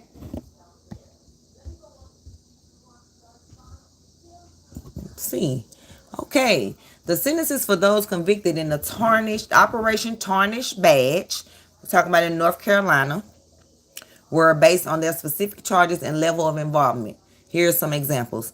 Sheriff Glenn Maynor, the former sheriff of Robeson County, Glenn Maynor, was sentenced to 5 years in prison for his role in the corruption scheme. He pleaded guilty to charges related to drug trafficking, money laundering, and extortion. Okay, Deputy Kevin Stone, he received a 10-year prison sentence for his involvement in drug trafficking and other criminal activities. He was found guilty of accepting bribes and protecting drug dealers. Deputy Jason Strickland, he was sentenced to 8 years in prison. He was convicted of drug-related charges, including conspiracy and distribute cocaine. And other deputies and associates, corrupt officers, some received probation, while others face longer prison terms. Let's see what the impact was on North Carolina. Obviously nothing, because they still corrupt on this Mica Miller case.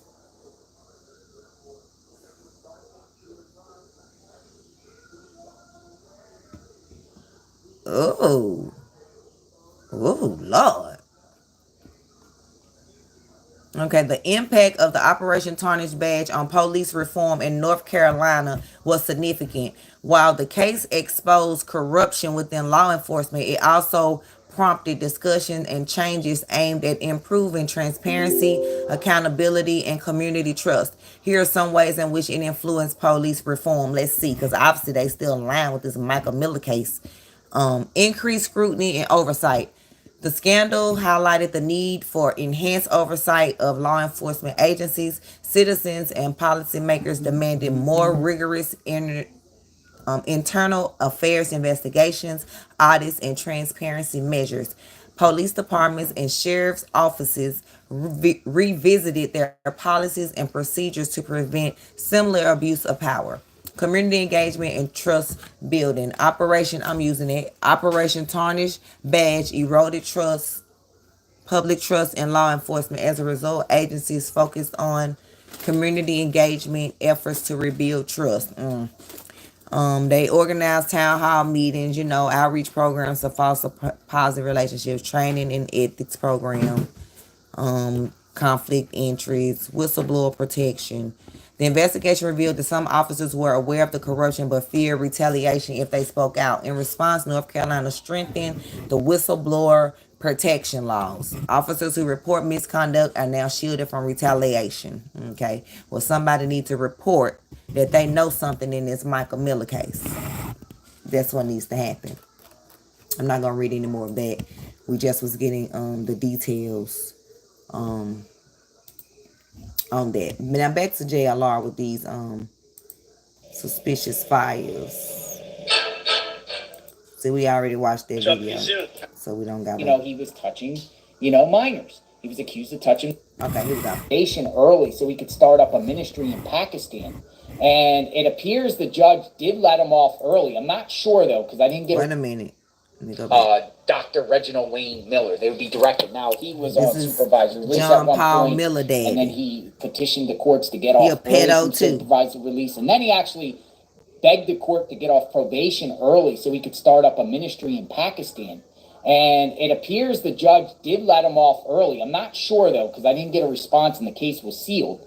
But then he went over to Pakistan, and then he got involved with a scandal there in Pakistan where he literally had to flee the country because all the residents wanted to do him harm because, he was touching, minors. He was accused of touching minors there. And now he has some sort of warrant there. Like they're claiming he had to flee but Pakistan, at the same time, the people are telling him, do not come back.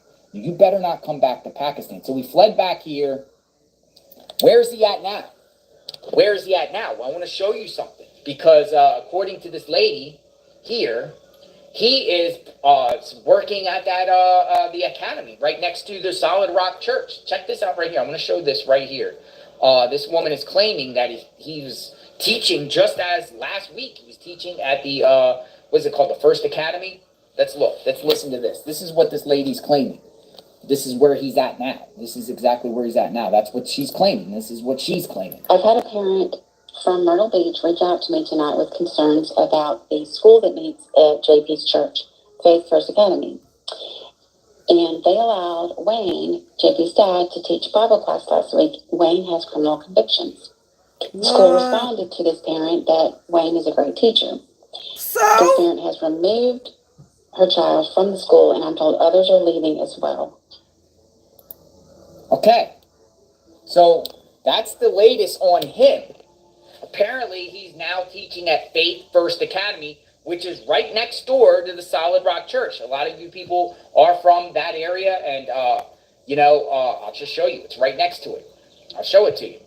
When I was there 2 weeks ago, I took a video of the church, and right next door is the academy. And supposedly the academy is where all the children go, and all the children get... So you mean to tell me... Google what, man? So you mean to tell me that they have John Paul Miller dad, Wayne Miller, who is accused of crimes against children, teaching the children Bible study?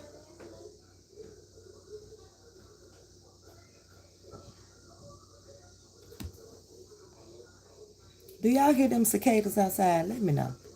Let me know.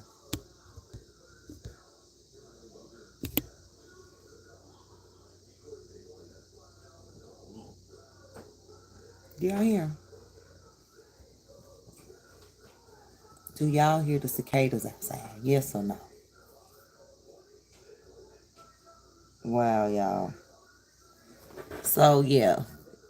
They got his daddy teaching the kiddos. And he a whole pedo. Keep talk. But Dr. Reginald Wayne Miller is apparently teaching there. So this is Solid Rock Church, folks. And this is the academy right there.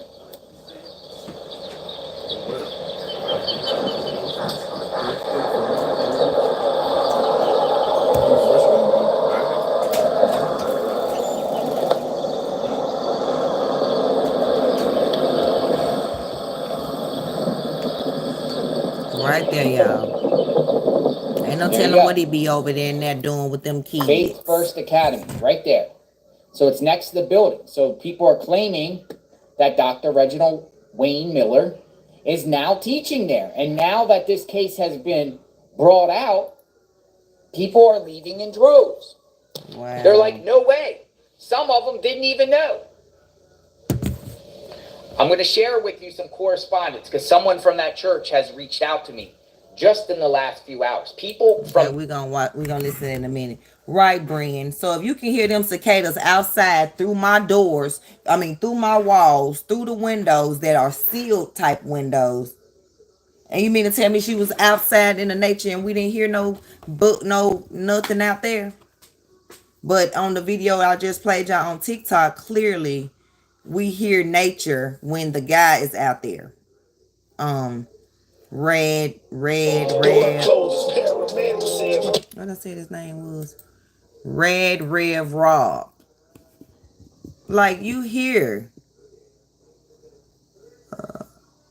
Let's see. I'm gonna duet that video too. I sure am. And then I'm gonna let y'all. Well, we gonna hear the 911 a little bit right here because it makes no sense. Like, why we not hearing?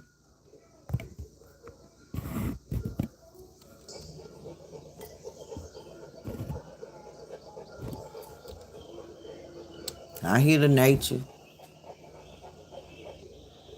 Hi, are you able to trace the location of my phone?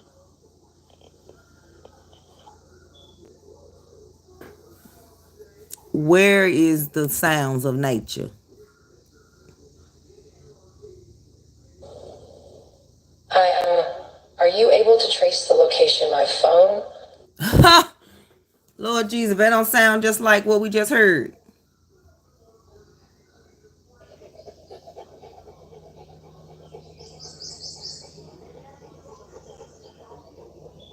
Yep, I hear those animals, the birds, the trees, everything. Hi, are you able to trace the location of my phone? Girl, again. Wait a minute.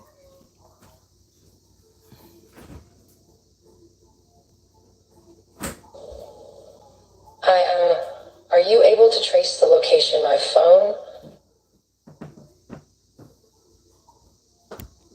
All right, and again, if she drove herself there, why is she asking them, are they able to trace it? We know because they placed the phone there to make sure that it was going to be traced right there.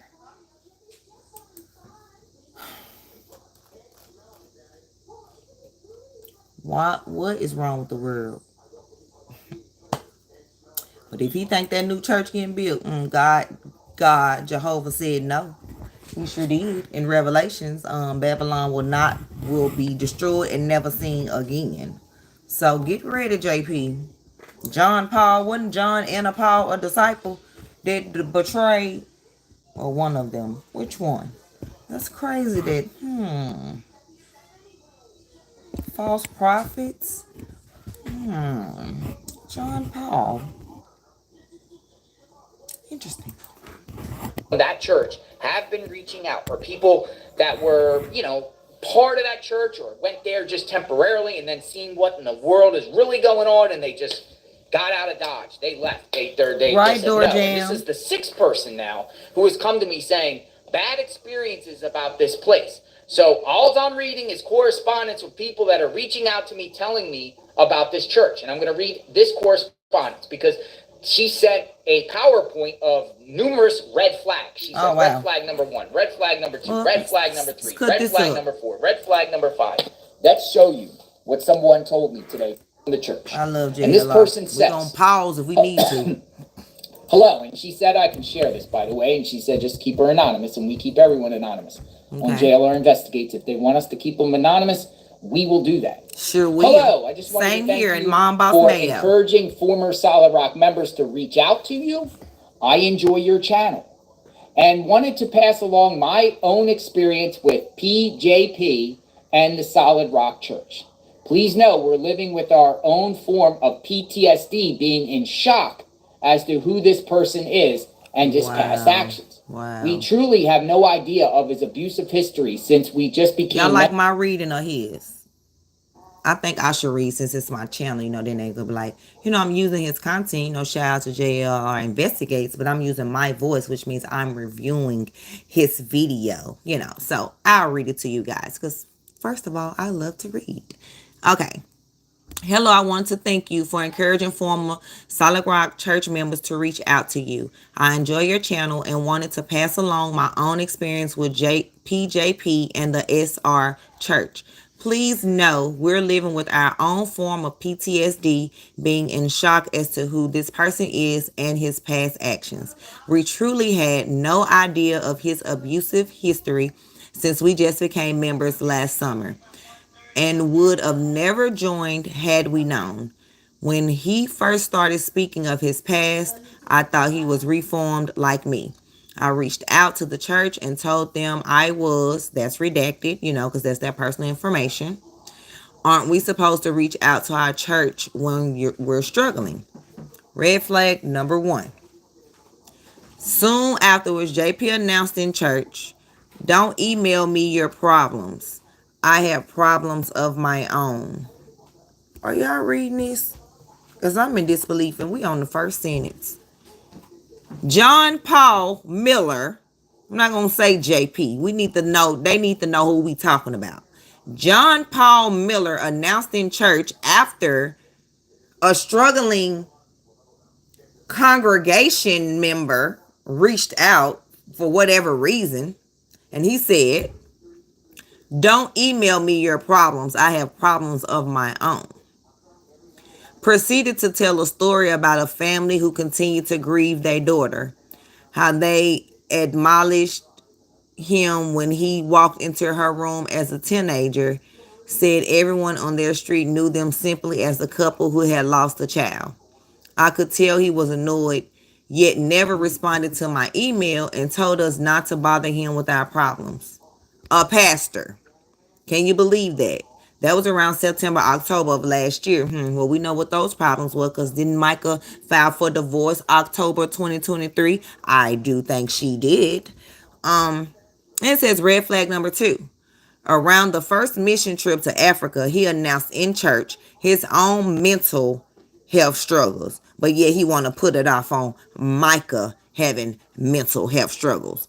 Until the video released of him on the front lawn, I've not heard any discussion of this. He didn't say why, but that he was suicidal, depressed, etc. Was seeing a therapist and now taking medication, but didn't want to be there. Made that comment often. So, was he trying to tell them about Mica's situation, but was acting like it was his own story? Okay. Red flag number 3. My husband and I tied and gave to missions, but volunteered too.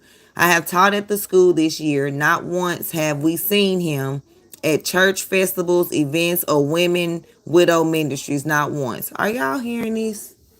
How is he the pastor of the church and he's never seen at any of the events? Wow. Red flag number 4. Around February on, he consistently stated he didn't want to preach, didn't want to be there.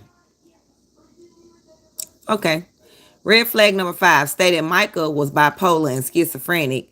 Said to congregation she was not taking her meds, not to help her. If you see her in public, to not give her food or help. We were shocked and should have left the church at this point. I am not believing my ears. I am not believing my ears. So you tell your congregation that your wife is not only bipolar or schizophrenic, which is truly a lie, but then tell them to don't help her if they see her in public. Don't give her food, don't do nothing. A pastor? A man of God? What God are you serving? It's not mine. All right. It's the final red flag. Red flag number 6. People disappear. You may be aware of the younger man who was friends with Mica. He approached John Paul Miller about Mica. John Paul insinuated the younger man was having an affair with her in church.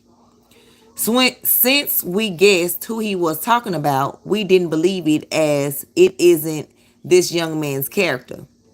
The young man had preached one Sunday and was teaching at the school. The younger man stated his authority came from God and not JP. JP fired him on the spot and told him to get out. His name was removed from the school's website as an instructor. Also, Pastor Matt and Melissa were now kids' after-school teachers, and they have been quietly removed as pastors from the website. This man is a narcissist out of control. Out of control. Okay, JP reading this. You and your wait a minute. Trip to interesting. Okay, we already read all the red flags. $20K a year to it. Somebody may be vandalized, but again, we're peaceful people. We don't support. I don't think. The neighbor tells me the fire department was at Pastor John Paul Miller's home 2 times right before Mica Miller died.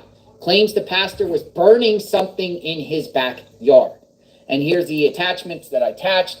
Yup. Want be long fire department at his house twice few weeks ago. Burning something in backyard. Wonder what that was. Should have been fined. So the neighbor told me basically is a... What was you burning, John? What were you burning? This man is a sicko. And I cannot wait. I cannot wait. Like I said, I know the FBI is in on the investigation now, but they're not in the investigation like on her as far as saying like it's a homicide. They're investigating John Paul Miller and his lawyer Tom Winslow, but I'm gonna call him Winslow because clearly you're slow. For doing this, because he's the lawyer that helped JP get Mica admitted into the mental hospital involuntarily. After that, he stole a car, came to the mental place, took her keys, her purse. So, I don't tell him what he did. Probably went to her house then and destroyed evidence. He moved all her stuff out of the house. Like, this man is crazy. Oh, we got some evidence. Okay, let's see.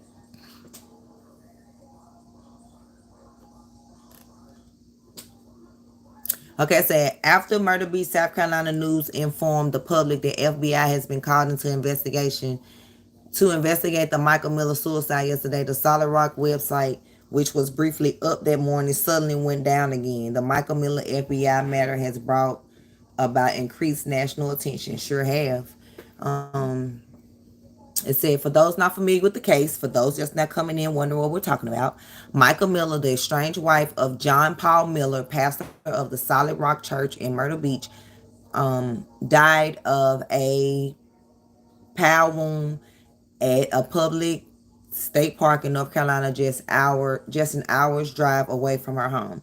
The death was ruled a suicide just 48 hours prior to her death. However, Mica served John Paul Miller with divorce papers. The overseers of the Solid Rock Church in Market Common then released Pastor John Paul Miller from all his ministry duties.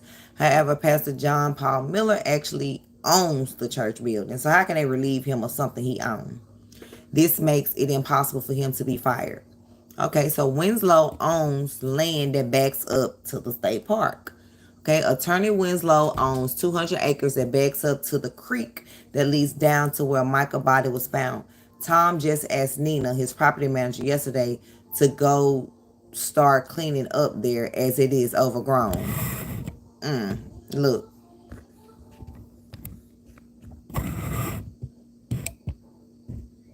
Look at it. So I'm guessing this is it, and I guess this is where she was found. I'm not sure. I'll keep reading.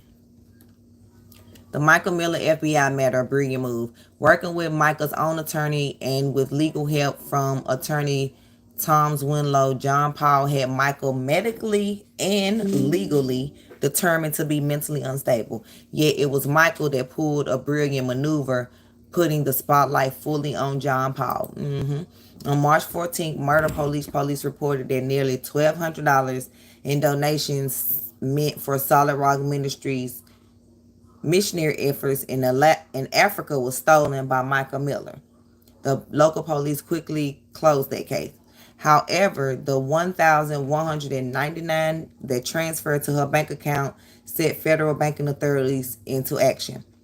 The cruise of the case today is a matter of banking records. One key state representative tell our news team that John Paul Miller has substantial holdings, including a convenience store near Lawrence, South Carolina, an ownership piece in a Myrtle Beach piano bar, the church building that Solid Rock operates in, among others.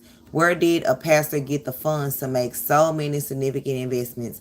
Why does a pastor need to lawyer up with 3 different lawyers, including State Representative Val Guest, Attorney Tom Winslow, former law partner with Senator Stephen Goldfinch, and Attorney Russell Long?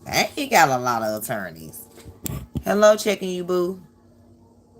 What does the Bible say Miller should do?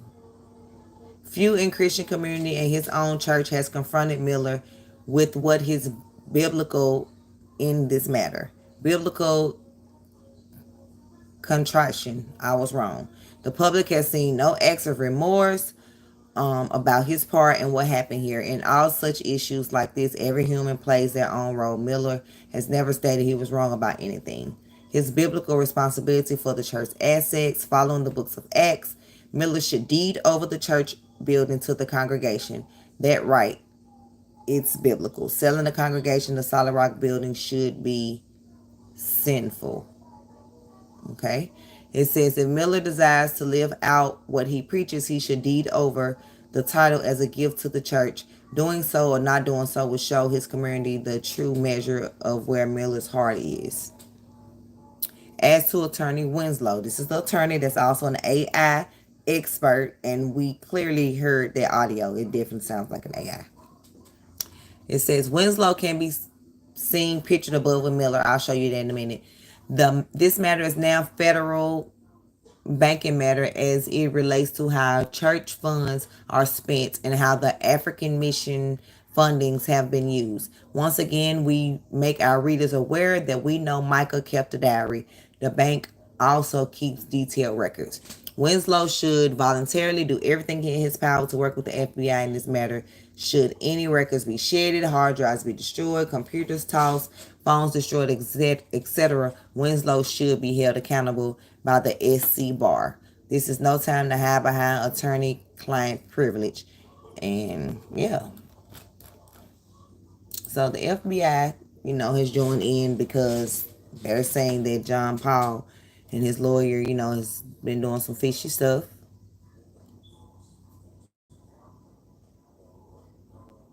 What?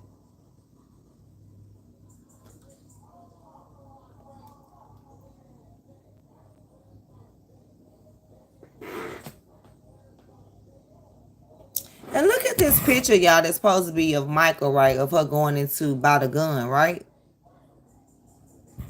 Look at this. Now, I know this lady is 30 years old. Why this person look how they look? Look at this person.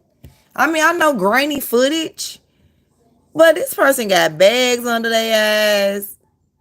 Like, this look like a mask.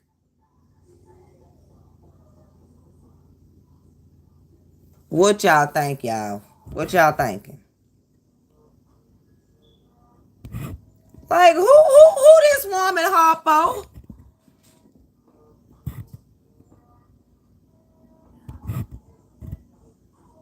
Who is this woman?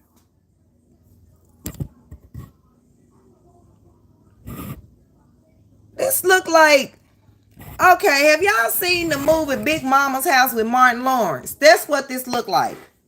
This look like Eddie Murphy the Clumps.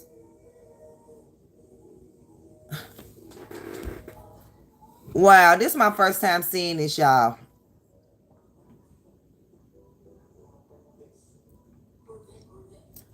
I don't know who this is. Is this Michael? Mica. Is this Mica? Is this her, y'all?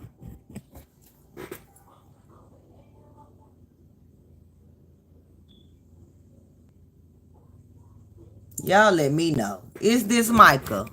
Because this lady right here is very pretty and young and vibrant. I mean, I understand everybody don't, but this don't even look like she got makeup on. This just look like a normal her. Who is this that went into the gun shop?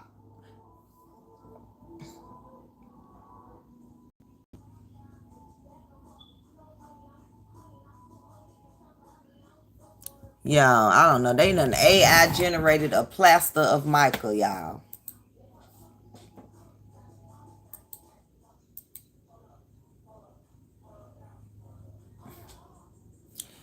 They done AI. You know what? In the picture I done seen of her, I ain't seen this lady with these kind of bags on her ass nowhere. Like, who in the world is that?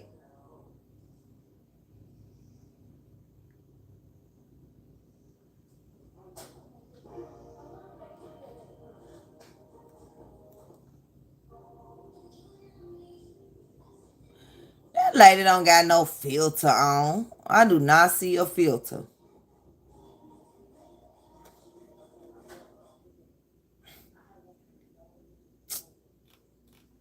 Oh, I know. It was another video. Wait a minute.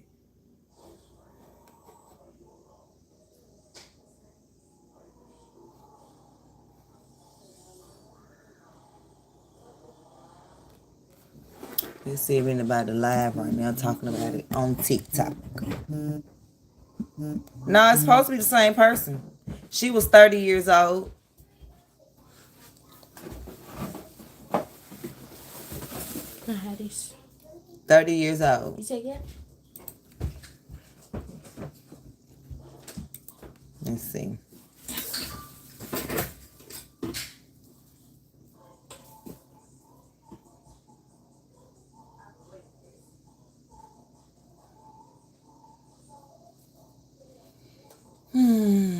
Trying to see if there's anything like.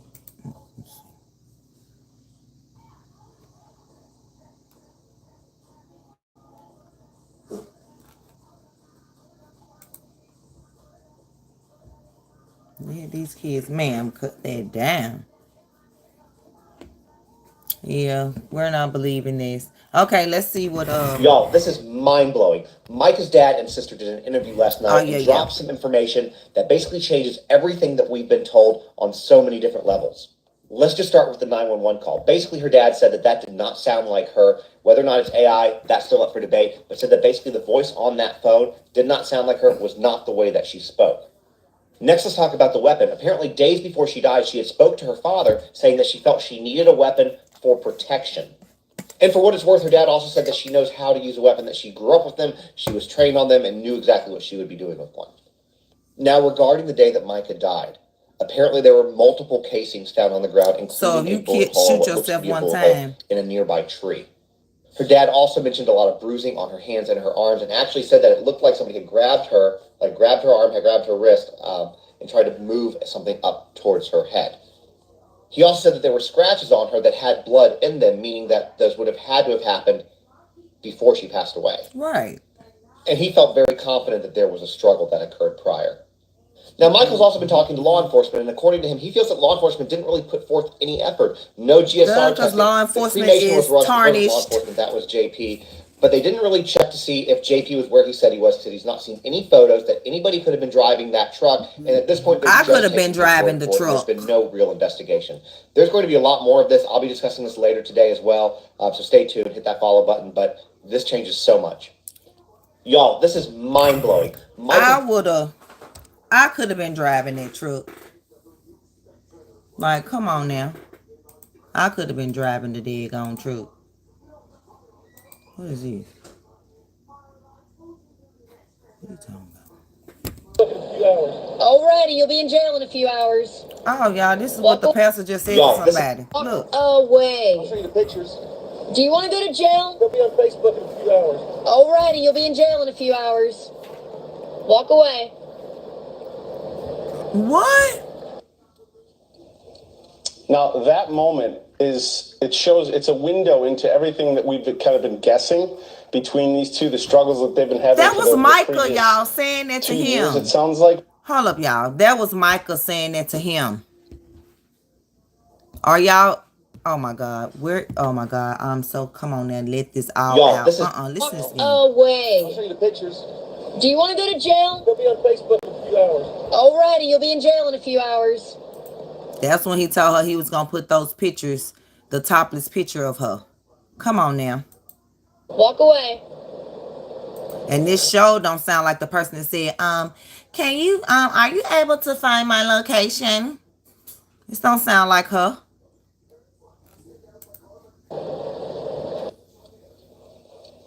Now, that moment it's a window into everything that we've kind of been guessing between these two, the struggles that they've been having for the previous 2 years, it sounds like. But in the weeks leading up to her death, there were multiple police reports, and this was one of those contentious days where police were called twice, and this video kind of shows the nature of the relationship in that very moment. Now, it's worth saying, he has not been charged with anything. Police have ruled this a suicide. So this is just context. Whatever, we don't care, honey. Let me go to News Nation, honey. I like News Nation. I can't remember that lady name. But we can find that video ourselves because he's sick. So for whatever reason, he mad at her. So you threatened to put topless photos, but you claim you loved her. This man is crazy. This man is crazy. And we can't even talk about God's misfits. Y'all know about the God's misfits? And the 2 Kansas City moms.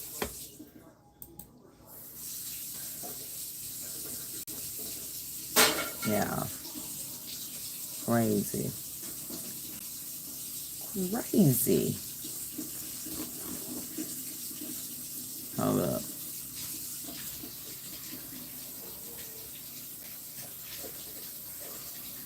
Hold up. Man, News Nation put so much stuff on here, honey. Wait a minute, I think I need to be on live. Like, on upload.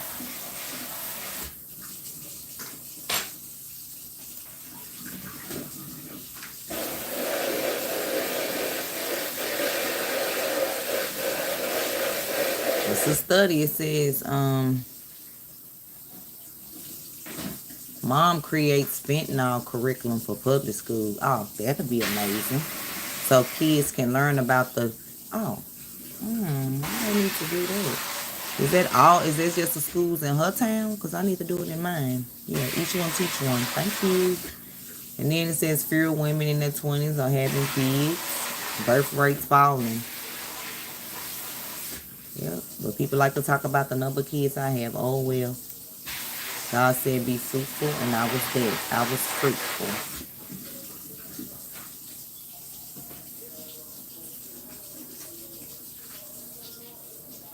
Why can't I find the News Nation stuff? What? Is it 2 News Nations?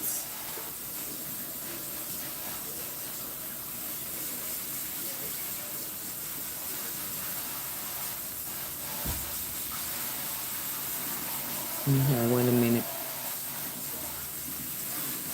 Okay, here you go.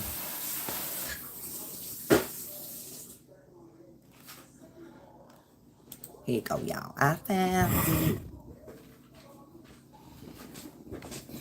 This man is sick. I'm supposed to be a man of God. God is not evil. God is love. God is none of this that John Paul Miller ain't got a nerve to have biblical names. Is it showing us?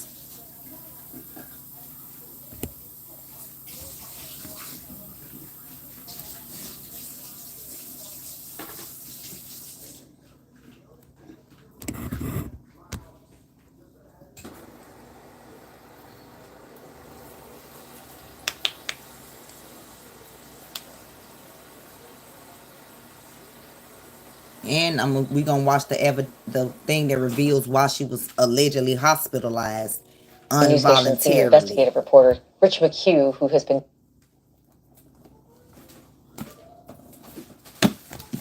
Yeah, I love this lady right here. I can't remember what her name is. Digging into this story for us all week long. Rich, there is this incredibly important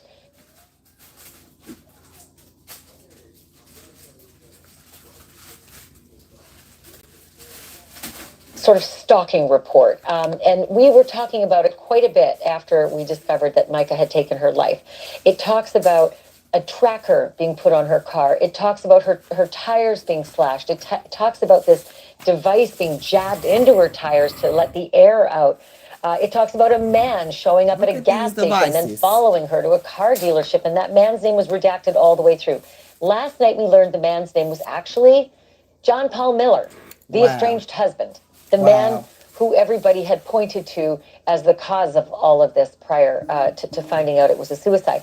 But now we actually have an email from him when he's admitting to some of this behavior. What have you found out? So we've come into a lot of information that has been sent to the police, and that's the key thing here, because people are wondering, okay, so what are police to do with all of these allegations? Do they even know? And now we know that her family has forwarded all of this information to the police. One of the things that is included in these documents is an apology email from him to Mica on April 15th of this year, which is about 12 days before she died. In it, he writes, "I'm sorry for damaging your car, tires, etc. If you ever come back, I will turn in both cars and get you a nice SUV or whatever car you want. Again, my horrible flesh pattern of hurting someone when they hurt me." So there you have it. He's kind of outing himself. So you're supposed to be the pastor, but and you I'll give you people. something shiny and new if you just come. You're supposed to be the whole pastor, but you hurting people. Such a manipulative, narcissist, alpha male. Back to me. Boy, if I had a dime, Rich, for every time I've seen an abusive relationship like that. So JP, actually, Mr. Miller, John Paul Miller, Pastor Miller, has been having conversations with you via, texting back and forth. And if I understand this correctly, he has also admitted directly to you that he's the person who put the tracker on the car. That's right. That's right. So earlier this week, I believe it was Monday, I engaged with him and he started talking back with me, kind of unprovoked. And I also want to read this because this thing stood out to me when I read it at the time. I didn't really know it. He said, this is JP to me, I even hired a PI to put trackers on her car to know if she was going to a gun store because she kept trying to get a gun for the past few months. I have never once in my entire life ever hurt her in any way. Yeah, she ever. wanted a gun from you. I was just communicating with him on text, drawing him out, and he kept texting and texting and texting. I've officially asked him for an interview. His attorney has, of course, said no, but that's where it stands. That's pretty glaring, admitting to that. Okay, the next thing is that he apologized for something else. And this was something we were unsure of. There were allegations that Mica had been threatened, that a topless photo of her would be posted on the internet. And now he is admitting that it was him. He was the one making those threats. Yeah. Yes, so this goes back to this apology letter that we have. It's an apology letter from him to Mica, dated April 15th. In it, he's apologizing for a series of things, and one of them is a photo that was produced on the internet. It was topless of her. We're not going to show that here, of course, but in the apology, he says, "I'm sorry for putting a picture of you on the internet. It was..." I'm sorry for putting a picture of you on the internet. It was for less than 1 hour and immediately taken down. It shouldn't have been on there for 1 second. I was hurt that you are telling everyone horrible, intimate details of my past sin, and I just wanted to try and hurt you. Please forgive me. It was evil of me to do that. Again, this is a pastor, a man of God, a man of Jehovah. See how false religions misrepresent God? Because then he was standing in front of this congregation. "Oh, I'm sorry, y'all. I did wrong. I sinned. If you don't want me to be the pastor, I'll leave." But then at the same time, if you say something against him, he putting you out the church because he owned the church. Putting you out the church in front of the whole congregation, and then act like you just left on your own. These people are brainwashed.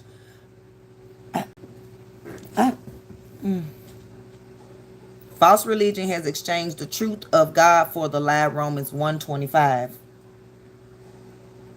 And I bet he don't even say Jehovah. I bet he don't even say God's name in his sanctuary. God's name is Jehovah. He has a name. Just how every one of us have a name. You know, even though you may be a mom, a dad, a sister, brother, cousin, you know, doctor, lawyer, teacher, you know, whatever. That is your title. My title, I'm a mom. That's my title. My name is Shantae. God, that's his title. He's God. He's the creator. But his name is Jehovah. And it's in the Bible 7,000 times, even though they tried to remove it. It's there. God says, my name is Jehovah. He tells you that. My name is Jehovah. And, you know, because I, want to make sure, I let y'all know where it can be found, I'm not trying to make you believe my beliefs. I am Jehovah, that is my name. Isaiah 42:5-8. Jehovah is the translation of a Hebrew name that evidently means he causes to become. Jehovah wants us to know his name. Exodus 3:15. How can we be sure of that? In the Bible, his name is included over 7,000 times. The name Jehovah belongs to the true God in the heavens above and on earth beneath. Deuteronomy 4:39. Yeah, he wants his name to be heard and said. So back to this false prophet here. And that church will not be built. God said in Revelations, and then we're going to get back into this. But yeah, don't play me. God said in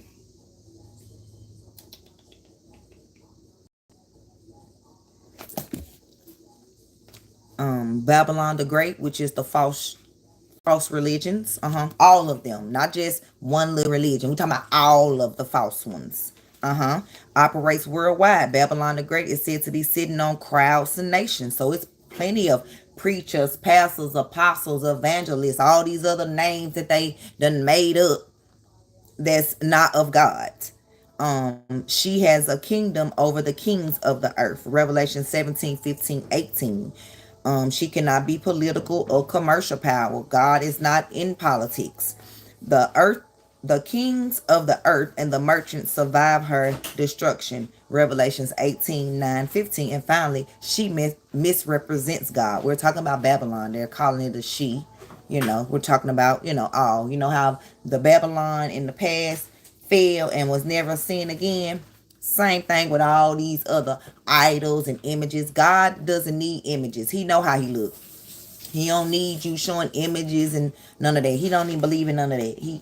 None of that. None of that.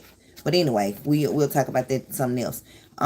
She is called a prostitute because she forms alliances with governments for money and for favors. Sound familiar? John Paul Miller.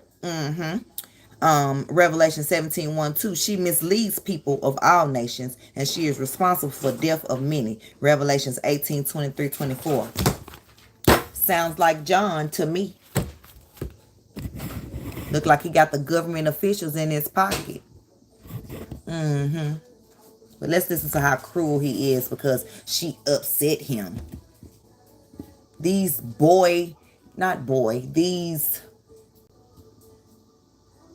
feminine males. Because what could she have possibly done for you to be like, oh, I'm finna put a top of this. I'm finna put a picture of her on her online. But then turn around, oh, I love you, and if you come back, I'll give you a car. That car. We want eternal life. We don't care nothing about these material things. But back to what we was talking about, y'all, because Jehovah will take over. Yes, he will. I'm trying to save as many as that I can. Immediately taken down. I was hurt that you were telling everyone horrible, intimate details of my past sin, and I just wanted to try and hurt you. Please forgive me. It was evil of me to do that. Sure was. Oh, so yeah, it's only up there for an hour. Like that doesn't have life elsewhere when people download naked photos and they live forever. And I'm sorry, right. But you think just because like that's again just because you erased it, John Paul Miller, people got screen record, screenshot, It's out there. It shouldn't have never been uploaded.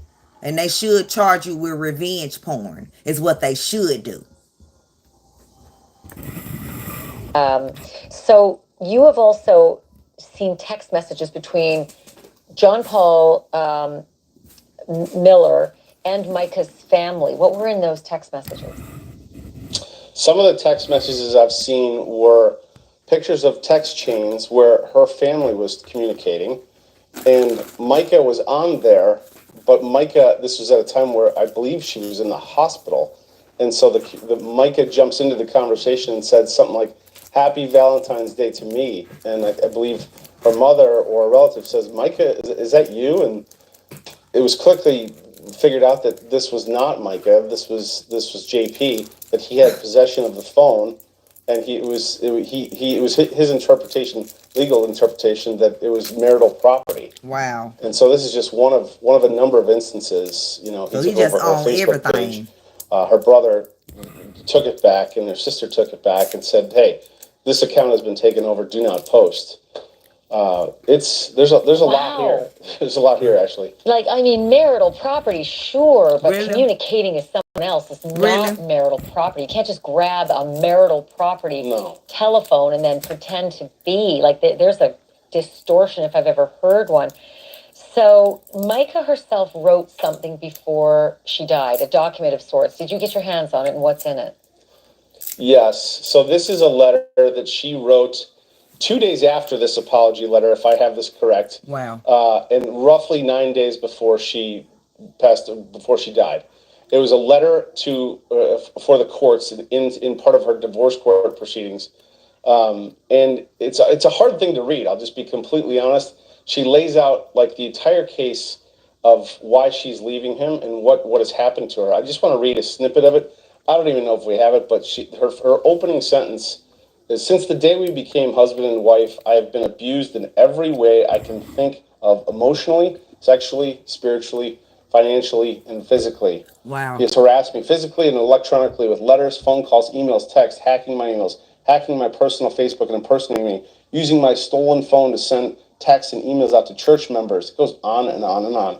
Installing tracking devices on my vehicle, on my godmother's vehicle. The trackers were found on March 11th, March 14th, March 24th, April 15th. Wow. All of these have been documented and reported to the police. That's the key here, actually, is that the police have all this information. The police have all this. They have the letter. They have the incidents. They have the police reports. Did they do anything about it? I've reached out to all the police agencies today. I only heard back from one of the agencies. There was the lead agency investigating her death in North Carolina. Keep in mind, she's from South Carolina. She died in North Carolina. They kind of passed the buck. They said, "This is not related to her death. You need to contact the police agencies in South Carolina." I have, and I haven't heard back. So it'll be interesting to see what they do respond, because from what I can tell, from what I can gather from the conversations with her family, and you're about to speak to them directly, but they'd like to see some charges come from these past incidents. Definitely. There's questions I want to see some legally, charges come. You know, what lines were crossed here, and it seems to me at least that there may have been some. I mean, just at least that an investigation has been going on, right? With all of these reports and all of this evidence. Rich McHugh, amazing digging on this. Just really terrific reporting. Thank you so much. Amazing. Thank you for watching. Go to newsnationnow.com to find new. And then this part is the affidavit. Reveals why she was in the hospital, why he had her illegally put in there, talking about involuntarily. This man just think he controlled her, and obviously she had no help. And I'm not talking about her family, because obviously he kept her from them. It seems like this man. Oh, man.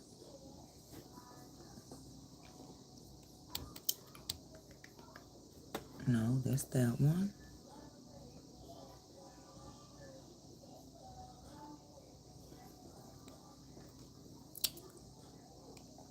Okay, where's the one about the affidavit?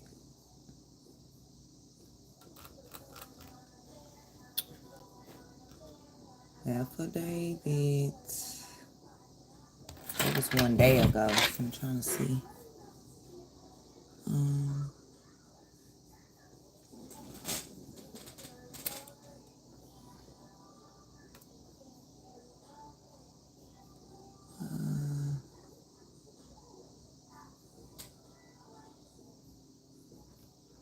Now I can't find it, y'all. Wait a minute.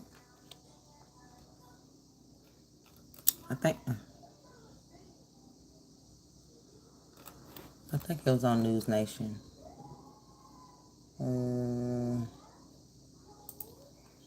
Let's see.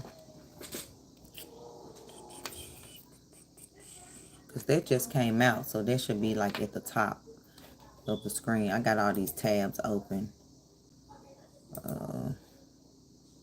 Trying to close them.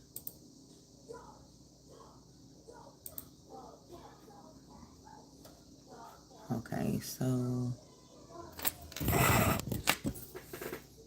hold up, y'all.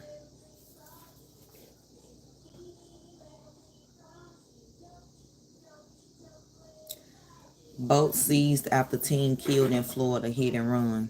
Wow.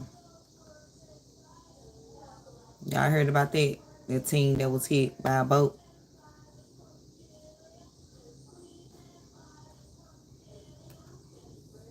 Do y'all know about the God's Misfits? God's Misfits and the two the two Kansas City moms.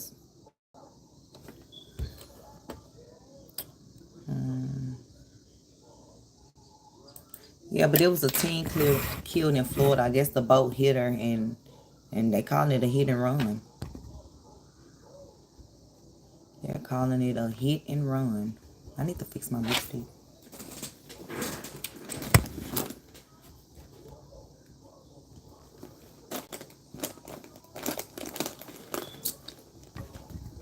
Matching the description of a vessel involved in that deadly hit and run at sea that happened this past weekend just off of Key Biscayne. 15-year-old Ella Adler had fallen into the ocean while water skiing with family and friends on Saturday when she was struck by that boat that then drove off. News Nation correspondent Brooke Schaefer joining us live now from Miami. And Brooke, News Nation is obtaining new video of the boat potentially involved in this incident. This is terrible. Natasha, that's right. All of this as investigators here in Florida tell us they have made significant progress in this deadly hit and run investigation, potentially finding the boat involved. As you mentioned, News Nation has some brand new video of that boat that authorities are right now saying matches the one witnesses saw hit and kill a 15-year-old South Florida girl in the water over the weekend. Authorities today still only calling it a vessel of interest, but telling us that the owner of that boat is cooperating with authorities. 15-year-old Ella Adler died Saturday after being hit by a boat while water skiing just off the coast of Key Biscayne, south of Miami. She fell into the water and was being towed back in when she was hit. Investigators said the driver of the boat that hit her sped off, never checking on 15-year-old Adler, left critically injured in the water. Family and friends called the 15-year-old girl a force of nature. She was a ballerina. She performed with the Miami City Ballet. She's also the granddaughter of the U.S. ambassador to Belgium. Those who knew Ella Adler calling her death an unspeakable loss. Today, Florida investigators still looking into that vessel of interest, a possible key piece of evidence in this case. Natasha? All right, Brooke Schaefer with that update live for us in Miami. Wow, We appreciate it. Thank you. Terrible. That is terrible. Oh my God. That's why my son, he wants to go kayaking. One of his, he's grown now. So one of his past teachers, he go kayaking all the time. And he invited my son to go kayaking. I'm like, you got to be careful out there. You got to watch for others, as you can see. You got to watch for others. But y'all didn't tell me if y'all knew about the God's Misfits. Do y'all know about that case?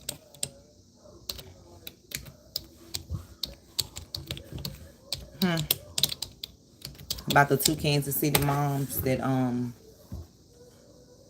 the kid's grandmama was a part of the unaliving.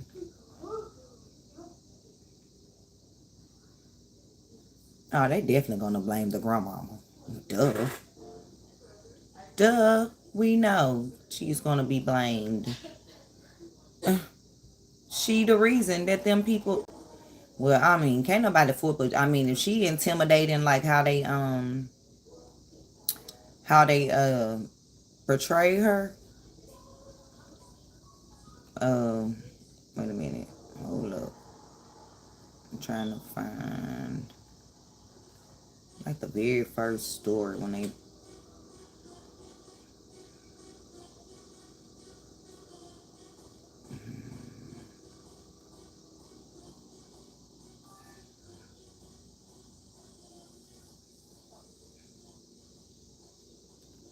I'm trying to find. You'll never find bloom, bloom, bloom, bloom. A hairline like his. Let me stop.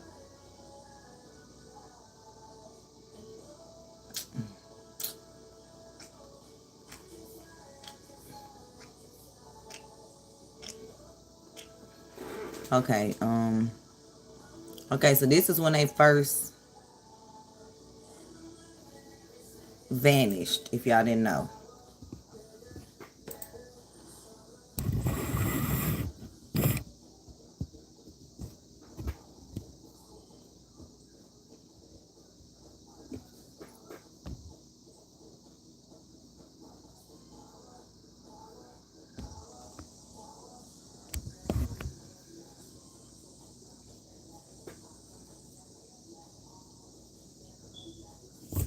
Brian, it doesn't. Wait a minute.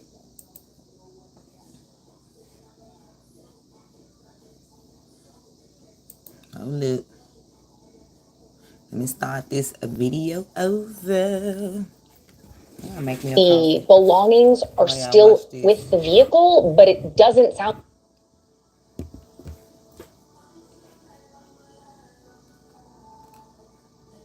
Come on now, computer. Stop playing with me.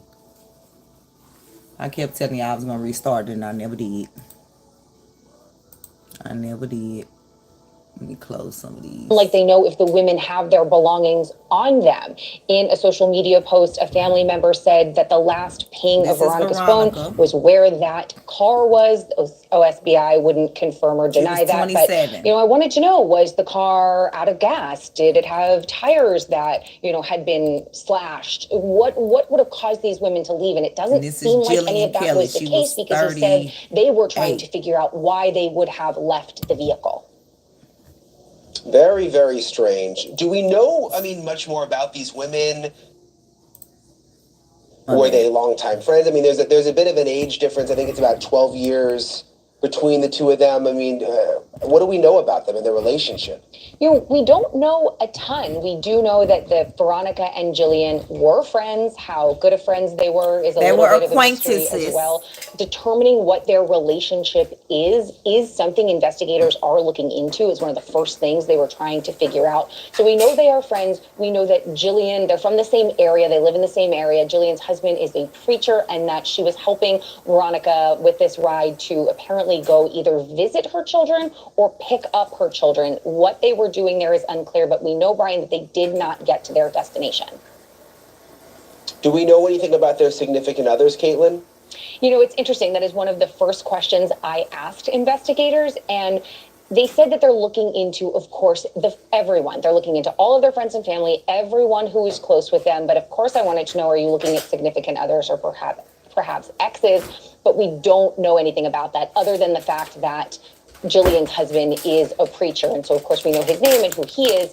And they're all sharing these missing persons flyers trying to get more information about their whereabouts. But aside from that, who investigators are looking into, it seems like it's everyone at this moment. Yeah, and that's typically the case. But, you have to wonder. I was listening carefully to your interview with police. You have to wonder if they know more right now because they're really not sharing very much, and something does seem strange The car, like, was it just abandoned? It was just basically abandoned on the side of the road. Is that? That's exactly right. It was abandoned on the side of the road. The state the car was in, we have no idea. I wanted to know, were the doors open? Was the car running? Did it have gas in it? He really couldn't tell me anything, but he did give me a little bit of information that we had not previously learned. We don't know the make or model of the car, but I was told that it was a small blue SUV. So they're looking for tips from anyone. So this is a really rural area. There is nothing around. They don't have surveillance footage, CCTV footage, eyewitnesses, neighbors, businesses, the things that investigators usually rely on, they really don't have. So anyone in this area that saw a small blue SUV that day is really encouraged to call with any information they have. Brian, you know as well as I do, you may not think what you know is important, but it may be crucial. Yeah, of course. One thing I noticed on the missing poster, I was looking at it earlier, says to call police or tribal authorities. I'm assuming, is that because there's like an Indian reservation nearby? Yeah, there's reservation lands that are nearby. Whether or not the car was abandoned specifically on one is something that they wouldn't confirm. But FBI did say that multiple law enforcement agencies are all working on this. So the reservation authorities, as well as local PD and the OSBI, are all kind of working to find these women. But he did also mention that the tips have been rolling in as soon as they kind of went public with this missing persons case. And he said in no uncertain terms, they believe these women are in danger right now. So if you know anything, saw anything, think you know anything, call them, call in a tip, get a hold of law enforcement. Yeah, I mean, it certainly doesn't sound good. Let's hope for a positive outcome. We'll stay on it. All right, Caitlin, thank you so much. It's good seeing you. Coming up next, the latest WWE bombshell, by the way. That was the first update. When they first went missing, the car was found, but law enforcement, wasn't telling, anything. And then we started to hear more and more and more. So let me get some stuff lined up. Now the person outside cutting my grass. So again, if y'all can hear the cicadas, the people cutting the grass, why we didn't hear nature outside when Michael made that 911 call? Okay. And I'm inside. I'm inside the home. Honey, I'm just adding some stuff to my queue. So I don't have to keep going back and forth, back and forth, back and forth.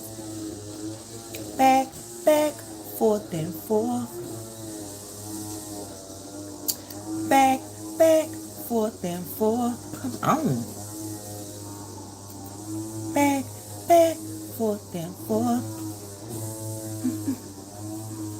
Let's see. Come on. Yeah, I need to restart this computer. That's what I need to do.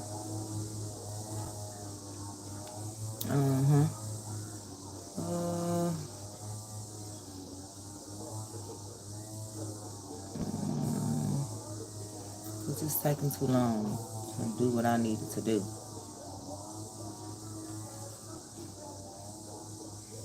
Oh God, come on.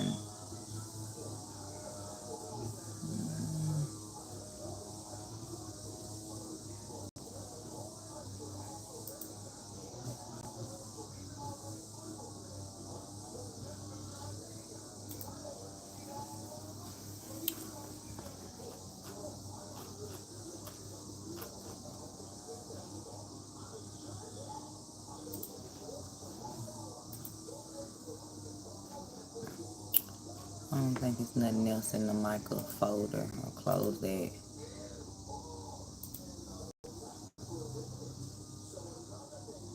Close that.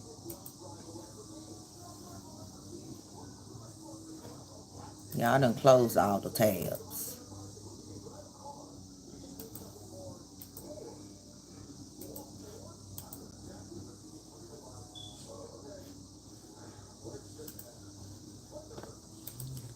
I have closed the tabs. I don't know why it's not working. Oh, my bad. Here it comes.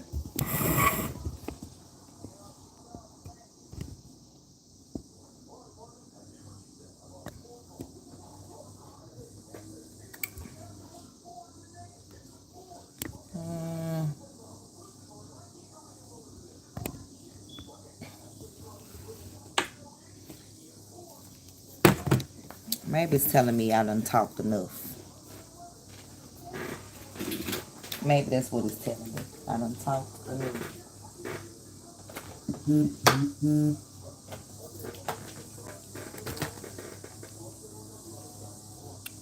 Mothers went missing along a rural Oklahoma highway, gone without a trace. And tonight you'll hear new details only on News Nation about that bitter custody battle that most likely is at the center of this case. Veronica Butler and Jillian Kelly were traveling to Oklahoma to pick up Butler's 2 small children. Their car was found off the State Highway 95 on March 30th, way down a dirt road, for a weird place for that car to stop. So nearly 2 weeks later, authorities in Oklahoma have not shared any updates. 2 weeks went by, y'all. Since revealing that investigators suspect foul play. We do know the FBI is helping in the investigation, but here's some sobering stats. According to the FBI, about 70% of all reported missing persons are found and returned within 48 to 72 hours. It's now been 300 hours since Butler and Kelly were last seen. All right, so joining us now is News Nation producer Allison Weiner. She's been digging into this story. Allison, what have you learned about the evidence in and around that abandoned car that leads police to believe there was foul play? Well, there was a lot of discussion early, that we've already learned that there was some blood that was found in the car, and that was something that the police, indicated that there was some foul play. There was blood, a tiny bit of blood in the car, not a huge amount, but what we've now learned is that there was also blood outside of the car, 2 separate puddles of blood. And the reason I was wondering, and I asked my source, or several sources, why the press wasn't able to see that, is that after the police were able to do initial investigation, those puddles were kind of dried up with dirt. And so they covered it up. They covered it up so that reporters wouldn't take pictures of it. Okay, so we've been talking about this custody battle between Veronica Butler and her and the father of the 2 children. Veronica Butler had only supervised visits with her kids every week or 2. Why did she lose custody of the children? Well, I was able to find out that it turns out that there was an allegation of sexual abuse of the children. It's not by Veronica and not by the father, but by somebody within the family circle. And that based on that, the grandmother of the father went forward with trying to gain custody and according to the father, made him say some things that weren't totally true. Yeah. And that is, and managed to gain custody. The father managed to gain custody, but then the father was sent to prison on a domestic violence allegation, and he now is in rehab in Oklahoma City, and the grandmother has custody. All right, we're looking at a picture of the father right now, Wrangler Rickman. I believe this is his mugshot. But wasn't he just released a few days ago, a few days before these 2 women disappeared? Actually not. He was, during the time they disappeared, the police have been able to confirm that he was in the rehab facility. Okay. And they confirmed it, and my source confirmed it. Okay. But there was a hearing scheduled this coming week on the whole custody issue. Veronica Butler was fighting to get her kids back. Yes.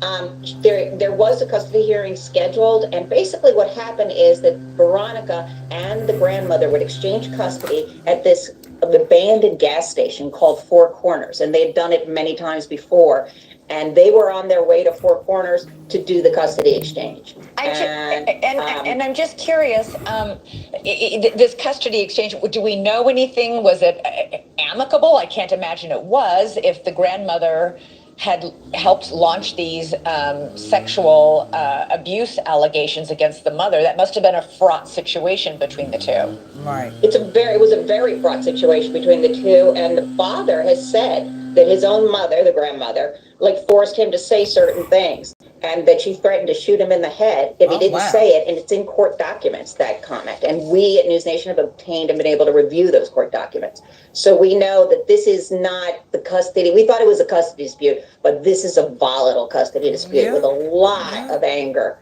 coming from both sides. This is what we found in the court documents, that the plaintiff further stated that he had been threatened numerous times by his mother, that's the grandmother who has custody of the children now, that she would kill him, shoot him in the head if he didn't do what she told him to do. So he did what she told him to do.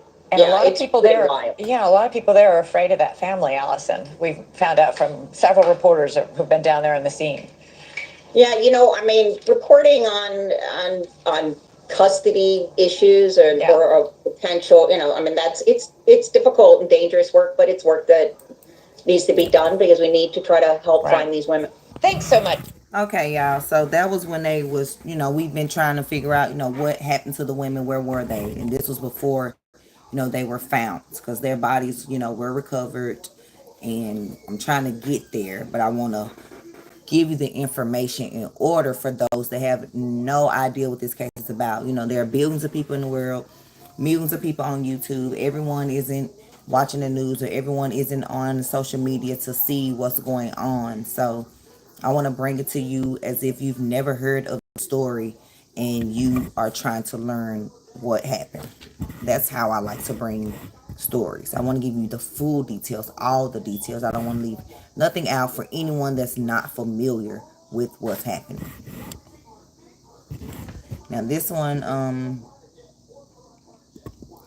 talking about the painful weekend leaves no clues, but that's not even the one I want to get.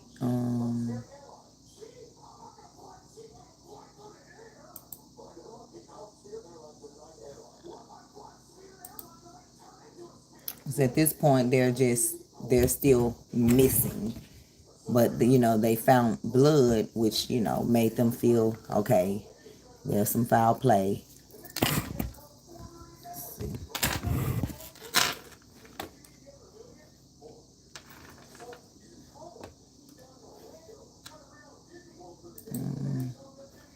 Victims of foul play. No news.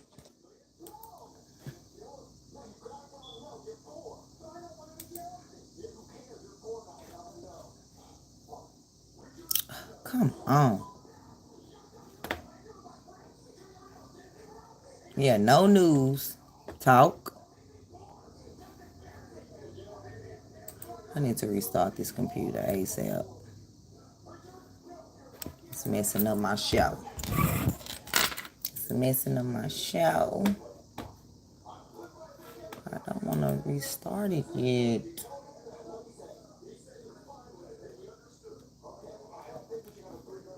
Well, technically I can. I'm gonna restart it, y'all.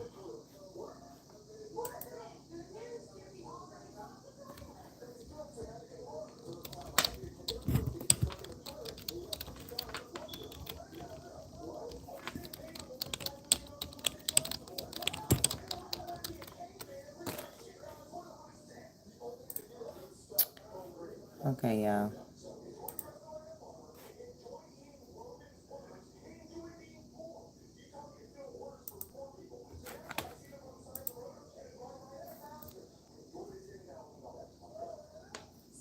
Close everything. We open it back up.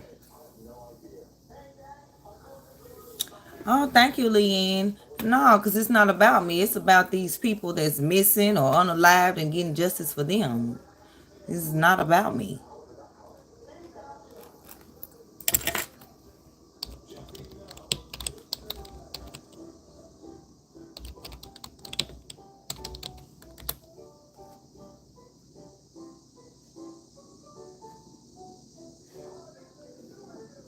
Okay.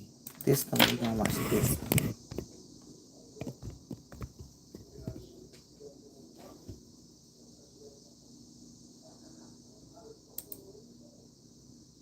Closed everything, so it should be working just fine.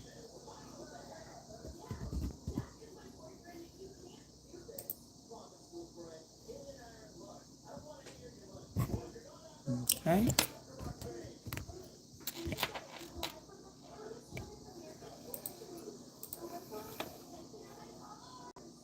What do you make of the advance of understanding blood inside, blood outside? Wait a minute. Sorry. Trying to get answers, of course. And former FBI agent and News Nation Law and Justice.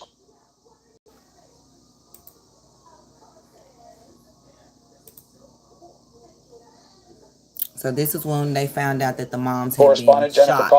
Coffin-Dapper, you and But I they still will hadn't hear found them. how Nancy can. They still hadn't found them yet. They just knew that they had Feed been what shot. we understand about this. Nancy, thank you for joining us. Who have you been talking to, and what do we now know that we didn't know? Well, Chris, law enforcement still not talking, but this is new. Sources are telling News Nation producer Allison Weiner that the evidence includes blood inside and outside of the women's car, and according to her information, the women were shot. What happened to them remains a mystery. I did get through to the Oklahoma State Bureau of Investigations today. They would not say much, but they did indicate that this investigation is progressing, and they did reveal that other locations are being searched. They would not say where, they would not say why. But as you alluded to, the custody case may be at the heart of this investigation, and this includes an 8-year-old son and a 6-year-old daughter, Chris. Nancy, let me ask you one more thing. The idea, now I know that this isn't necessarily relevant legally, but in terms of reporting, what do we know about the father and his family in terms of by reputation? Is, like many custody cases, a very ugly custody case. There are a lot of accusations back and forth. Now, Veronica Butler, she lost custody of the kids back in 2022 because she had been moving around. She wasn't able to hold a job. So Wrangler Cole Rickman got custody of the kids, and then he ran into legal trouble. So his... No. Yeah, so what had happened was he ended up getting custody, fighting for custody because the mama wanted him. So his mama basically telling him, you better, do what I say or I'm going to unalive you. So he done that only for him to be arrested for other stuff. So now the mama got the custody of the kids. Veronica had supervised visits on the weekends, every weekend to see her children. And Tiffany, which is the grandmother, who, because y'all don't know her name yet, I'm telling you her name, she would make it difficult for her to, have her supervised visits. So Jillian Kelly was not normally the person that sat with her for the supervised visits, but I don't want to jump ahead. But Jillian was going to be there this time for the supervised visits. And so Veronica was on her way to pick up her children to bring them back to her home or to somewhere with the family for a birthday party. And then she was to return them, by 5 o'clock. But they never made it to pick up the children, nor did they make it back to the party. So let's see.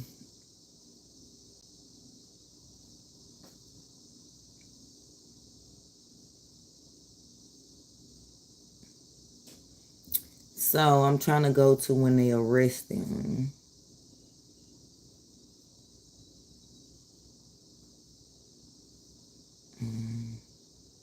Because like I said, they've been searching. No,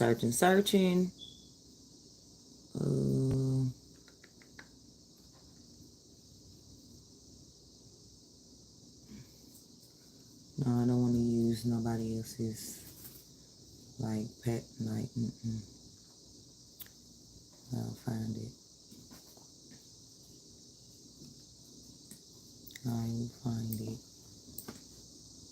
News Nation. Then I'm going to put arrest so it can bring up people that was arrested.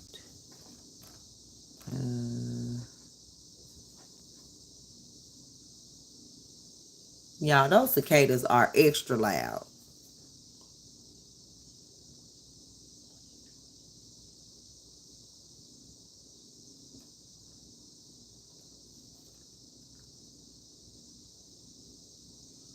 Okay, so this one. Okay, so they...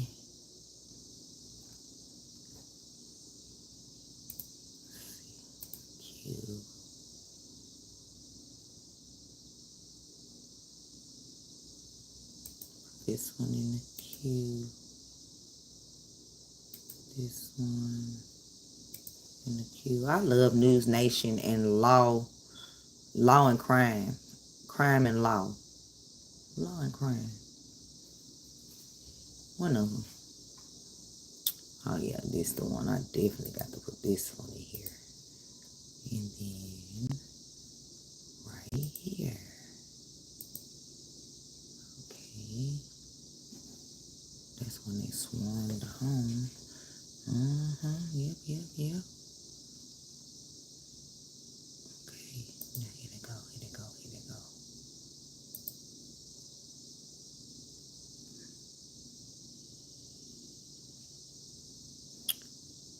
Ooh. What's this? Okay, I was looking for the remains.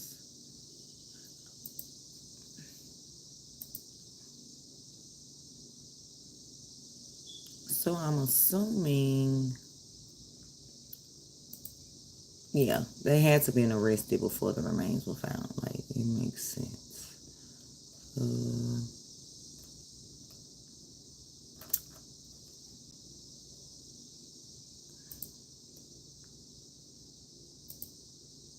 I'm coming, y'all. I'm coming.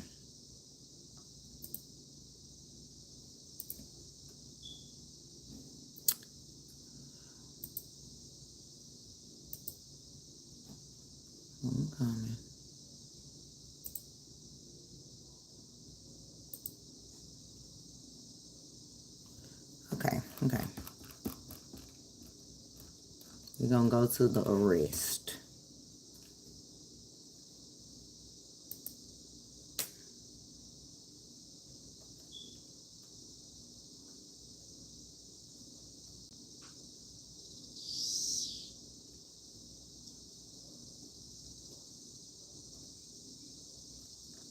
Where's that first one?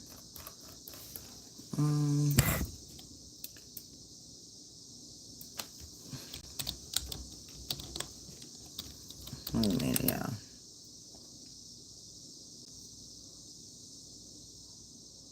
Okay, yeah, this the one I want right here. It's the one. I'm sorry. I do apologize. I'm sorry. Let me shut this door. My door left it open. The sun just glaring. The cicadas all loud. The cicadas all loud outside.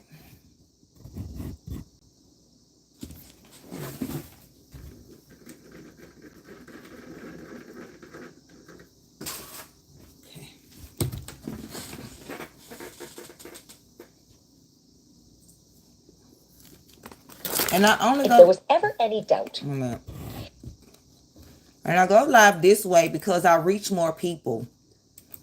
People don't get my notifications when I go live on StreamYard. So I feel I can get the information out this way. Granny. And on Grandma StreamYard. Tiffany Wait Adams. Wait a minute now. Wait a minute. Here we go. This is the grandmama, y'all. The dad's mom of Veronica Butler's children. This is whole mama.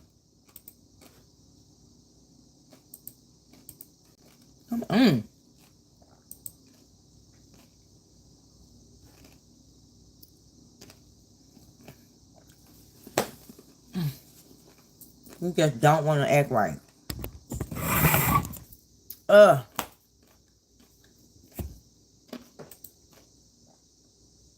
This computer getting on my nerve. I need a new computer. I need a gaming computer. So, I'll raise money for it. Of justice, and there really shouldn't have been any doubt because I kind of scream it from the rooftop. Yeah. When we found out about the custody, we definitely knew it was the grandmama. But I will submit to you tonight the breathtaking climax of a mystery that we've been reporting on now for 2 weeks. The disappearance of these two women, Veronica Butler and Jillian Kelly, on a backcountry road in the Oklahoma Panhandle. Tonight, we know exactly what the Oklahoma authorities believe happened to these women. both of whom live just across the state line in Kansas. And we know exactly who they think is responsible. It's a little bit of what you probably suspected and a lot of what you didn't. Yep. First, let's just go with the headline. 2 bodies recovered, 4 people arrested. It is heavily presumed, but not yet confirmed, that those 2 bodies are Veronica and Jillian. Right. Is there confirmation at this point that the bodies recovered are Jillian and Veronica? Not at this time. We have, we identified that there were 2 bodies during our search.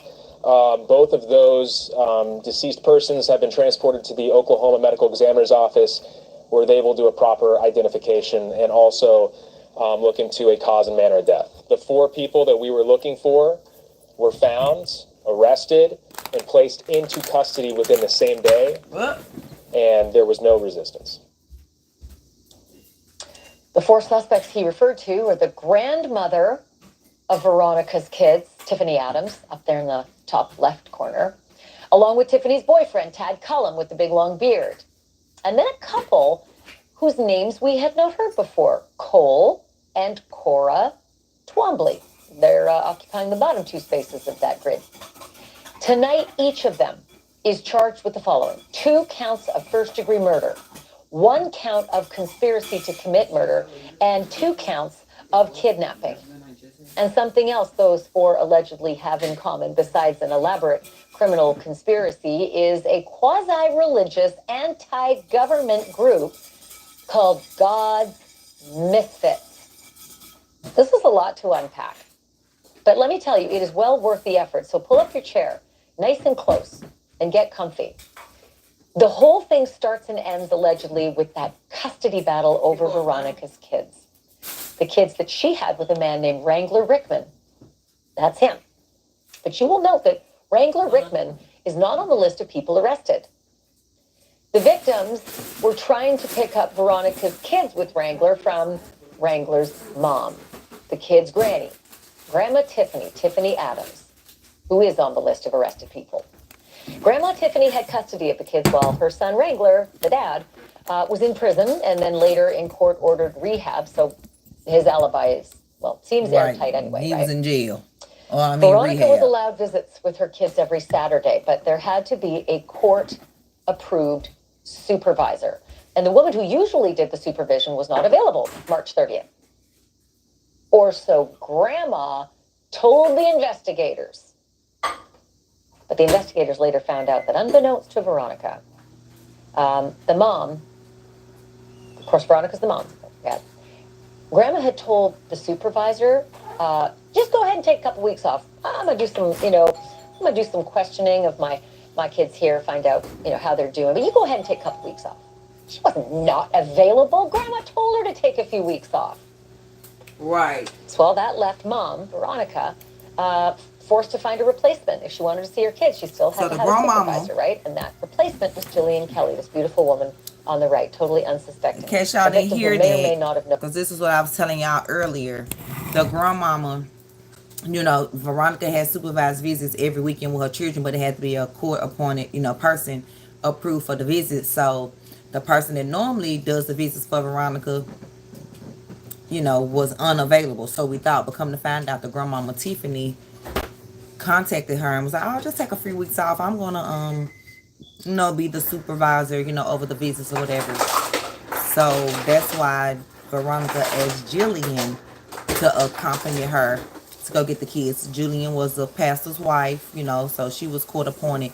So when people say they were friends, they weren't friends per se. They were associates, acquaintances. She was helping her, get on track. They want her to get her kids back. So it's unfortunate, it's unfortunate for both of the ladies, but it's unfortunate that Jillian, had to lose her life. Like, this is unfortunate for both of the ladies, actually. What an ugly, sickening custody dispute she was being drawn into. Grandma was due to meet up with Veronica and Jillian, the supervisor, to hand over the kids at 10 o'clock in the morning at that spot right there. This is the day before Easter, right? The planned location was this abandoned gas station at the intersection of 2 highways in Texas County, Oklahoma. But that rendezvous never happened. Allegedly, Grandma Tiffany had no intention of giving Veronica her kids. Not that day, not never. This how the grandmama look y'all when she not in What she did have in mind, jail. allegedly, she did not carry out alone. Remember those names that are new to the story, Cole and Cora Twombly? Yeah. Okay, well, here we go. Investigators talked to the Twombly's 16-year-old daughter, who essentially blew this case wide open. The daughter says her mom, and I think it's her stepdad, because... So the criminal's 16-year-old daughter is who solved this case pretty much. Listen to what she had to say to authorities. Shout out to the kids for knowing that that was not right. She's got a different name. Not being like their parents. Different dad, but she basically says that her mom and that guy, her stepdad, along with Grandma Tiffany and Grandma Tiffany's boyfriend Tad, wow, that all four of them got together every week as part of that group I mentioned, the God's Misfits, that religious anti-government group. The group often met up at Cole and Cora's house. And Cole and Cora's daughter overheard some things and saw some things. And she says that Grandma Tiffany gave everybody, quote, burner phones. Oh, wow. And that she saw 2 of those burner phones charging on her mom's nightstand. She says the night before Veronica and Jillian vanished, this teenager says that Cole and Cora, her mom and her stepdad, they told her that they were going on a mission, that they would not be there when she woke up in the morning. And sure enough, that teenager says they were not there when she woke up in the morning. And they did not get back until noon, driving separate pickup trucks. Wow. And then, apparently those parents asked that teenager to clean inside one of those trucks. Clean inside one of the trucks. The teenage daughter was so curious as to what her parents had been up to. And amazingly, she says they told her everything. Wow. Allegedly, they told the teenage daughter that they blocked the road that Veronica and Jillian were traveling on, and that they diverted that car to where the others were just down the way waiting. Wow. Allegedly, Cora Twombly told their daughter, quote, things hadn't gone exactly as planned, but they wouldn't have to worry about Veronica anymore, end quote. That teenage daughter says she asked her mom why Jillian, the innocent supervisor, had to die if their problem was with Veronica, the mom of the kids. And her parents allegedly said that Jillian wasn't innocent either because she was helping Veronica. Wow. That teenage daughter also asked whether the women's bodies were put in a well. She says her parents allegedly told her, quote, yeah, something like that. Are y'all hearing this? In fact, the bodies were found yesterday below a dam in a pasture about 8 miles away from where the women were killed.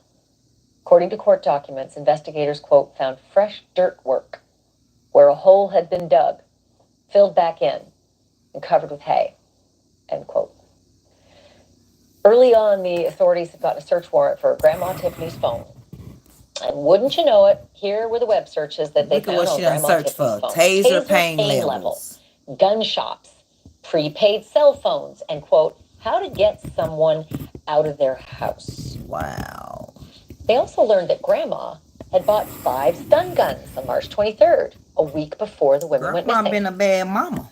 She also bought 3 prepaid cell phones, burner phones, which all were later tracked to the spot where Veronica's car turned up abandoned, and where 2 of those burner phones were tracked to the very spot where the earth had been dug up and filled back in on the dates and the times in question. Veronica and Jillian's phones both went silent at 9:42 a.m. day they disappeared. As for that crime scene, the abandoned car, we now know what the police found in and around Veronica's abandoned car. It was, quote, evidence of a severe injury. Wow. Also, Veronica's glasses were found in the road near a broken hammer. And a pistol magazine was found in Jillian's purse. Wow. But no gun. Let me just stop there for a second. Jillian's purse. Jillian's the supervisor. Right. Apparently, Jillian may have suspected that things might go south because she had a pistol magazine in her purse. No pistol. It's also the first we're hearing that a purse was left behind in that vehicle. Right, so where was and still, her gun? After all of that, not every question is answered. At least one mystery remains. The teenage daughter who gave investigators so much information said 5 people were involved in the killing. Boyfriend. The 5th name that she gave, also an alleged member of God's Misfits, His name is Paul Grice. But I'm going to be dead serious here. It is not clear tonight who Paul Grice is and why Paul Grice was not arrested and charged, at least with conspiracy, like the rest of them.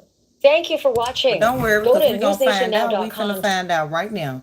So, yes, talking to their 16-year-old daughter, like, it's like, oh, yeah, like she giving her a recipe or something. Yeah, you just add 2 cups of milk, egg, flour, yeah, and then put it on 350. She talking to her like, oh, yeah, yeah, we blocked the road so they couldn't get past, so they could go that way where Grandma Tiffany and Grandpa John was waiting to unalive them. Yeah, things didn't go as planned, but you know, well, at least we don't have to worry about Veronica anymore. What? And then your child say, well, why did the supervisor have to be unalive? She didn't do anything. Oh, yes, she did, because she was helping Veronica. And then to tell your daughter where y'all put the body.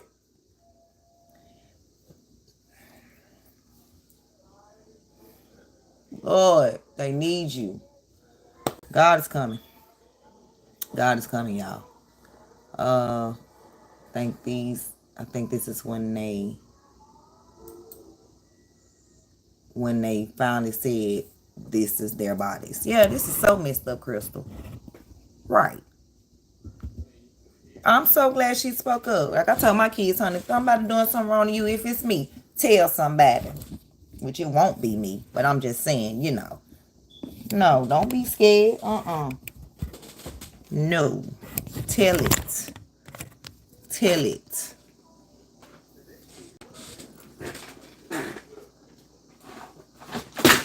Oh. Yeah, I'm dropping everything.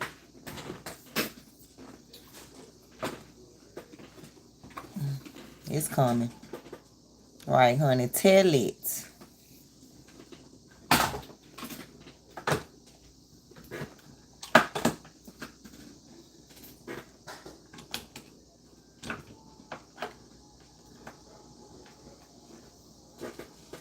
Kansas moms found by police in Oklahoma. This information just coming in right now. 27-year-old Veronica Butler and 39-year-old Jillian Kelly last seen March 30th. Tiffany Adams, a grandmother of one of the kids, one of the people now arrested after Butler and Kelly disappeared. Grandma, both of those Let's get straight kids. to News Nation's Nancy Liu live on the ground for us tonight. Nancy, tell us what you're learning now. Well, Natasha, it's yet more deflating news for these communities in the Oklahoma Panhandle. The Oklahoma State Bureau of Investigations had told me that they were searching vast areas of rural Texas County for the 2 women. And just minutes ago, we heard from OSBI that along with the FBI and the Texas County Sheriff's Department in a joint operation, they have recovered 2 deceased persons in rural Texas County, and both individuals are being transported to the Oklahoma Office of the Chief Medical Examiner to determine identification and cause of manner of death. So that means there is no positive identification that these bodies are Jillian Kelly and Veronica Butler, but of course, this discovery happened during their massive search for the 2 women. We are expecting a news conference tomorrow from the OSBI, and of course, News Nation will bring that to you live. They have provided very little information about their investigation all along. They have kept things very close to the vest, but this is exclusive video from just yesterday. News Nation on the ground capturing this exclusive footage as they closed in on the 4 suspects who they arrested yesterday, including Tiffany Adams, who is the grandmother to Butler's kids. And it's suspected that a custody dispute may be linked to all of this, what has turned out to be a case of double murder. But again, the breaking news tonight is that 2 bodies have been recovered. There's no positive identification of these 2 bodies. They are now on the way to the I thought this was a different one because I thought it said confirmed. I wanted y'all to hear what they had definitely confirmed that it was them. But I mean, we had no doubt it was them. They raided them people farm and all that. They knew exactly who they was going to get when they was going to get them. They got the Shumleys at a location, and they got Tiffany and her boyfriend at another location. And come to find out, a whole judge was there at the location when they was arrested. And when they learned of the God's Misfits, he was like, he didn't even know, nothing about that group or whatever like that. So he spoke to News Nation about it. Why they fired the judge, y'all? Talking about he shouldn't have talked about it to the news. Yeah, I'm going to see if I can find that. When the whole judge got fired, he was like in disbelief. He's like, I'll be with them. I'll be at their house. Yeah. So I guess they don't go by. Authorities in Oklahoma believe they found the remains of the two missing moms. I'm going by God's law. But, I ain't going to just be on here making videos talking about, I'm not out here killing people because God is love. They vanished on March 30th. God is love. So God didn't lead y'all to that. So God's misfits. For a custody visit with one of the women's kids. The arrest warrants include a group of people. What happened? Yeah, they calling them God's misfits. Like, that'll make you think y'all don't like God. So I'm confused. And the mugshots are pretty wild. Take a look. Oh, I keep pausing it. My bad. My bad. They were part of a group called God's Misfits. Tad Cullum, Cole Twombly, Cora Twombly, Tiffany Adams.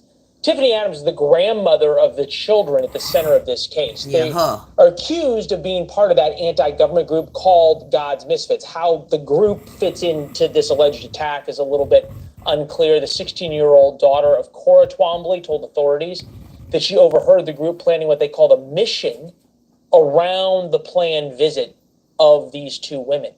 She said she heard the group discussing using burner phones and said on the day of the women's disappearance that she was told the mission didn't go as planned, but they wouldn't have to worry about Veronica Butler ever again. News Nation correspondent Nancy Liu joins us now from Oklahoma. This seems even more planned and targeted than we ever really realized. Definitely was planned and targeted. Yeah, there's a lot to unwrap here, Leland, and we learned a lot of new information today with the unsealing of the probable cause affidavits. We've learned that those bodies that were recovered over the weekend, they were recovered on private land that was leased by one of the suspects now behind bars, and those bodies were 8.5 miles from where those women were last spotted with the abandoned car. Now, as you mentioned, this is all linked to a bitter custody battle. At the heart of it, Tiffany Adams, the grandma of two kids, at the heart of this custody battle. I talked to the...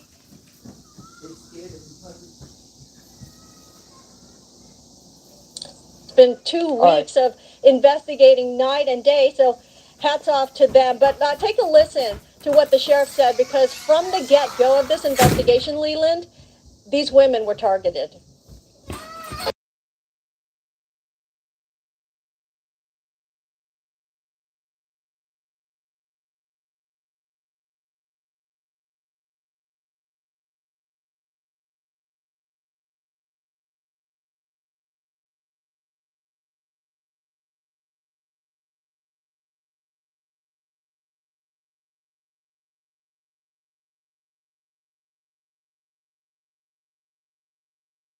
I apologize. The kids home from school.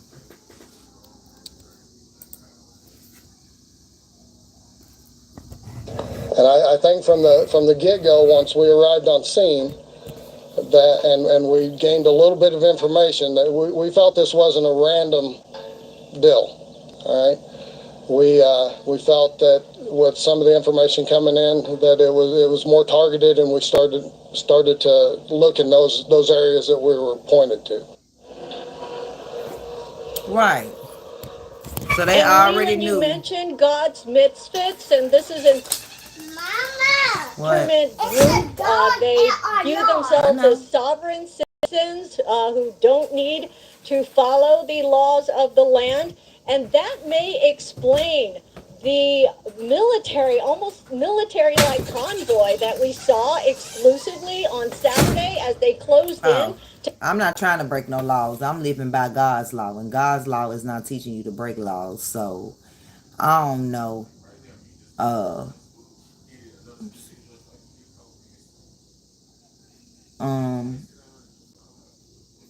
So I don't know. Yeah. God's law is love. So I don't know what law they talking about. They living by. Hello, Alicia. Yeah, I don't know. But so those 4 were arrested. The grandma, her boyfriend, and 2 friends. But then there was a 5th person arrested who actually the police interviewed like days before they arrested him. And so this is that part now. His name was Paul Grice. Because remember, the daughter of the couple told that it was 5 people involved, not just them 4. So kudos to that 16-year-old daughter for recognizing that taking people's lives is not godlike and not right. And yeah, I mean, I don't know what's gonna happen to these kids, because now their parents gonna be in jail for planned unalivings. Ain't no telling what they was doing to the kids. For all we know, they could have been abusing them. Like, we don't know. I don't know. But this is the 5th suspect that was arrested in the case. His name was Paul Grice. They're so cute. Ain't they? I want the one with the all white face. That one that's in our yard right now? With the brown ear. They already done sold one. I know. They got. Girl, we talked. Girl, I was know. here. I know. So you gonna actually get us? Jillian not scared no more. Yeah, you're right. And it lines up with all the details. Yeah, these kids, you have to excuse them. I'm about to get off here in a minute after this last little bit. After this last little bit, we getting off of here. I've been on here all day. I've been on here since 8 o'clock this morning. That the Twombly's 16-year-old daughter told investigators weeks ago about the planning, about the murders, about the burial. Wow. She said Grice was part of everything, start to finish. According to a friend of Paul Grice's, Paul was initially detained and questioned by investigators weeks and weeks ago. But for some reason, they let him go. And then recently we learned this about his anti-government views. Almost exactly 1 year ago, he filed this crazy 44-page document that reads like a Kaczynski manifesto against the USA, renouncing his U.S. citizenship. But no matter what he believes, U.S. laws apply to Mr. Paul Grice, especially when it comes to murder. The sheriff tells us he's going to be arraigned a week from today, 9 a.m. So mark your calendar. News Nation's senior national correspondent Brian Enton is back with me now. So talk to me about this confession, because we heard Hold on, y'all.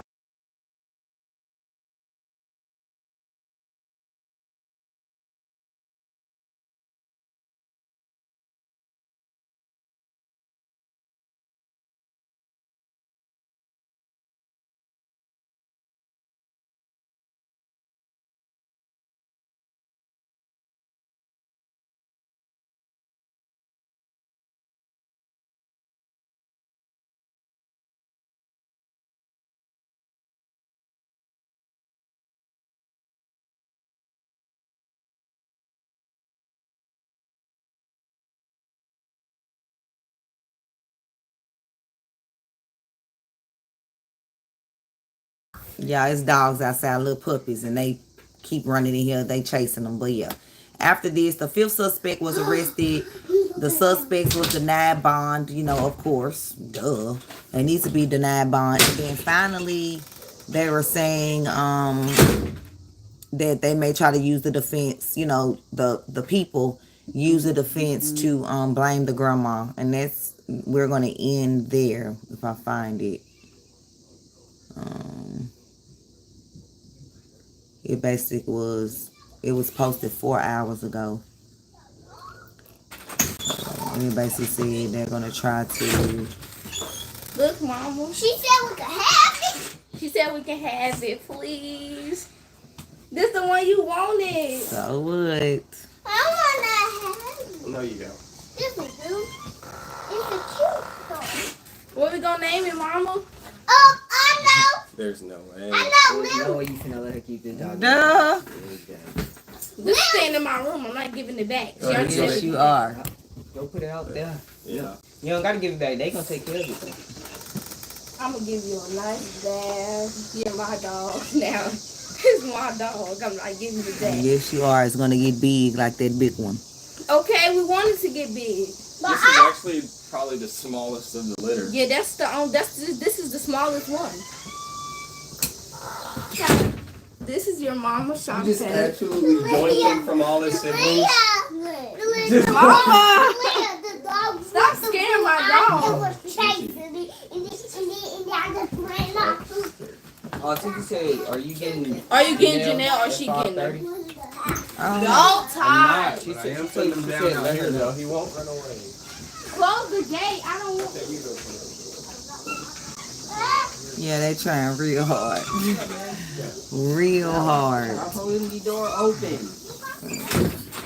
Real hard. I'm trying to find the dang on video. They trying real hard.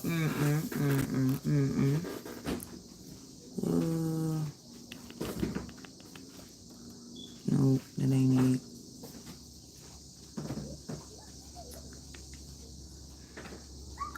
I thought it was this one, but it's not this one. My computer don't froze. So y'all better not get used to having it. Yeah, call my dad. Tell him I got a dog now, so I need to buy my dog food, okay? A leash and everything. That dog's staying with me, Mama.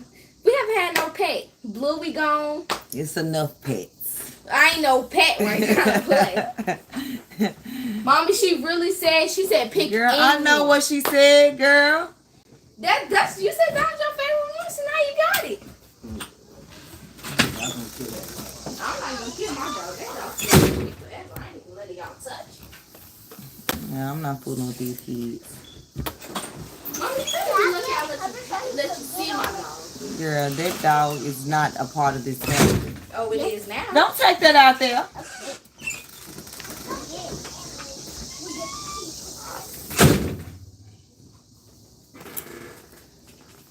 These kids. Oh, wait a minute. Wait a minute.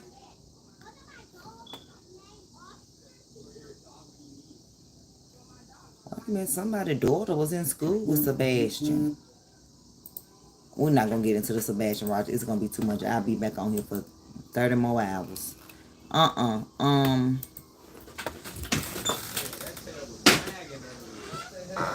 Let's see something real quick. What we gonna name it, Mama? Girl, nothing, because it's not a part of our family. It is a part. Oh, I got the last name Mayo, period. No, ma'am. Bluey Mayo. We got another Bluey in the house. No, Bingo. Bingo is his name. I'm naming my dog Bingo. Y'all not gonna tell me what I'm not gonna name my dog, Mama. Moo Moo is a great thing for my dog. Moo. No, she told us to take it. Wow, man. Keep it. She terrified of them. Man, we're not keeping that dog. You better take that shit back. They was all in the yard. They didn't go get it. I know. I'm just saying. I'm talking about what she talking about. What you doing, boy? You say you going where?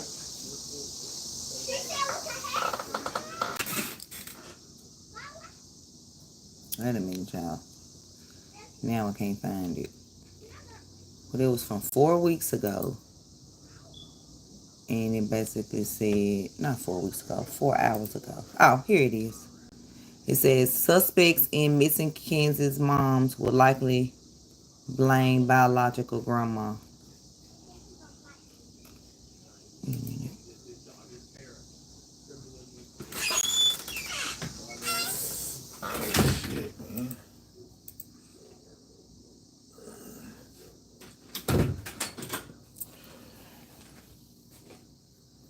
We got some more bags, at least. What kind of bag? Trash bag. Yeah, right there.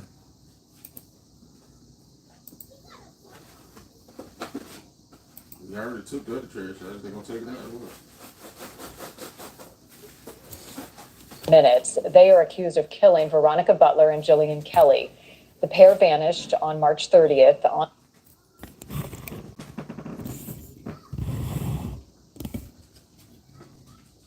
on their way to pick up Butler's 2 kids for a supervised visitation. Their bodies tragically were found more than 2 weeks later in a rural area of Oklahoma. The suspects in the case each charged with first-degree murder and kidnapping. One of them, Tiffany Adams, is the paternal grandmother of Butler's children. The 2 women had been in a bitter custody battle over the little girls. Trial attorney Karen Conti joining us now to talk more about the case. She's the author of the new book, Killing Time, with John Wayne Gacy. Welcome back, as always, Karen. What are the challenges for attorneys on both sides in a case like this when you have 5 suspects in a double murder? Well, you're going to see probably some of the defendants turning on each other and blaming each other. And you're going to find the prosecution looking at the least culpable of these 5 people and trying to get them to turn on the others. And so everyone is going to need a separate attorney. Everybody's going to have a separate defense here. And it's going to be very, very complicated.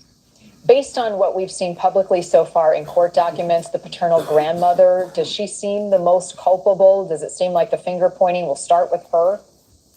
It probably will, just because it seems like from what I've read in these affidavits, which are very detailed, that there was a plan. This plan was in place for a long time. And in fact, these defendants made some efforts to kill the mother before by using some sort of weight and throwing it into her house, and it was unsuccessful.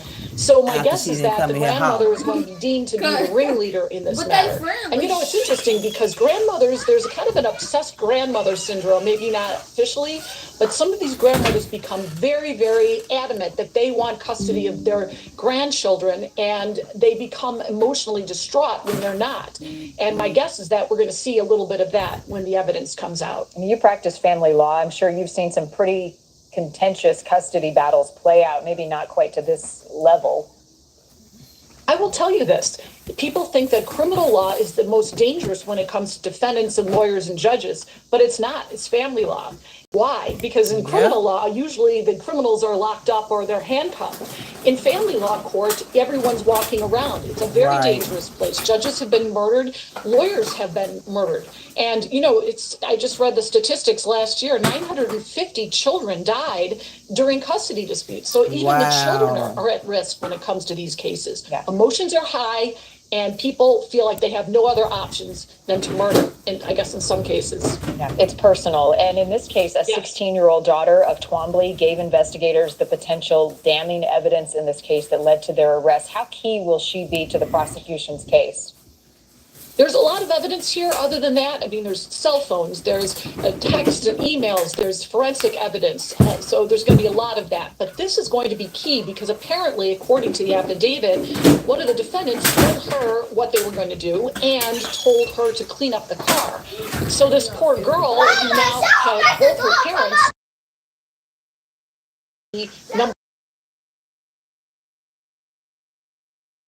put her in a very, very bad position. The tough thing here, and Karen, we saw this the first time 4 of the suspects appeared in court, was the family members of the 2 victims showed up. They wanted to go after these 4 suspects, and you understand the emotion involved. How will the judge in this small community prepare for a case like this when it is so emotionally charged and these people are in so much pain? Well, you saw the defendants when they were being brought into court, and they're all wearing bulletproof vests. So you know that they are very prepared for this. The police have also said that they are going to have a huge presence every time this case is in court, and you're going to see that. And my guess is that everybody who's on duty and some people who aren't on duty are going to be at that courthouse protecting everyone. Emotions are very, very high. And again, this is just such a tragic, just senseless murder. They are wearing bulletproof vests to court, the criminals.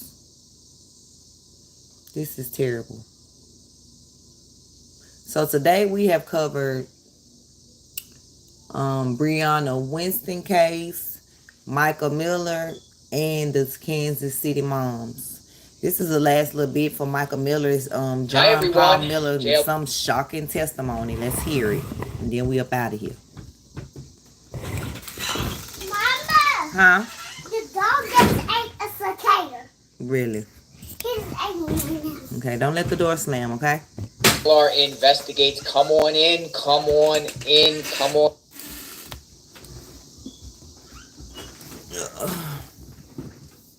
Yeah, my computer like, I'm sick of you. I wish I could find the shocking testimony without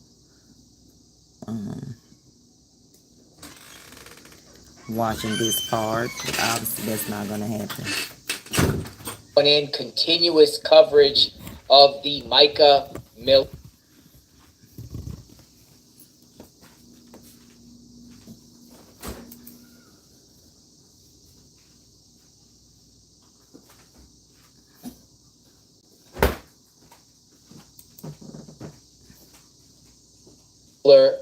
John Paul Miller case. Come on in, everyone. Where's everyone from? I see a lot of people in the chat. Drop where you're from, and I bet a lot of people are from around the world, not just the United States, but it seems like people watch JLR Investigates all across the globe. We are grateful for you to be here today. A lot of people seem like they care about Mica from around the world, not just locally.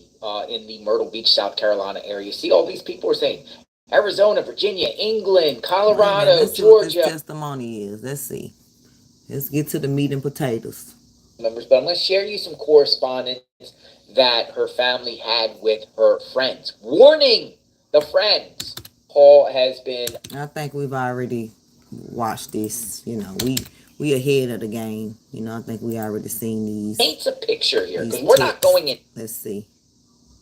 If these those same ticks we already saw, you can rewind and catch the replay because we talked thoroughly about this case.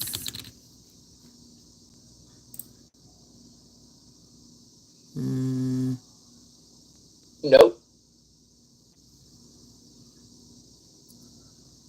Yeah, I think these are those ticks right here. The media circuits.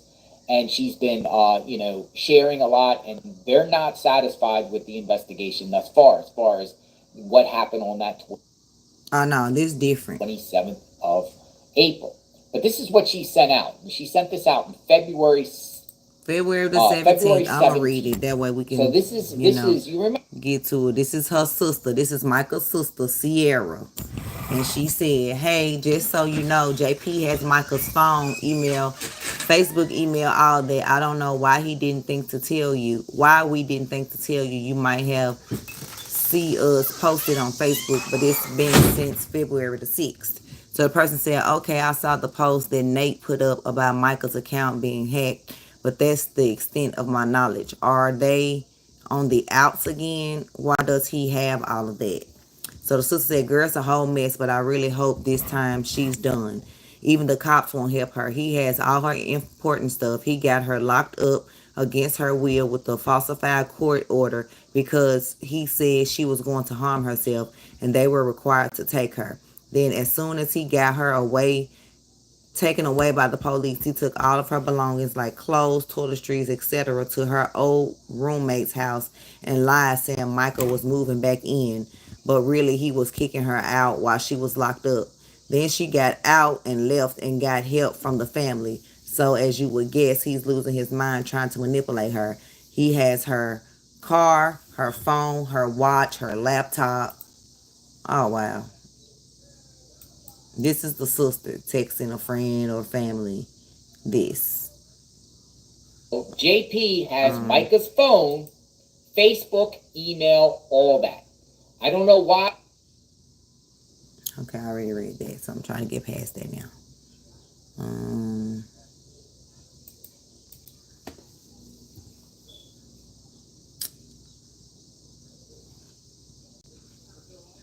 Okay, so then the next part.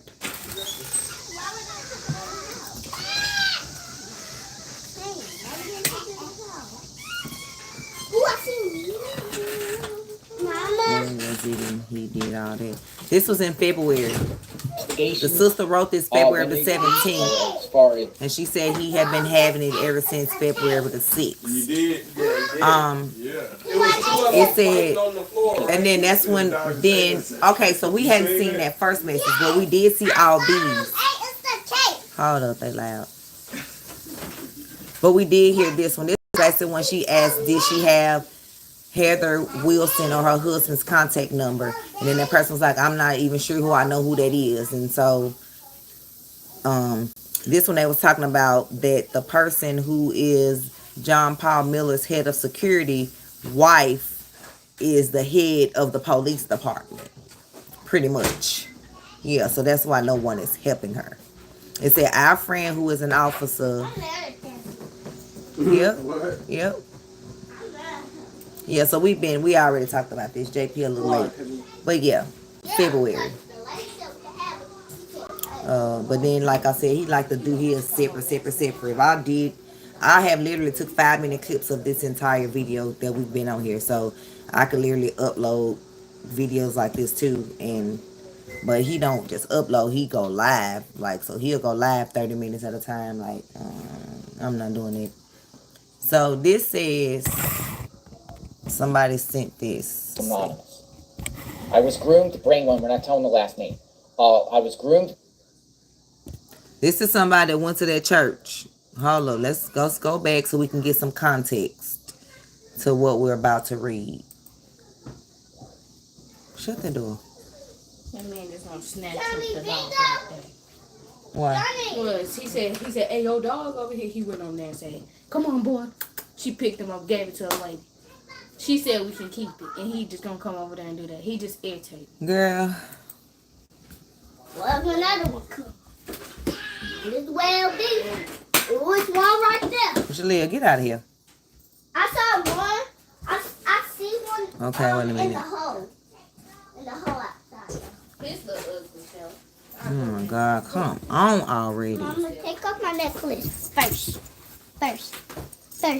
My teacher took it because I was doing that. So she took it and she said, after when I eat all my bananas, she gonna put it back. All right. Now I'm buckled. Yeah, I don't know why this is doing this. I wanted us to get some context as to I told him the legend said keep what we were looking at. But basically it says, I'm sending a few clips and pictures so you know that I'm legit. You are free to share anything of interest, but please keep me anonymous. Girl, I know they funny. My mother was their marriage counselor, and she never shared any details, but mentioned they were going through some serious stuff. Mike shared any details. Jalea, go to the living room.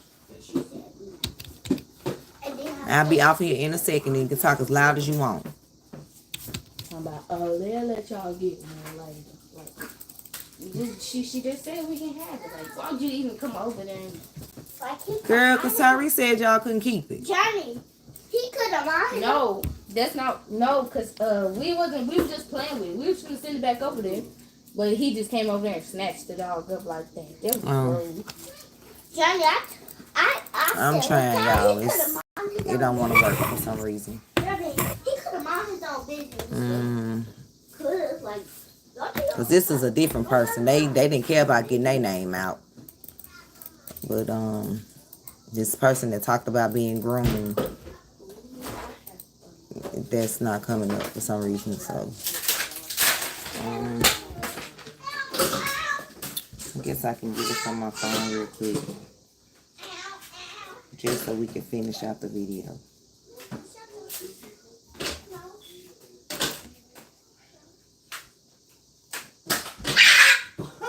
Jalea.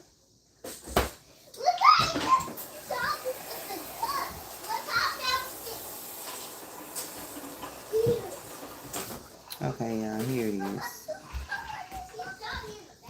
They already got him. Wait, there has to be a way to contact her. I looked it up. She's also a police officer. Him as a flight risk as well.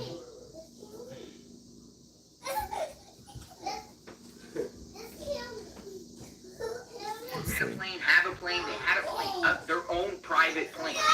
Now, you know, considering that if the federal government's about to knock on your door, and you know you're going to face a lot of time, what do some people do?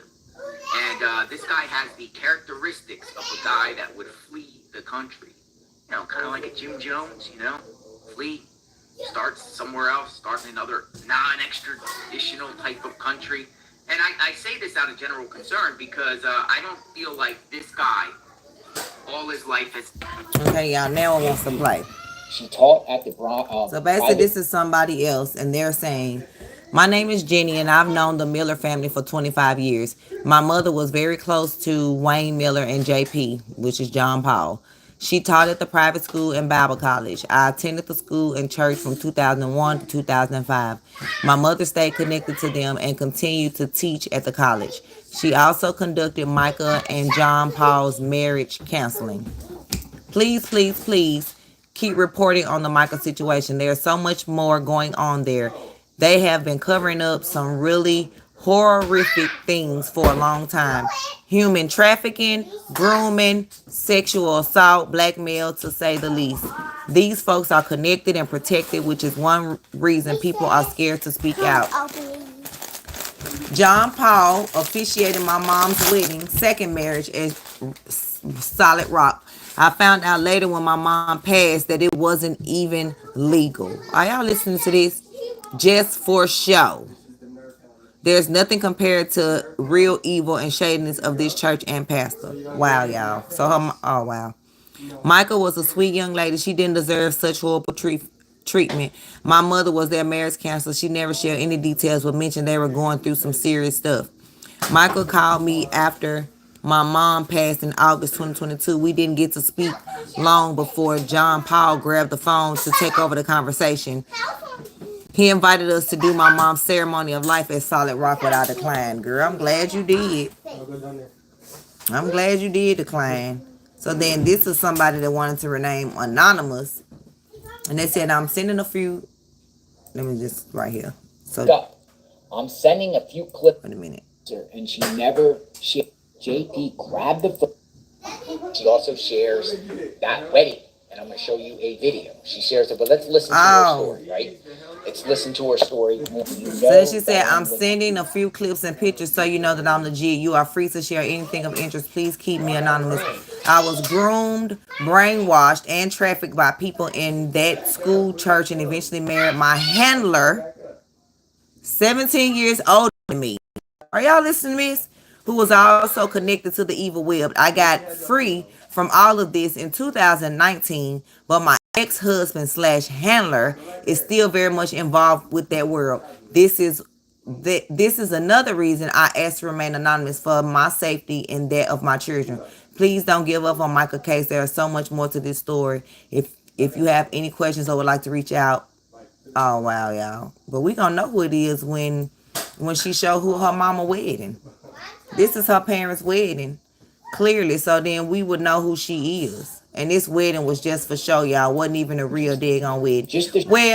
Well, if JP was really a man of God, I wouldn't say it was just a wedding for show. Because marriage is a contract between husband and wife and God, not husband and wife, God and the government. So technically, they don't need a marriage license in order to be married under God. But since John Paul is the devil and not of God, I can see why it wasn't legal. Because I'm just saying, legal by who? Legal by who? The government? The Bible says wife, husband, and God. That's the contract. It didn't say put the government in your business. That's something the man made up. Yeah. So I'm not going to even say that marriage wasn't legal. They felt they got married in the eyes of God because they felt this fake pastor was God. Was of God, a man of God that was marrying them. So I'm not going to say that marriage wasn't legal. I'm not going to say that legal for who? The government? Don't nobody care nothing about that. And what I mean by that is the government is not going to tell me that I'm not married or I'm not, in my relationship like a home or house unit because we don't have this piece of paper. I'm sorry. Because there are other things that you can put in place where like y'all can sign affidavits where you can have control over if I'm in the hospital, if your mate is in the hospital, or if you're incapacitated. Y'all can sign things where you put a person in charge of that and vice versa. So you don't have to be married in the government, getting them in your business to be married under God. Y'all better quit being brainwashed. But that's all I got to say on that. We're not going to go no further. So I'm going to call their marriage legal because they got married under the eyes of God. This pastor is just not legit. They felt they was getting married under God. I feel. That's what I'm going to say.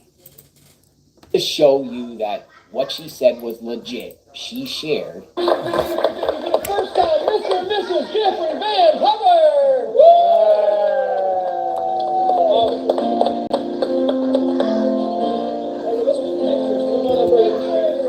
I don't know if the music gonna be copyright, so I just cut it down real quick. But you can't say these people marriage is just for well. You thought it was just for show, and that's why you need to open up your Bible, Jenny, and see that their marriage was of God. Now, what does this say? I ask that you keep me anonymous. Okay, this is another one. It say, "Hey JLR, you're doing great coverage. You're doing great on the coverage. I ask that you keep me anonymous, but here goes my experience. I'm a father of a girl and a young boy. I'm a father of a girl and a young boy that used to attend the Now Kids after school and summer camp the last 2 years until December 2023. The camp was basically renting the building and were not part of the academy. Kids could go there if they didn't go to church. It's just a paid daycare at the church. Matt and Melissa weren't removed from the church. They changed churches after the Sunday that John Paul announced Mica's passing. I'm not speculating on if that was the reason or if it was something else behind the scene, because they willingly left and changed churches. Matt and Melissa were extremely distraught about Mica. They do know for a fact that they were supposed to be moving to the new building and their logo was on if that was the reason. We're in a minute. Performance for holidays such as a song. And that their logo was on the new building and their logo was on the sign at the new land. And after that Sunday, they taped over that logo on the new space. My kids would get picked up from the public school by Now Kids bus. They have 2 buses and do after school care. The only time we would attend church service was when Pastor Matt would organize a performance for holidays such as song and dance. I don't mean offense to that, but I just don't think he's a certified pastor. I think him and his wife are just owners of the daycare and they carry the same faith. All the other performances on those holidays will be put on from the academy. In hindsight, with everything going on, I'm so glad that we didn't enroll them into the academy. Every time we would attend those holiday services, which Christians don't celebrate holidays, God don't like that, John Paul would be pushing attendees hard to get them to enroll in the Faith First Academy, saying you're failing your children if you're sending them to public school. John, whatever. If you're sending them to public school and not our academy right in front of our children. Do y'all hear this? This man is a narcissist. It says, it was very expensive per semester, and I remember specifically walking out of one of the services after it was over and seeing John Paul get out of the Corvette, dressed to the nine. After that, after hearing other drama, we decided not to enroll our kids. A friend of mine whose child also went there took his kid out almost a year ago because apparently one of the students was doing drugs and causing disturbances, and they let the kids stay and tried to sweep it under the rug. They didn't tell the other parents and did suspend the kid because they didn't want to lose the attendance money. Wow.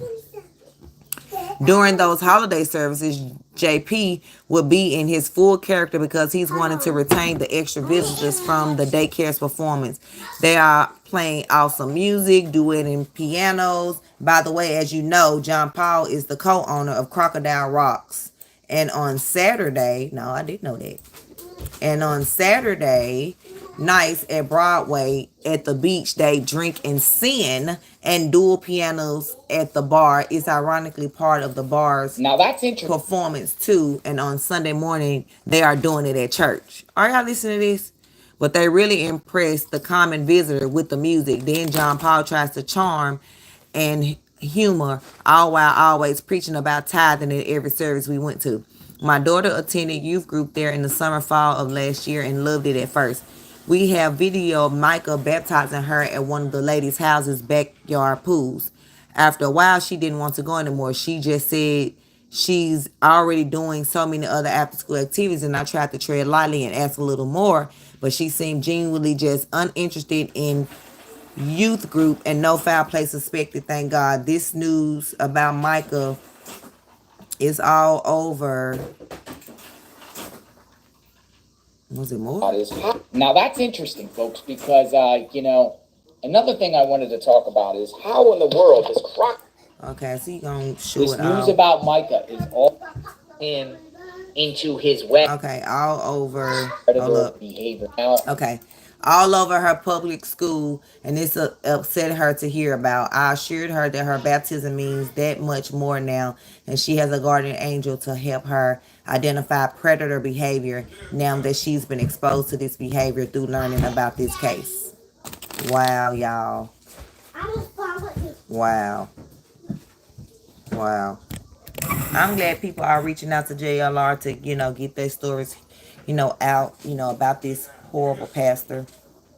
If anyone wants to reach out to me, MomBossMayo, mayoflyhightravel@gmail.com is my Gmail. This ain't it, but okay. Here. And I'm about to get up out of here. I have been on here for 3 hours. So yeah, that's that. This man is a pure narcissist. Clearly we can tell that he had something to do with this. I'm not thinking she unallowed herself. Like, come on now. We live in a world where we know people can make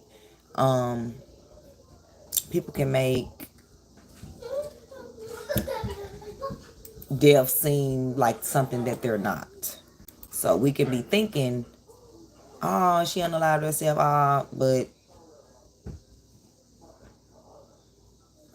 no. Like I was telling y'all, all the information I'm telling y'all, somebody else just found it. Somebody said, following the Michael Miller investigation, okay, I'm obsessed. This crap is just getting deeper and deeper, literally. Now I hear that John Paul's best friend, who is head of security at his church, is married to one of the lieutenants, in the police department, and she happened to be on the call when Michael passed.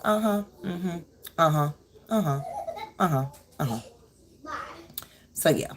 And like I said, John Paul's friend and attorney is also an AI expert and owns land 15 miles where Michael's body was found. So yeah, they going down. Babylon is falling and will never be seen again over there. So I'm about to get up off here. Y'all hit that like button, share, comment, subscribe. Leave a comment after the live. Ask me some questions so when I talk about it again, I can engage with you guys and answer those questions. I thank you guys for watching. Check out the replay. 7 hours I've been on here, so check out the replay. And y'all have a great evening. Goodbye.